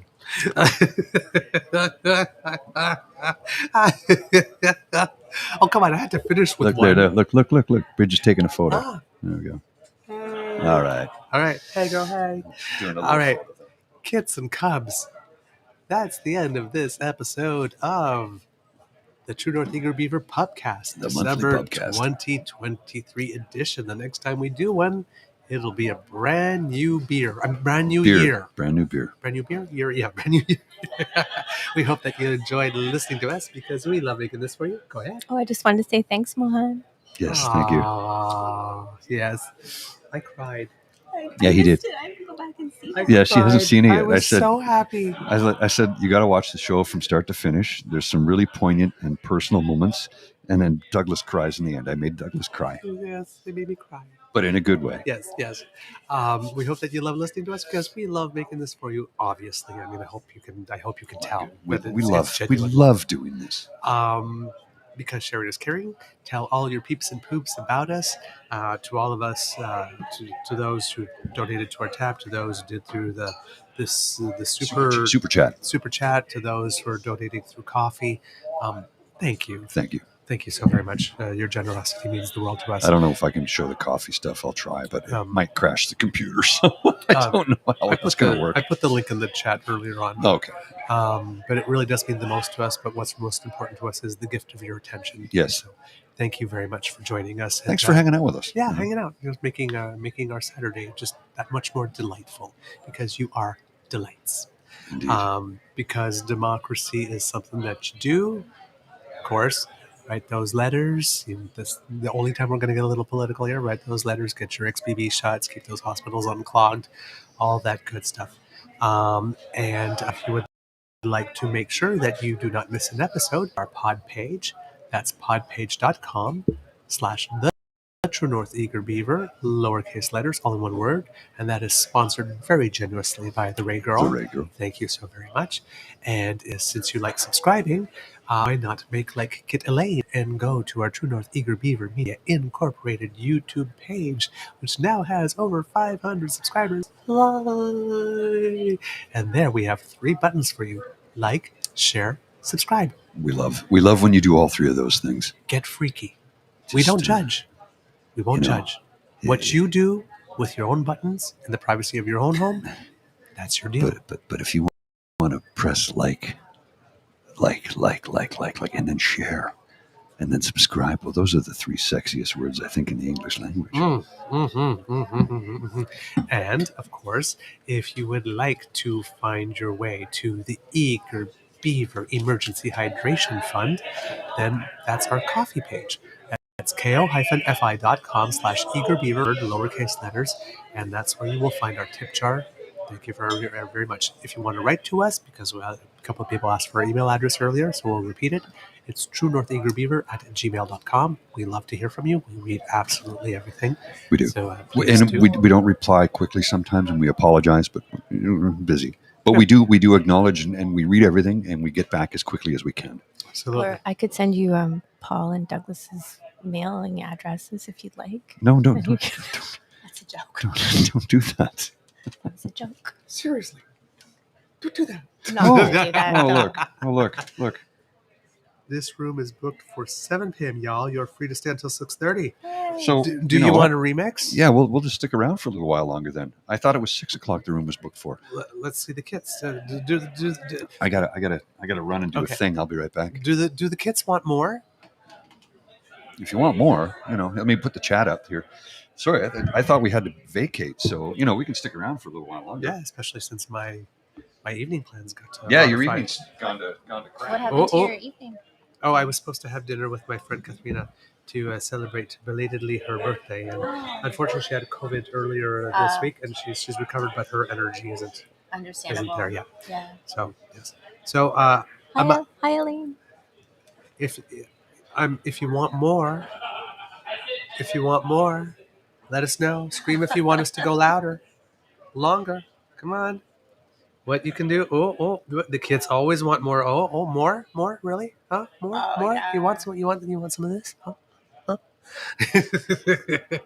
All right. The kids do want more, so we will give them more. Oh, more super chat. Thank you, Miss Sadeka.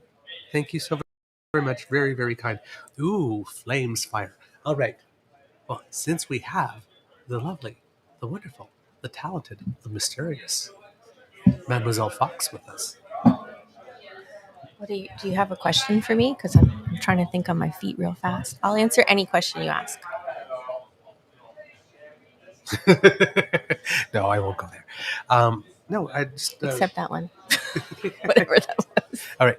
Seriously. If you are free to share it, what was your birthday wish? My birthday wish. When you blow out the candles. Okay. Can I have two? You can have as many as you want. It's your birthday. Okay. One was to spend a whole bunch of time with my kids over the next 6 months before they fly the coop. And then I'm going to be an empty nester. Oh, no. Yeah. I mean, they're going to come in and out. But so I just want to I know this is super cool. I love making them sandwiches and hot chocolate and just chilling out and watching a whatever. So that was one. And the other one was to make $1 million in the next year so that I can retire someday. That's for real.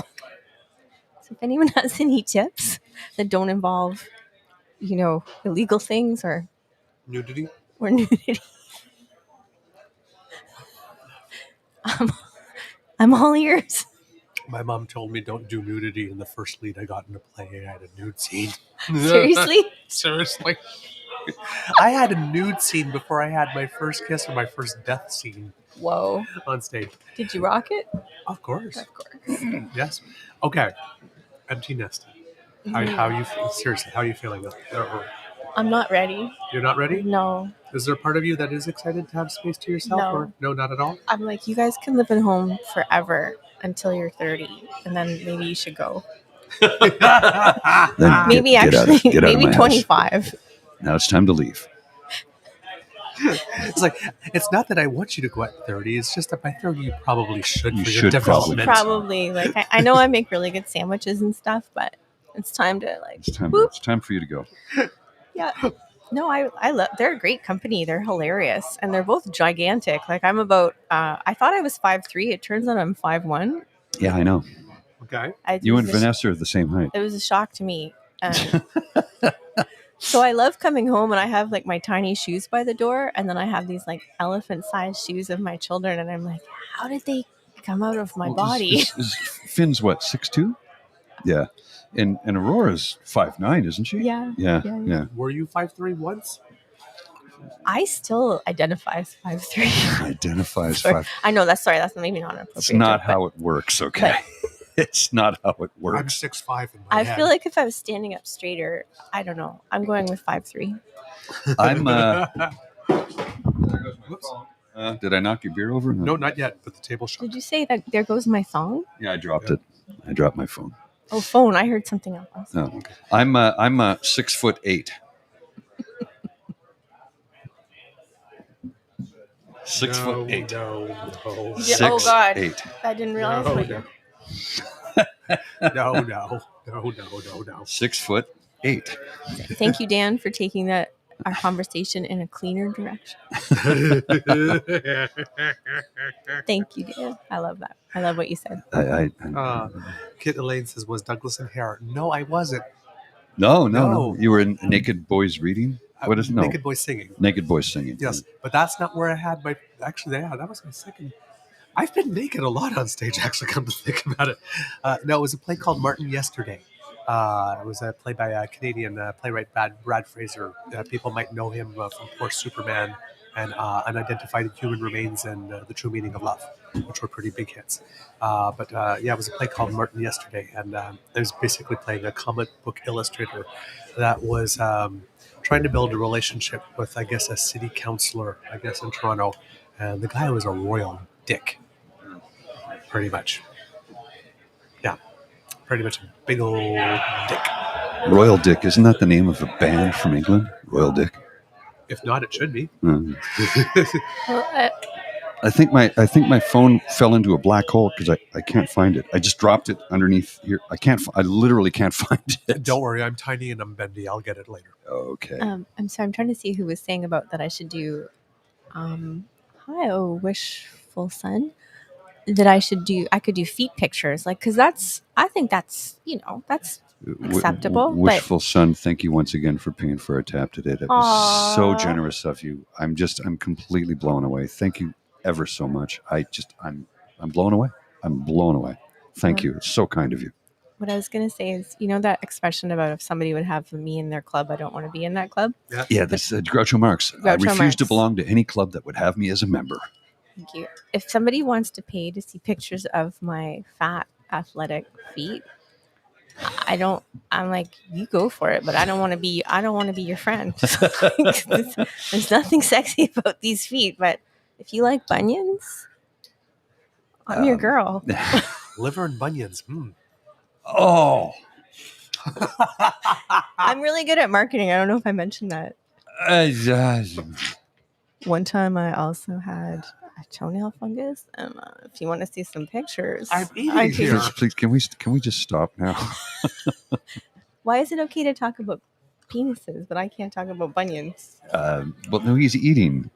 Okay, well, He doesn't want to hear bunions. Okay, he doesn't want to hear about toenail fungus while he's eating. you're right. I'm sorry, Douglas. That's a bridge too Apologize. far. Fungus while I'm eating fungus. They're gonna cut off my microphone. No, I can, but I'm We're not just going going to play to. the music. We'll just play you off. And then the camera just slowly pans away. It's like da, da, da, da, da, da. I'm so glad we had this Time together. Bye now.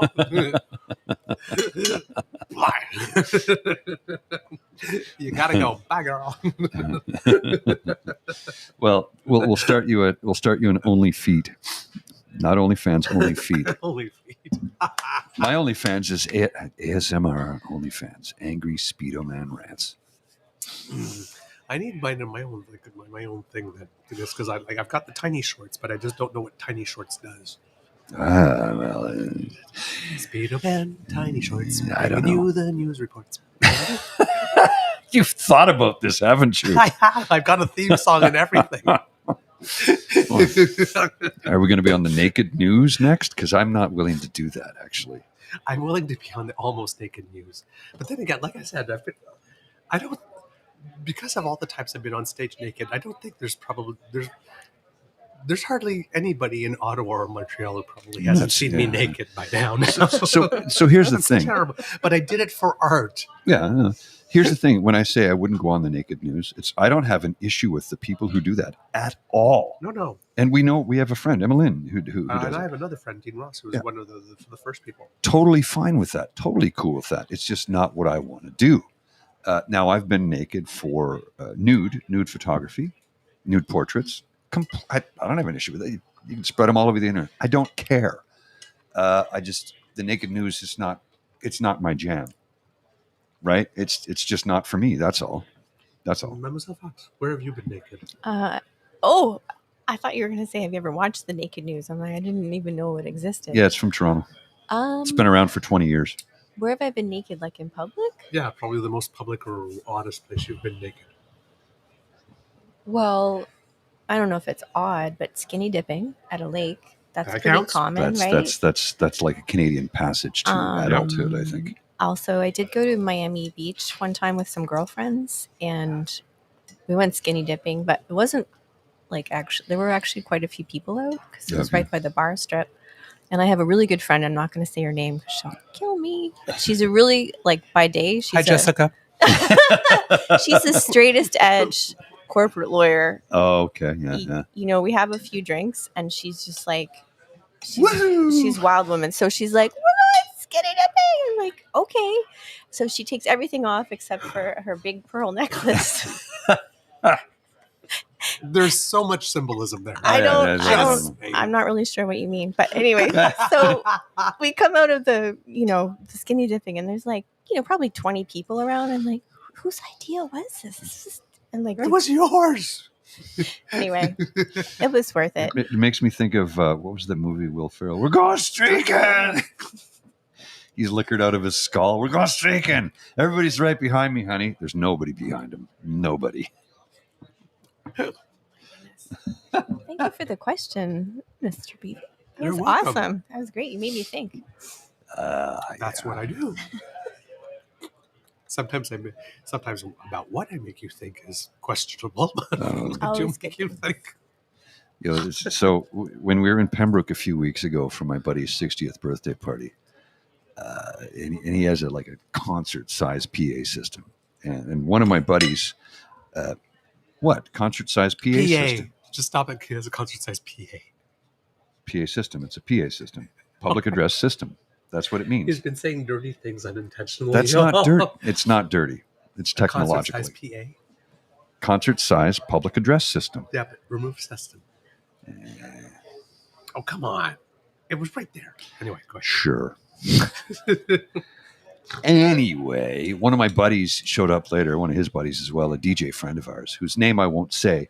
But if you are part of the Ottawa community and you're of a certain age and you used to go to certain clubs in Hull and Ottawa, you may have encountered this gentleman buck-ass naked behind the DJ booth, behind the decks, completely naked, playing records. And this is a real thing. They're whispering stuff. I can hear you. You know that, eh? Acting genius. See, obsessive audio, public address system is a real thing, a PA system. I know. Like, you can't make something sexual out of something that's not sexual. I can. Apparently. They're called pervertibles. Pervertibles? Yes. Okay. There's lots of interesting uses for saran wrap. That's all I'm saying. You know, a man who wears saran wrap for pants, you can clearly see he's nuts. I'm just saying. I'm going to go out a little bit on the edge of appropriate. Please do. So I am somewhat naive, anyway, I was trying to get better at dirty talk. So I'm like, do you want me to do that? And Paul's like, yeah. And I'm like, okay. I can't believe you're saying this. I just washed your dishes and they're still dirty. Here's the thing. That really happened. And like, was that good? Because they're still dirty. I didn't really wash them. I rinsed them and put them off to this. That really happened, actually. That she's not making this up. That really happened. And I'm like, that's not what I... Just don't do that anymore. I mean, the dirty talk and the dishes. Don't do that anymore. Like, ever again. I love you with all my heart, and I would kill for you. But like, just don't. Do you want dirtier? Like, my glasses are really dirty right now. Like, it's so smudgy. This is not a joke. This actually did take place. Like, really, this took place. This happened. I'm not kidding. Honey, I have to buy some Dawn. Now you wonder why we get along so well? 'Cause she gets me. She gets my sense of humor and plays to it. It's funny. We'll be somewhere and it's like, it's because my OCD will take over and I'll look at her glasses and I just pull them off her face. I clean them and give them back to her. There's mildew in the shower. What? There's mildew. I got to get some Tilex. The dollar store's up the street. I'm going to go buy some Clorox. I can't have that. Dust bunnies under the bed. Oh, stop it. When you weren't home, I walked through the kitchen with my boots on. Oh, my God. You're both trying to kill me, aren't you? You're trying to kill me. Oh, God. Yes, more. No. Stop. Like, this, I'm not having fun with this. This is not fun for me. OCD, ADHD, depression, and anxiety. They're killing me. They're killing me. Luckily, I love them both, but you know. Sometimes I put my feet on the table. I'm okay with that, actually. I don't mind that. That doesn't trouble me. My coffee table's 20 years old and it's pretty beat up, so that doesn't bother me. And I don't have a dining room table. I got rid of it because I'm putting a new bar in. She's crying. And I have a new studio where the dining room table used to be. The dining room table is now my new desk for my studio. Don't ruin my makeup. My daughter just came over to put it on. Everything is pervertible, apparently. That's what she said. Oh my God. Well, you know, if you're gonna do that, why not do it well? Or hard? Do it hard? Do it well? I don't do something. If you're gonna do it right. Do me. Oh, that's Wham, isn't it? Yes, indeed. I was thinking SOS band for a moment. Take your time, do it right. Take your time. I saw the SOS band live, eh?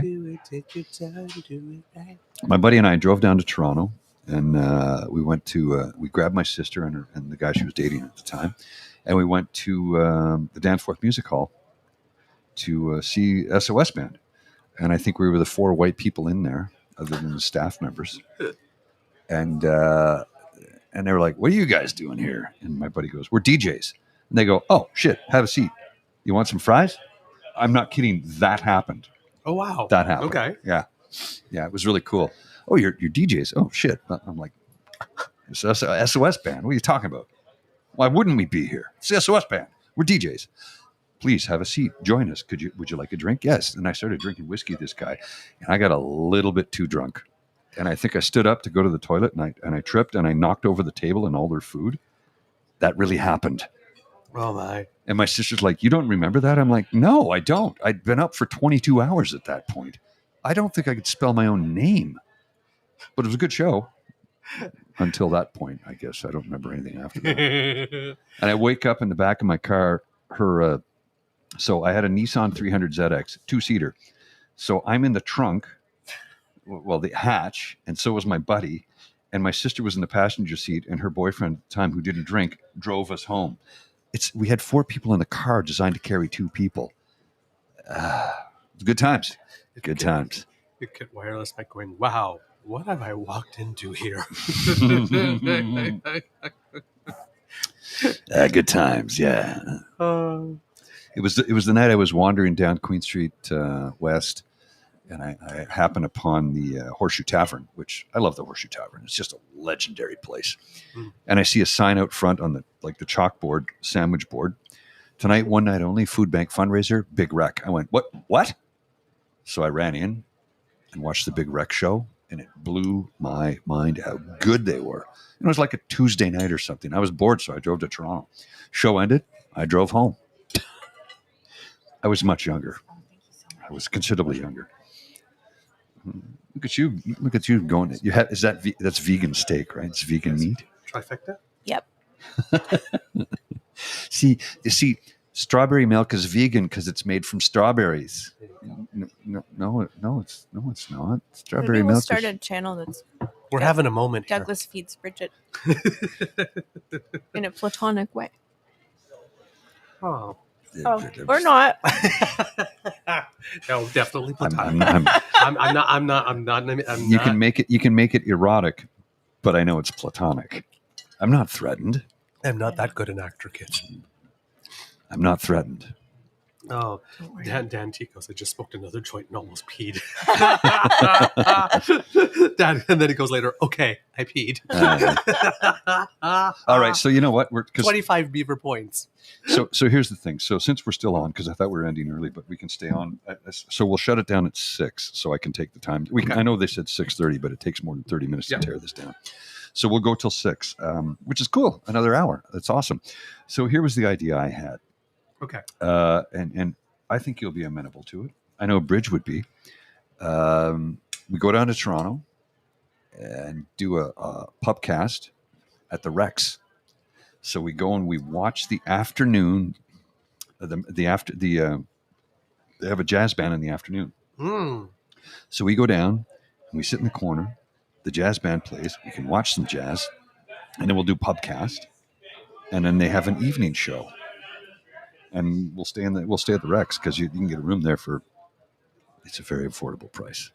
That's awesome idea. I love it. Yeah, I thought you'd like that. I really did. So Bridget was not a jazz fan, by the way, and she listened to my jazz cast, and wasn't big on it. And then I took her to see a live jazz band at the Rex in Toronto a few weeks back, and she was, you really enjoyed that. I did. I really did. Yeah. Who did you see? I don't even remember their name, but they're pretty big in the jazz scene. I don't recall their name. In the afternoon, though, I went for the matinee, the Dan Bodanis Big Band. It's like an 18-piece lovely jazz band. That's amazing. It was incredible. I shared some video on the Twitter. When was that? It was it late October, early November? Yes. Yes, that sounds about right. Yeah. Well, I have to say, sorry, I'm interrupting you, but I knew he liked jazz, and I'm like, I don't like the discordant jazz, or when it sounds like someone's having an insane dream and they're playing a violin and all.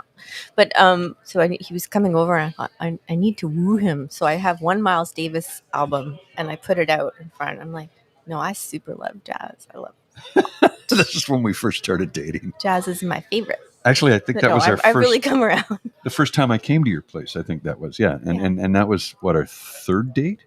Something like that. Yeah, yeah. Really. Well, yesterday, when my Beaver Sweet and I were at that dance, the group was called the LaSalle Causeway Swing Band. Oh, cool. So that's the.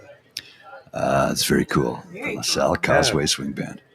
So they had all these. I'm not sure how many pieces there was. I'll tell you what, Dan. We do if we can put this Good together. section. If we can put this together, so when I was there the last time, there were a few people doing podcasts while the jazz band was playing in the afternoon. So I'm like, well, hell, we can do that. And we had talked to the manager when we were leaving at the end of the night. I said, well, I have a jazz podcast and we'd like to come here and do some stuff. And he was really amenable to it at the time. So let's figure out a date in January when we can all go down. Mm-hmm. And I'll have to get in touch with the Rex.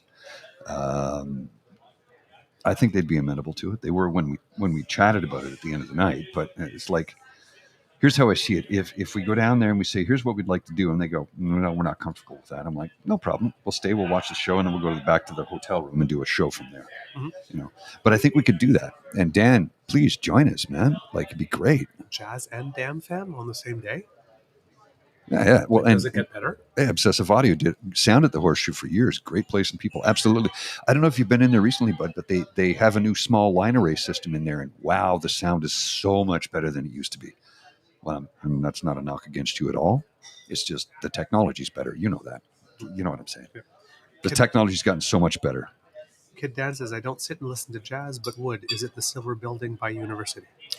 Well, it's Queen West near.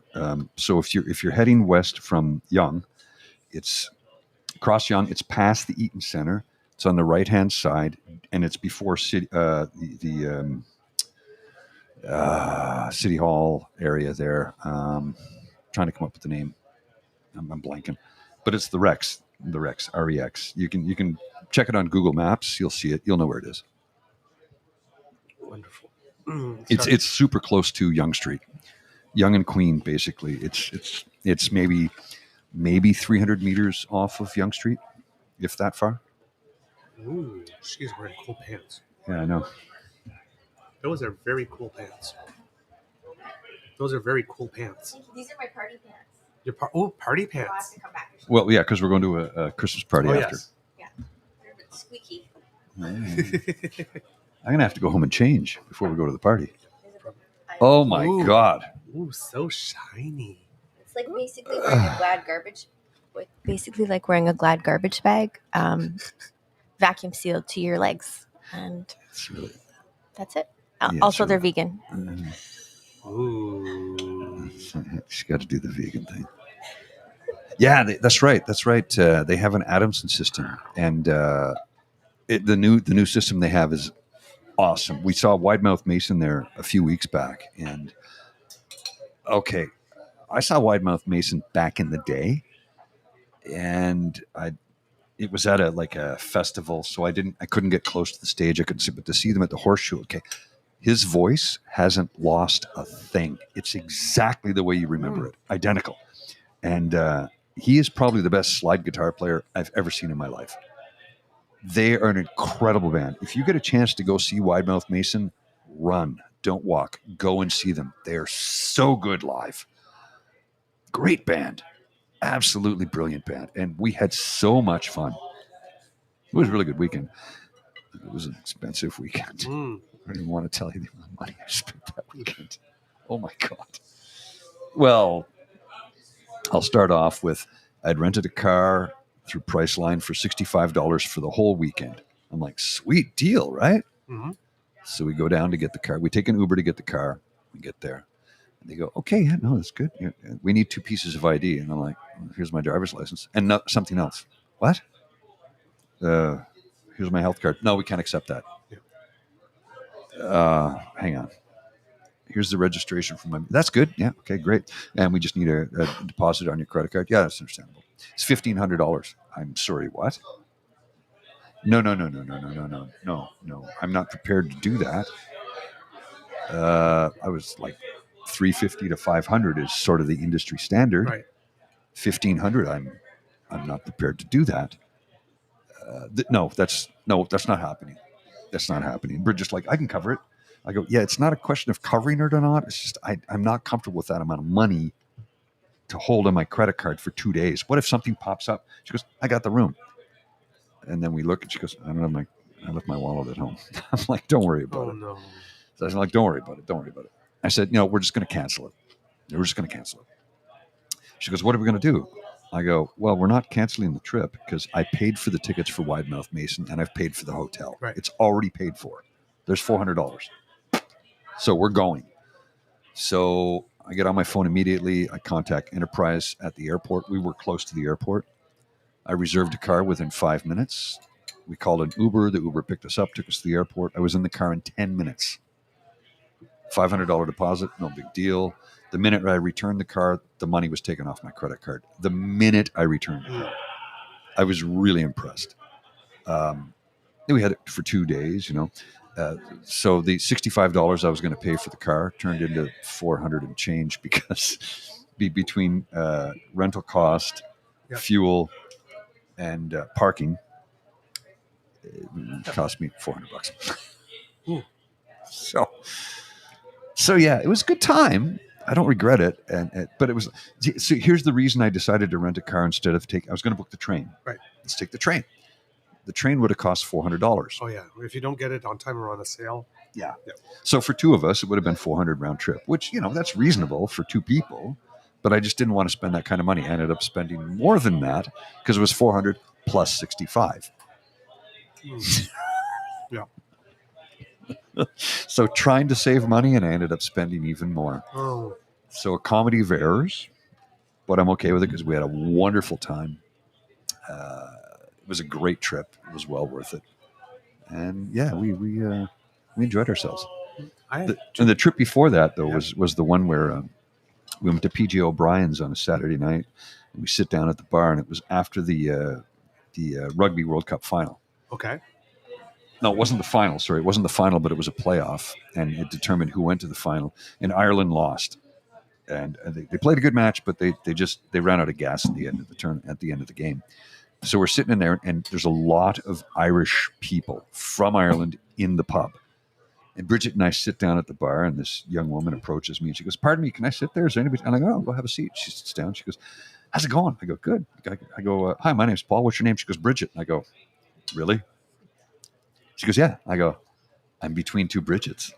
Well, I talked about this on the show. Remember this? Yep. Yeah. And she's like, between two Bridgets. She goes, and she's like, "How do you spell it?" I spell it that way too. She's like, "You guys want some goat cheese?" And pulls out a giant brick of goat cheese, and we're just, yeah, why not? We're breaking off chunks of goat cheese and eating it. She goes, "I've got some jelly beans and a pig penis." You keep the penis, so we're good in the penis department. But the jelly beans sound interesting. This woman was awesome. She was really awesome. Driven up from the States or something. And she came up for a concert. She was in Ottawa the night before, and then came to Toronto to see the guy play again. Wow. And her husband, she'd left at the hotel or something to have a nap and whatever. But I've never seen, a woman, anyone sit down at the bar and just pull out a chunk of cheese and be like, start handing us. "Do you want some?" I'm like, "Yeah, I kind of do." I'm like, "Should we cut it?" And she's like, "Just rip it off with your hands." And I'm like, "Okay. I'm down." And then she's like, "I also have," as Paul said, "I also have jelly beans." I'm like, "I love jelly beans." And then we hit the pig penis, and I'm like, "No, I'm sorry, I'm going back to being vegan." I'm like, "You save that for later." But, she was a skit. We started following each other on Instagram, and I'm like, you can never have too many Bridgets, I think. Well, and here's the coolest part. So he's collecting them. She's in North Carolina. Correct me if I'm wrong. It's North Carolina. Yeah. And this is a lady. She's been to Canada. Like, she's a well-traveled person. She has family in Ireland. And I think did her parents immigrate from Ireland? I don't recall. But she showed the picture of her cousin who visited from Ireland. Oh yeah.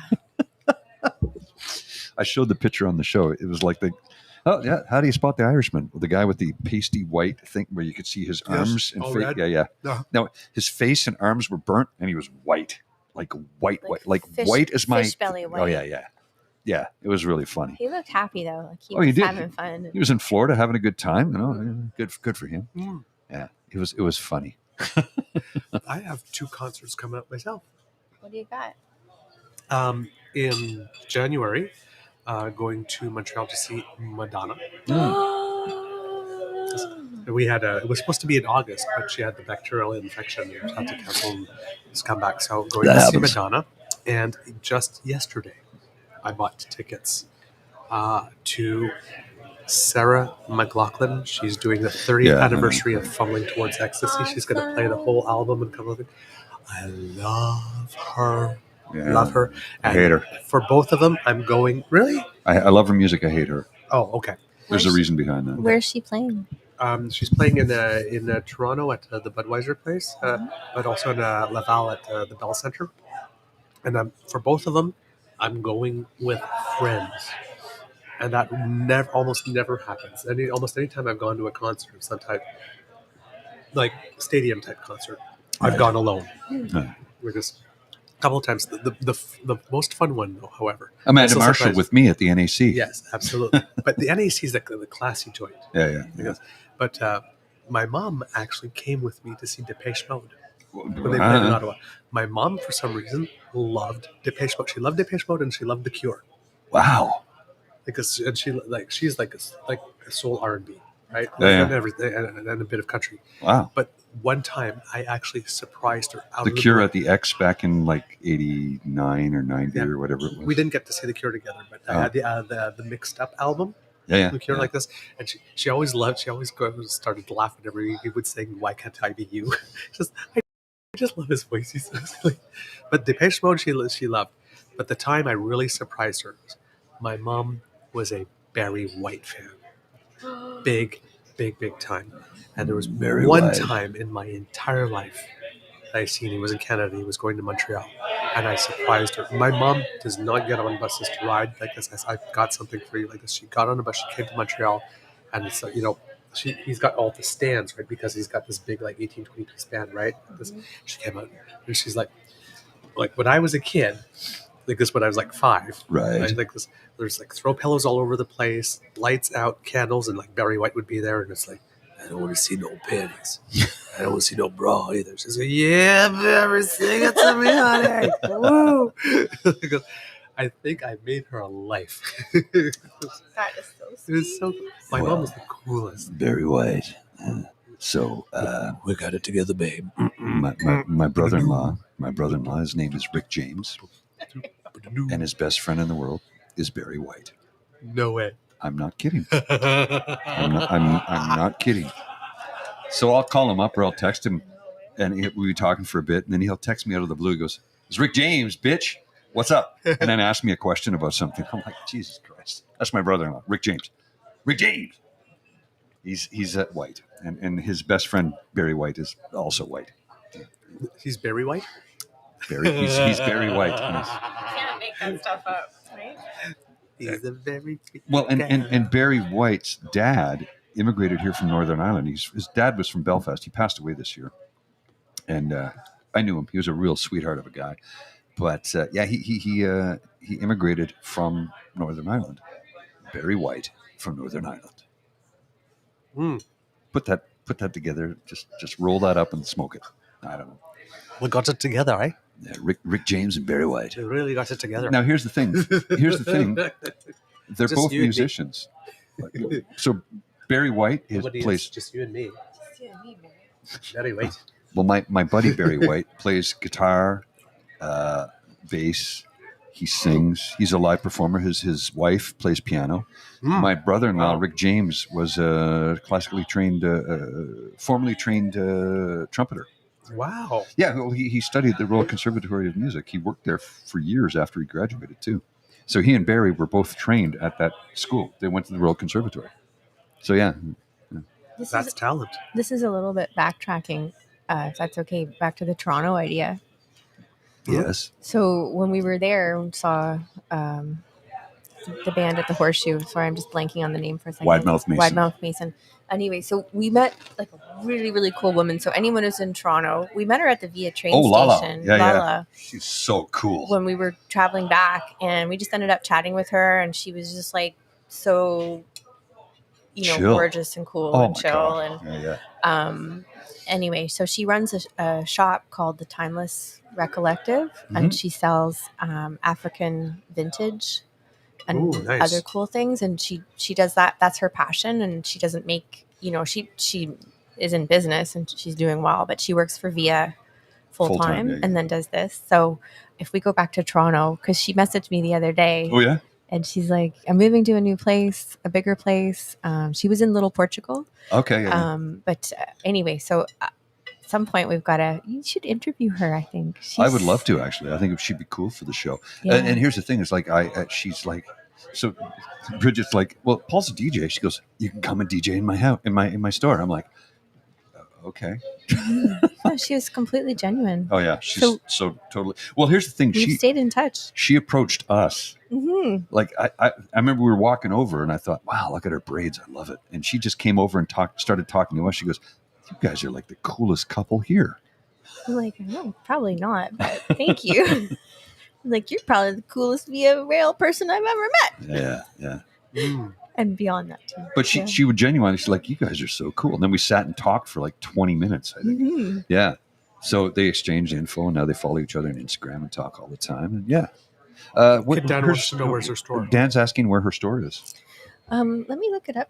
It's called Timeless Recollective, and I think it's on Queen East. I think it used to be in. Oh, what's the? Let me find it for you. Oh darn it! I'm thinking. What's the name of the Irish community? Cabbagetown. I think she was in Cabbagetown. Oh yeah, she's in Cabbagetown. Yes, she's in Cabbagetown. Thank you. We'll get the address for you in a minute, bud. Promise. And go check it out. She's so cool. Just a little shout out to Nona. Hey there. Hey Nona. How you Lovely doing? to see you. Thank you for the compliment. I appreciate it. Yeah, exactly. Rick James and Barry White. This is a comedy sketch waiting to happen. Really?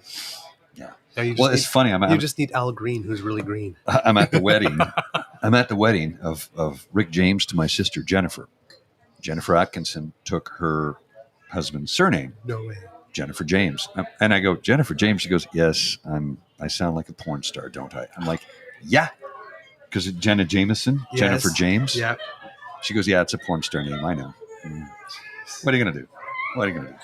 Oh, man. Hey, I feel the same way. No, it's okay. I feel the same way. I don't know how best to share this with Dan, but that's the...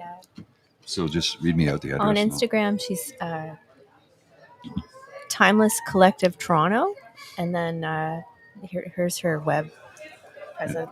So, I don't know what I just did there. I just pressed. There you go. So it's depop.com/Timeless Collective Toronto.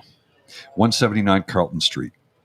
179 Carlton Street. So that's right around the corner from the old Maple Leaf Gardens, is it not? Yeah. Yeah, Maple Leaf Gardens is on Carlton. I guess. Cabbagetown. If she's not there right now, it's because she's moving into her permanent space. But anyway, that's who she is. And she's just like power. She's fire. And she opened it at the start of the pandemic, like just before the pandemic took off. She's like, somehow I managed to survive and keep it open. I'm like, well, damn, we want to support you.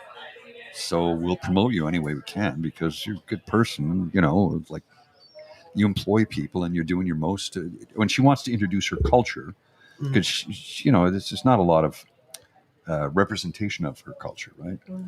There's representation for African culture, but this like specific to she's Nigerian. Correct me if I'm wrong. Yeah, okay. I hate to screw it up. I have a lot of Nigerian friends, and I work with a lot of men and women from Nigeria, and they're just so awesome. I mean, just so awesome to be with and hang out with, and it just joyful. I don't want to sound like some dumb white guy saying joyful, pleasurable people. That's not what I mean. It's just everybody, all the friends and colleagues I have from Nigeria that I've worked with and spent time with are just a joy to be with. Just like, and every single one of them are just thankful to be here and grateful to be here. So they want to contribute to make this country a better place. Well, all I know is that she and I bonded over hair and nails. I'm like, yeah. Your nails are awesome. She's and of course, your nails are awesome. And I'm like, your hair is awesome. And she's like, your hair is really big. And I'm like, I know. I have she's this. Like, I like it. It was really fun. It was like not the last thing you'd expect at it, waiting for a Via Rail train. It was so fun. But it was like, this is one of the reasons I love taking the train because there's and remember our server on the way back, he was Belgian. Oh yeah. Yeah, our server. Porter? Somebody on the train. What's the title? Porter. I think so. I guess so. Yeah, servers not. Well, he did serve us food and drink, but anyway, our porter. We started. He spoke, and I go, you're French, because the accent. But I go, France. He goes, no, Belgium. I go, oh, I'm sorry. And he just kind of smiled, like, hey, cool, you acknowledge. I go, yeah, because if you're from Belgium, you don't want to be confused as French. I'm like, and it's when I've had, like, when I was traveling in Ireland. I sat between these two women on a Ryanair flight from Dublin to London, and was it two Bridgets? no, Oh, that's too bad. I think it was Kaylin and Kaylin. I don't remember their names, honestly, but we had a nice chat. It was a 1 hour flight. It's like an Ottawa Toronto flight, right? So we had a nice flight, and you killed Douglas over here. That's my goal. I did not see it coming. No, of course not. So we had a really nice chat, and I'm grabbing my stuff, getting ready to get off the plane. She goes, so what's next? I said, I'm going to spend a few days in London visiting some friends. And he goes, oh, then back to the States. And I go, no, I'm Canadian. And she just looked at me and she goes, I'm so sorry. I apologize. And I just smiled and I said, thank you. Look, I have a lot of American friends. I have American family. I have American cousins. But I'm not American. And when you acknowledge that I'm not, I'm grateful because I'm not. Although I did have a woman years ago. Oh, this is Steve. He's from St. Louis. You're both Americans. And he looked at her and went, nope, he's not. And I went, no, I'm not. And she goes, yeah, you're from North America. And I love how Steve, a well-traveled individual who was living in Geneva for a number of years, had lived all over the world. He goes, no, he's Canadian. I'm American. There's a difference. And you don't say that to a Canadian. They don't care for it. And I'm like, thank you. He goes, no, dude, it's like, I get it. He's the kind of American tourist that, well, he's not a tourist. You know what I'm saying? You know what I'm fumbling trying to say. That happened to me once, where somebody said something American. I turned around and said, I'm not American, I'm Canadian. Then somebody turned around, the same damn side of the ocean. No, it's not. No. Whoa, okay.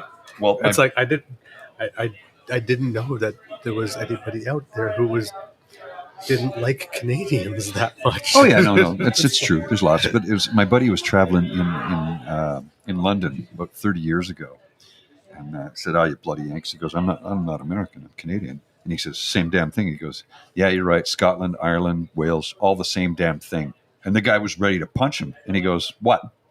Tell me how I'm fucking wrong." And he's like, "Yeah, that's a good point."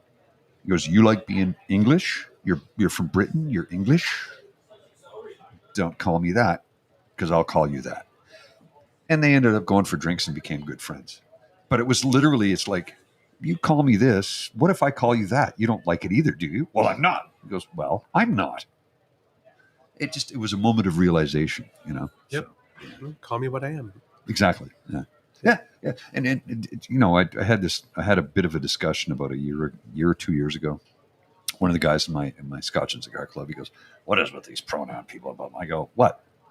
I go, you have the right to be called whatever you want to be called. He goes, I don't. I go, you're not listening to what I said. You have the right to be called whatever you want to be called.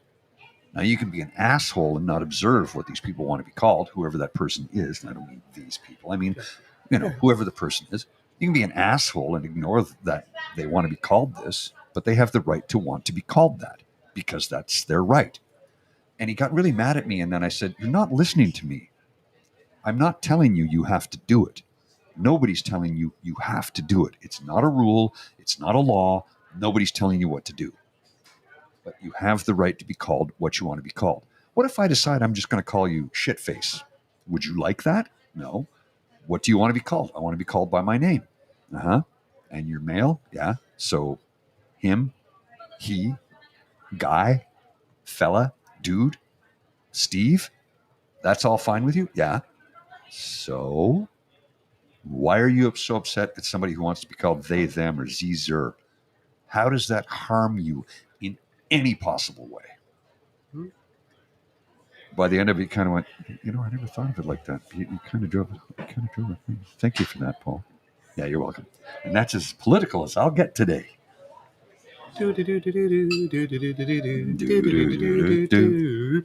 Lala says hi from Cabbage Town. Hey, Lala, send her a link so she can watch. I just told her, yep, I'll try. Okay.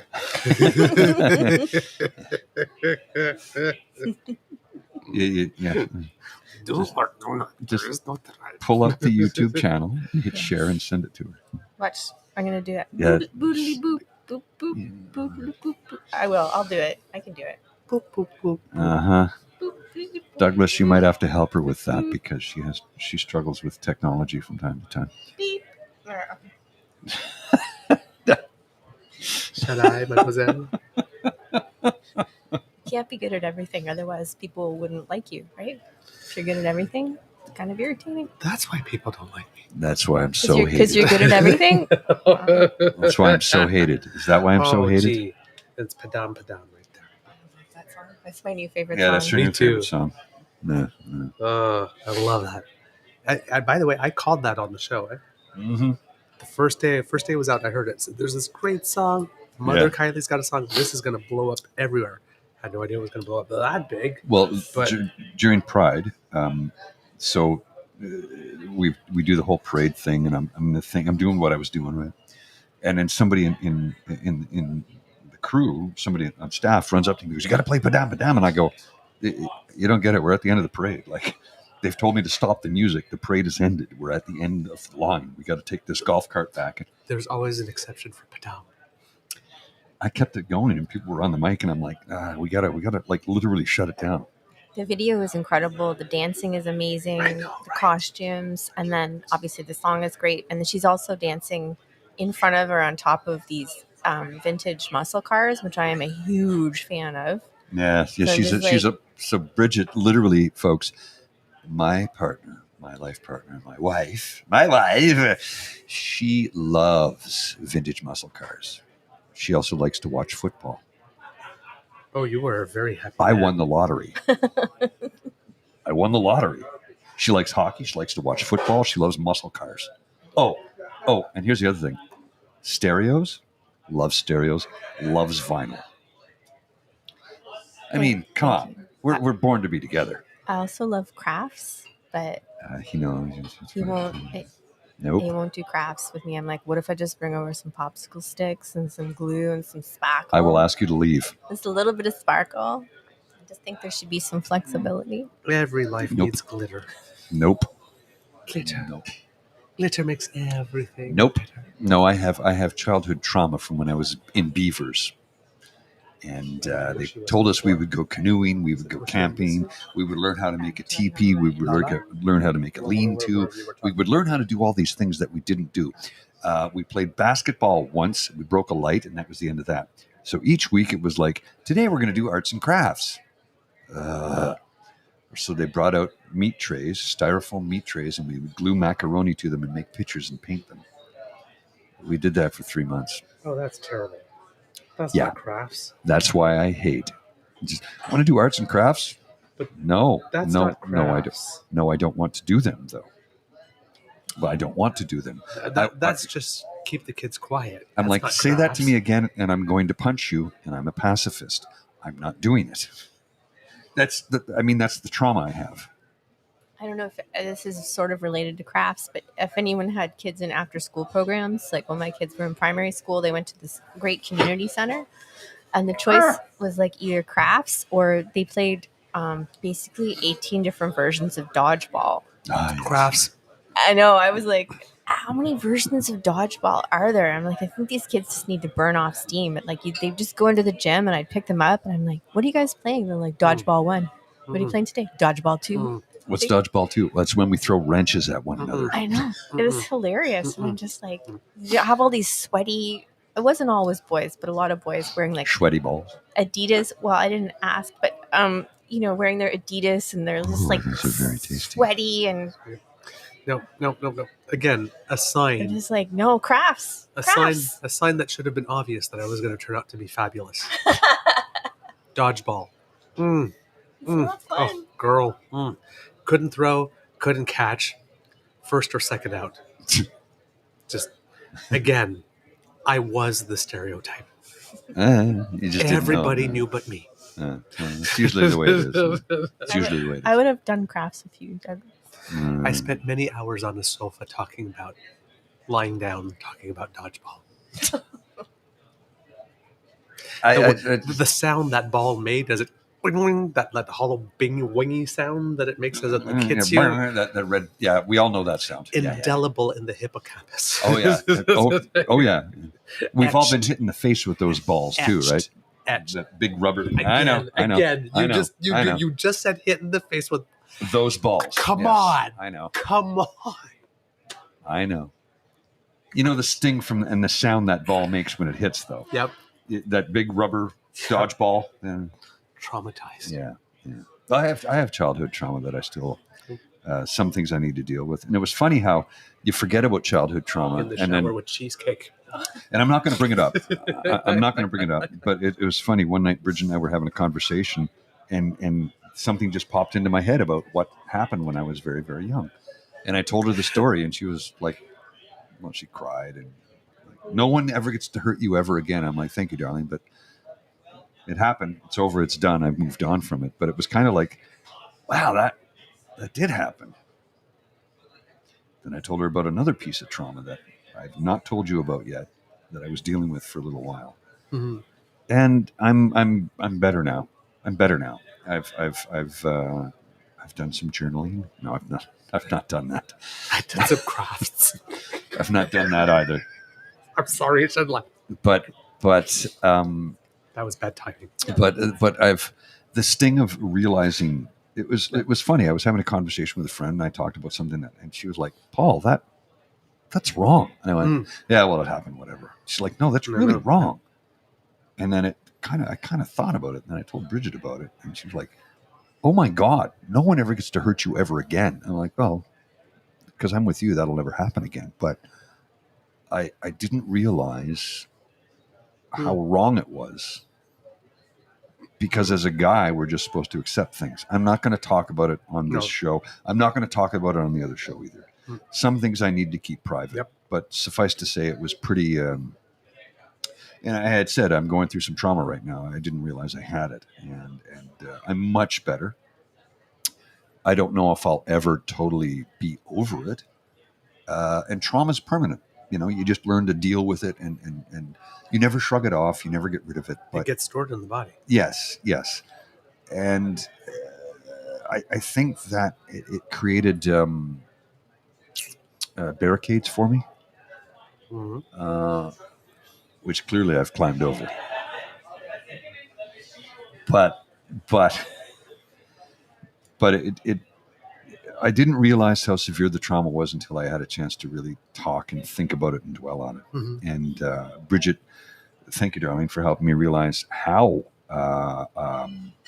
horrible it was. And it was my friend Sash who said, "Paul, that is wrong on so many levels." And I went, "Really? I didn't think about it before." She goes, "Oh my God, like that's not right. That's terrible. That's wrong. That never should have happened to you." And you know, I'm doing good. But it was a tough stretch there for a couple of weeks, and I don't know if I'll ever have it fully in check. But I'm lucky enough to have love in my life, and a partner who cares and loves me, and I love you too. And I love you too, brother. And I know that you mean Bridget? Sorry. Sorry. And I know she would move heaven and earth. She would move heaven and earth for me, and also. Will never allow anybody to ever hurt me like that ever again. And yeah, so that's a weird way to end a show, I guess. No, but hey, no, that's, we believe in being real. And the thing about trauma is, like, whether it happens to you when you're young, whether it happens to you when you're older. This happened to me in my 30s. Yeah. Like I said, I don't. I talk about what happened, but I don't talk about who did it. And when I talk, the relationship I had before Alex, that made me be single for about 3.5 years. There are even times where you see the red flags. Yeah, and you still don't. You see them, and you know enough to ask the question, but you blow past them anyway. Right? Yes, but you don't want to be the first to assume the worst of someone else. Yeah, it does. So you you think, okay, that seems like a reasonable explanation, particularly the people that are really good at inflicting trauma because they've done it to like 4 or 5 people and they've got it down by the time they get to you. And you ask the questions, you get a reasonable answer, and you think, okay, well, I guess that's possible. And it keeps happening until the moment that the wheels fall off. Right. And when the wheels fall off, it is ugly. Yeah. It is messy. You often do or say things that you are not proud of. Because you're human and you're responding to it, right? You often spend lots of time thinking about revenge. Yeah. Oh, yeah. And that's not good. But at some point, if you're able to get past that, you choose you along the way. And you realize it's like, when you often say in a relationship, it's not you, it's me. Mm-hmm. If that person had said it's not you, it's me, I'd say, you're damn right it's you. It is you, yeah. Yeah. All you. I was like, I was nice. I was kind. I was honest. I did all the right things. I learned from my past mistakes. I came into this one with an open heart. It's like, yeah, it was you. Things. And even with that, sometimes, for me, when that happened, when the relationship was over, it was end of December. And it wasn't until the following September that somebody said something to me.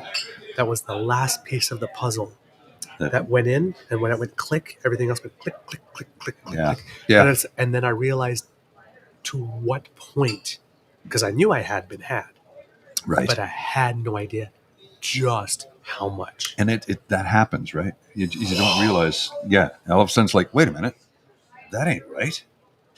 It's like a light bulb moment, right? Yeah, and that's what I had just a few weeks ago. A light bulb moment. Babe, chill. I know you have this look of concern on your face. No, I'm okay. I was just thinking because I was listening and I didn't want to say anything that my instinct is always to want to lighten the mood a little bit, but I didn't want to do that and take away from what you guys were saying. I'm just going to say that when I was dealing with some difficult things, or when I'm not a violent person, I don't ever want to hit anybody unless you need me to. Kits and Beaver people, I have a pretty good left hook. You hit me up, street fight, I'm there.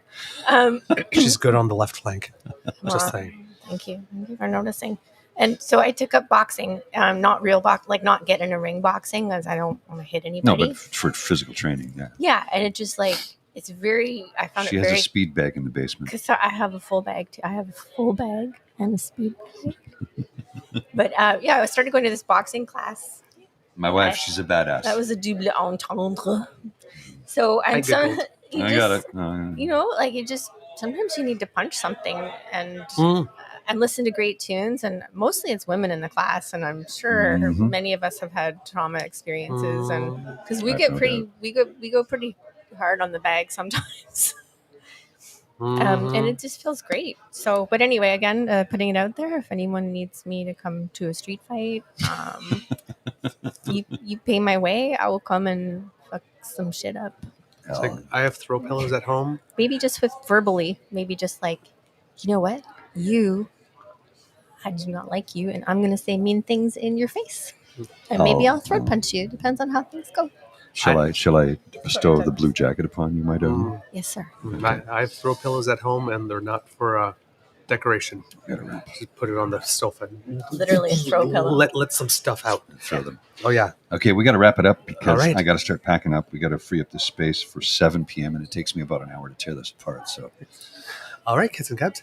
For a second time, we hope that you love the True North Eager Beaver PubCast remix Christmas version. Remix Christmas. Yes, remix Christmas. Extended version for you. We hope that you love listening to us because we love making this for you. Of course, sharing is caring. Let your peeps and poops know democracy is something that you do. Write those letters, get your shots, all that good stuff. I know for the people who've been here all the way through, I'm saying second time, but for the people who have just joined, this is for you. If you would like to make sure you do not miss an episode, you go to our pod page, sponsored by the fabulous, the wonderful, the fierce, the Ray Girl. On the bottom there. Absolutely. The QR code should be right about there. Scan that code. Scan that code. Oh, what price is right? Ooh. Ovana. So you go there. It's podpage.com/The True North Eager Beaver, lowercase letters with a hyphen between each one of those words. When we have an episode fresh off the bandwidth, you will not miss it. Our podcasts are exclusively, however, on our True North Eager Beaver Media Incorporated YouTube channel. And that's where you like, share, and subscribe. And if you would like to do more than like, share, and subscribe, like, for example, make like a Kid Wishful Son and offer us free beer today, but not today because I'm kind of full up. But free beer today, tomorrow, or some other day. Next time. Yes. Then you go to our coffee page, which is ko-fi.com/eagerbeaver, lowercase letters, all in one word. And that's where you will find the Beaver Lodge Emergency Hydration Fund, where our friends Cafe and Hot Chocolat and Guinness and Caesar and sometimes fruit smoothie, because again, you are what you drink. Hey, I'm just saying, hot chocolate or fruit smoothie. Take your pick. I'm just saying. I'm Guinness and whiskey.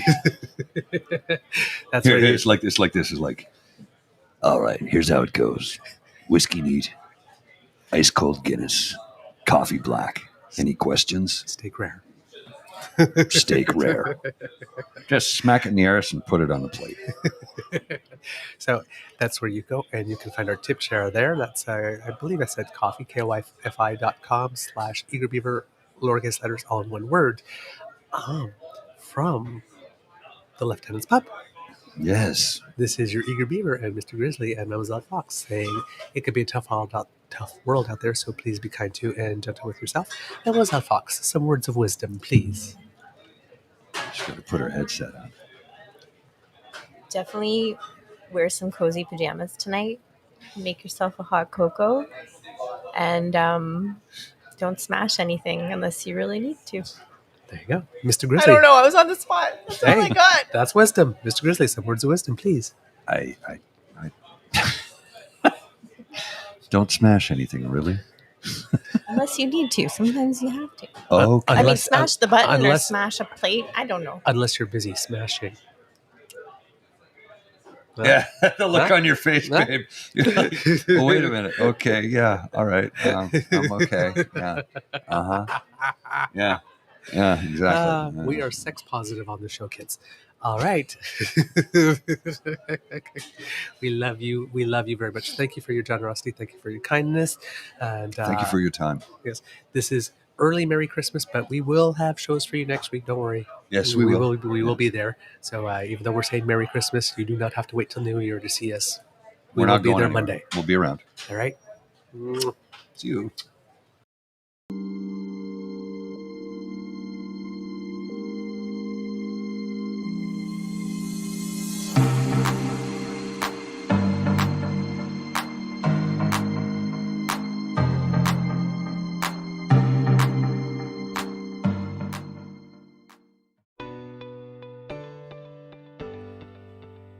You are listening to a True North Eager Beaver Media Podcast. The True North Eager Beaver podcasts are proudly brought to you by our founding sponsors, the Miss V Mysteries from Corvid Moon Publishing, your source for science fiction, fantasy, and cozy mysteries featuring a broad diversity of characters. CanadianTarot.com, your uniquely Canadian online eclectic tarot community and forum, and The Peppermaster, hot pepper sauces made from fresh farm ingredients to thrill your taste buds and expand your mind.